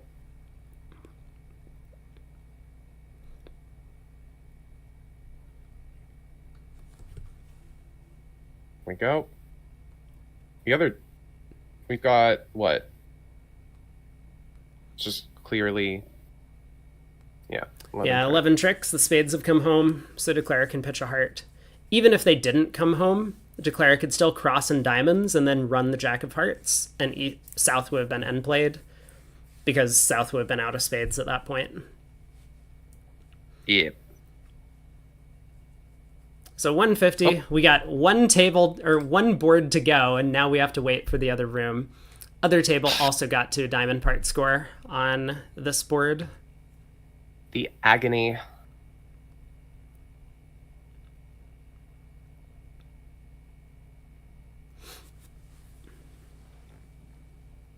Oh, here we go. We are here. Wait, are we here? Am I delayed? Oh, there we go. Yep, we're in. Yep. Cool. There. It's there. All right, maybe an exciting last hand. We have 5-5 with an 11 count. Mm-hmm. So hopefully we'll get play, to... what do you play 3 spades as here? I think a lot of players have the agreement 3 spades is asking for a stopper and 4 of a minor is leaping Michaels. Right. Yeah. So like 4 clubs here would have been showing this kind of hand. Probably more powerful though. Yeah. Yeah, Gavin, I think we talked about vulnerable versus non-vulnerable games. Like, most players just don't really care if you miss a non-vulnerable game at Imps. So you would rather avoid the disaster where Gavin decided to overcall, like whether it's 4 clubs or 3 hearts or maybe a takeout double or something, and your left-hand opponent redoubles, and then you end up going for 1100. Mm-hmm. And then leading the diamond through. Yeah, Ace of Hearts, partner plays the 9 on that trick, upside down, so Gavin knows to switch, switches to diamonds. Mm-hmm. And it's a pretty clear switch. Put Declare to the guess. There is no guess on this one, though. Yeah, probably not. Diamond to the Jack, which holds. And now a club comes through. Beautiful. Like to think that I defend it this way. Yeah, I mean, this has been good defense from both Gavin and Chris on this one. Obviously, Chris sitting over there with Ace Queen Jack of Diamonds knows he doesn't need to give his partner Diamond Rough. He can just sit back and wait for his natural diamond tricks. Them speeding it up by 5% is a little bit trippy in these points where they're like insta playing, like they're practically pre-moving. Yeah, that has felt a little bit weird. Oh, mine's behind your stream right now. I don't know what's going on. I also don't know what happened. I got like a giant jumble of cards being thrown together all at once. Oh, whoa. I think it's probably a ping issue. Oh boy. Oh no. Party is what happened. No. Hold on. This? I'm gonna back out and refresh. Oh god. I'm gonna refresh because something has broken. This is trippy. This is trippy as all get out. Yeah. We're back. Kind of. We're back and we're okay. And we're happy. Yeah, I'm a little surprised that North elected to just pass out 2 spades. She had 4 card trump support. And for a lot of players, they would be a little bit more worried about letting the opponents into the auction cheaply by letting them kind of make a takeout double of 2 spades. But in this case, it worked out great because they can't even make 2. Yeah, I mean, the whole thing with this hand is like, you know, you're kind of powerful enough to just be okay to pass. The likelihood that they're going to make a takeout double is, I mean, but it's balancing seat, and they're more likely to have a takeout double because they are short in spades. So, I mean, I don't know. Maybe bidding 3 spades is okay, but I mean, just I like to pass in these situations a lot because it's like, okay, maybe if I had a few fewer spades, just because what's the likelihood that they're going to have this takeout double? The points to do a takeout double. It works a lot better in the lower levels where they're less likely to make a bit more of a frisky balancing double. Mm-hmm. But you know, I don't know. With this hand, I probably would consider passing, but you know, at the same time, you're like, maybe we can make 4 spades depending on how often partners' preempts are strong. Right. But you are very balanced. Yeah, I mean, to be fair on the hand, East-West do make 4 hearts. They lose a spade, a heart, and a club if they guess the club suit. King of Diamonds is in the pocket. So the other table did make the 4 club leaping Michael's bid, which was getting their side to 4 hearts. North then took the save and 4 spades. Didn't get doubled. So, and ended up getting out for 1 fewer trick going down. Looks tough, though. Like, what? How do they get rid of it? Maybe it's just a defensive error. Yeah, it's possible that East got end played at some point. Like, if we can strip East clubs and whatever, we can throw them in with a diamond, run the 10 of diamonds or something like that. But yeah, but wouldn't that require West to have not led diamonds at any point? Like, if I'm leading anything here, I think it would be a diamond or the ace of hearts. Well, actually, we can take a look. Diamond. Good point. Let's just solve this conundrum. Ace of hearts, spade switch, spade continuation, switch. 9 of diamonds to the king. Oh. 2 more diamonds. Oh, I bet East switched to hearts here. Nope. What? Oh, but it doesn't matter. West is getting end played. West needed to keep this 3 of clubs. Oh my god. Who would have thought? Look at this. 3 of clubs results in down 2. Anything else, down 3. This is... Oh my gosh. Yeah, so club switch. So East did well not to switch to hearts because of it. Can I, like, play the hand? No, I can't. No. Yeah, so if East switches to hearts, Declare can pitch a club, setting up the heart queen, and then pitch another club on the queen of hearts. So that also would have been down 2. But Now a club to the 9 and declare a duct, and West is end played. Nicely done by Silverstein there. Yeah. All right, how are matches doing? So we have a couple of scores in, but there are still a few boards to play. I'm going to jump over to what is an interesting match that's still going on. Leibowitz is still losing. They also lost the second set. Again, Leibowitz is still playing, I think, with Adam Grossack, but Fleischer's cleaning up. Rosenthal's match is close. Yeah. Shearson has made their match closer against Bramley, winning the second Definitely. segment. Yeah. This is- I am shocked by. Bailey has crushed Robinson in this set. I'm going to get scolded by players on the Bailey team who I said had no chance. Oops. Uh-oh. Yeah, whoopsies. Simpson Hammond is close, and there's still a bunch of boards left to play. I'm going to jump in there, and let's take a look at both tables.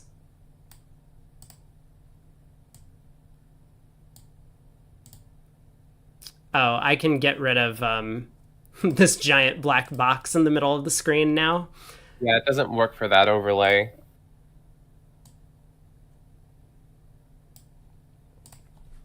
There we go.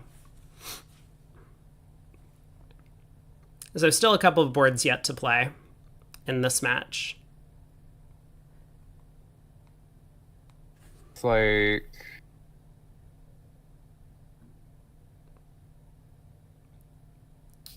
Wow, Six Hearts is going to make over here. Yeah, looks like it. Simpson at the helm. I don't know exactly how they got there. North bid diamonds an awful lot of times. They're like diamonds. What can you say? I think he had a singleton. Diamonds are expensive.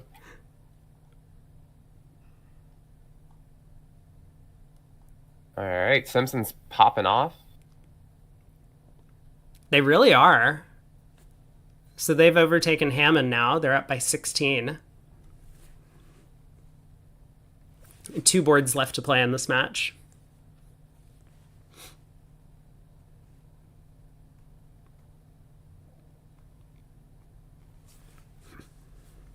Hammond has been here before, though. He's been winning these events since Rodwell was in diapers. That might not entirely be true. Rodwell is also quite old. But I'm You just insulted Hammond. He's like, Hammond's old is what you just said. He is. I mean, he's been winning. I mean, I don't know if he's won anything recently. Probably seniors. I'm guessing he's won seniors, but he's probably in his late 80s or early 90s at this point, and he might have like won a US-BC match in every decade for the last like 60 years. I think that's probably true. He's been very good for a very long time. I wasn't trying to insult him, but I guess it's come across that way. Apologies. Bob, if you're okay. listening, my bad.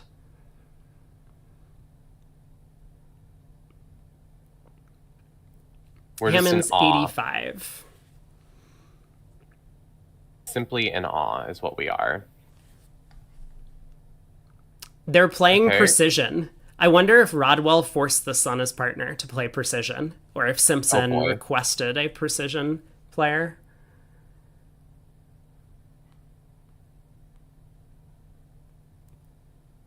So what is two diamonds? Is this Three three-suited suited shortened diamonds, 11 to 15. specifically shortened diamonds? Mm-hmm. Interesting. Yep. No 5-card major, so if you have a 5-card suit, it's always clubs. Interesting. It's very specific.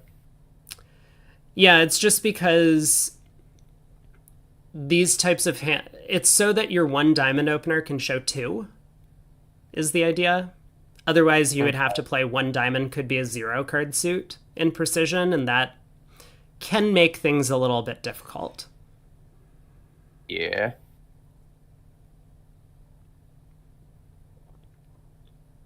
Well, East West never got into the auction in the green room, but in the blue room, they did find their way to 4 diamonds. So we will see a swing on this board. Swing. I like the sound effect. That was wonderful. No, I mean, can you do it again? Swing. We need to get a sound bite of this. I'll be immortalized for my sound effects. Yes. Hey, there have been worse fates. Yeah. Well, I need to give credit where it's due. I mean, this was just something that V8 did a lot. Ah. She had her sound effects. The goat. the true goat. The OG. Mm-hmm. Well, a couple of imps riding on Shermer's decision here. Needs to decide if he's going to fly the heart ace or duck this trick. Flies the ace. Heart ace flown. Heart ace flown. Yeah, so that's going to be 2 imps going the other direction. 4 diamonds, I think, is taking 11 tricks in the other room. That's what it seemed to be quite consistently. Yeah, so this will be another 2 imps going the way of Simpson. Not Simpson, Simpson. Simpson. Sorry, we're just so used to the Simpsons. I am. Love that show. It's still going. It is still going. I haven't watched a single episode of The Simpsons. Really? Really. I've seen some silly things, but I haven't really got into it in any way, shape, or form. But it's kind of hard to do so, knowing how big it is. It's like, whoa, look at this giant resource of content. I'm trying to think of the right word besides resource, but it's a lot. I think they're on like the 25th season, which it's been going for much more than 25 years. I think they came out in like 19 something. 19 something. Yeah. Don't quote me on it. I guess I understand. For me, it was like pretty new growing up. And so I was able to watch like some of the earlier episodes. So I got addicted as a kid to it. Makes sense. But yeah, now I can definitely see, especially all you are you a millennial? All you millennials, you're just like, I can only deal with one season of a show and then I am bored. Got to move on to the next one. Oh, okay. Fair. I mean, the first season is almost generally the best one, unless they're still trying to figure out the concept that they're going for. Yeah. But generally, like, they have this great idea in the beginning, and then the rest of it's just a cash grab. Trying to build off of it just for money. Yeah, that's totally fair. And I understand that. I think for a lot of the animated shows, it's a little bit different. The progression that I've seen, at least from like Simpsons, South Park, I don't know, other animated shows or whatever, tends to be like the animations are like pretty bad the first season, or at least in comparison to what you see in later seasons. But the content has always been like quite good throughout. They tend to like talk about pop culture. Well, we've seen now 4 different opinions on this board 30. So Gavin passed. One player bid Leaping Michaels with their hand. The other one bid 4 3 clubs. hearts and then 5 clubs. Yeah, one has bid 3 hearts and then 5 clubs by Greg Hinsey here. And then Venkatra Konaru doesn't have 4 clubs available, so they play 3 spades as Michaels. So you don't know the minor suit yet as East. But both tables reach 5 hearts, and both 5 heart contracts go undoubled. And they have a spade loser, and they've got to guess the clubs, and probably some more. And always a heart loser, so it's just down. Yeah, they're going to be down at least one here, and it will depend on whether or not they guess clubs correctly.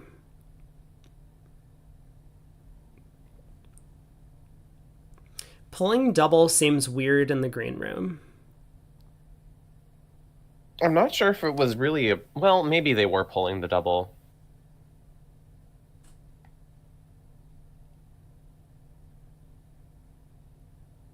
They're like, I have only tricks and hearts and clubs, but maybe that's enough. Do you think double also seems weird, though? Because East has a boatload of hearts. Yes. So I wonder if their agreement is double shows tolerance to compete.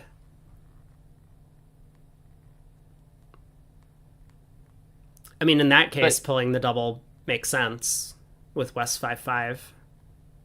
Right. And then West is just offering clubs, even though they know that partner has tolerance.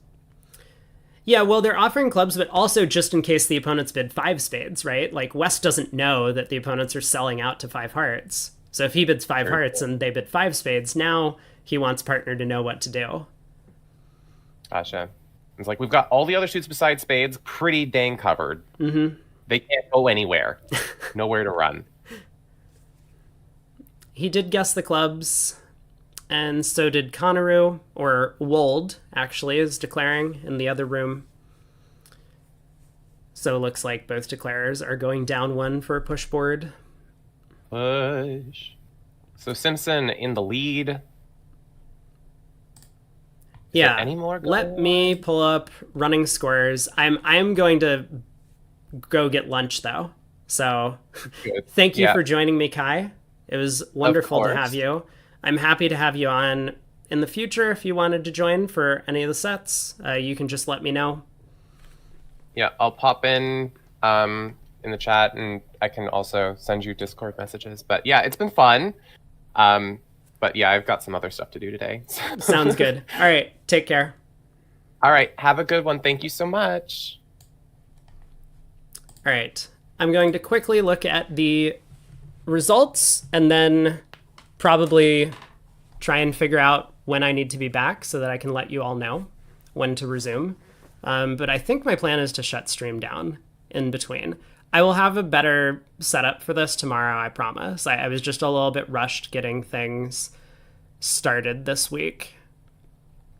So Han has a 26 imp lead over Leibowitz.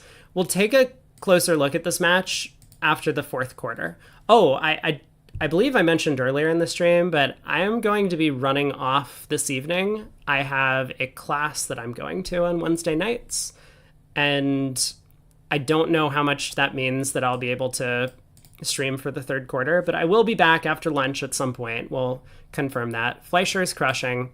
Rosenthal, it's close. Ballison made a comeback in that set.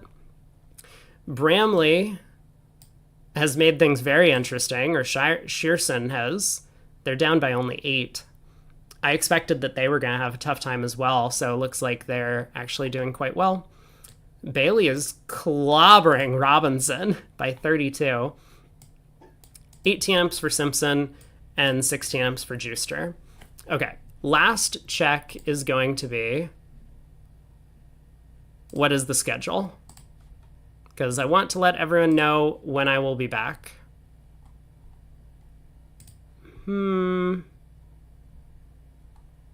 Daily schedule.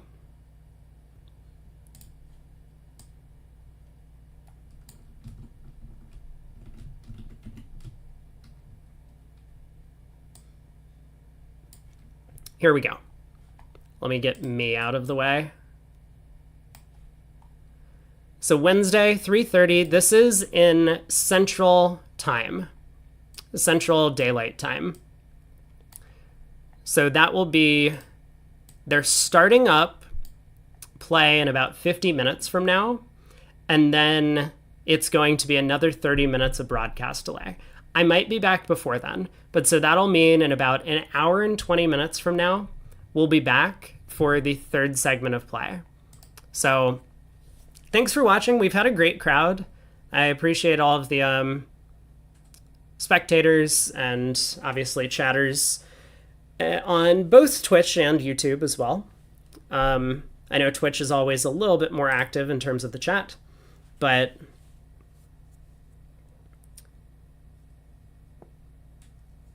oh, I'm sorry. I must have missed a YouTube chat somewhere along the way. Someone mentioned they don't like the bubbles for speaking.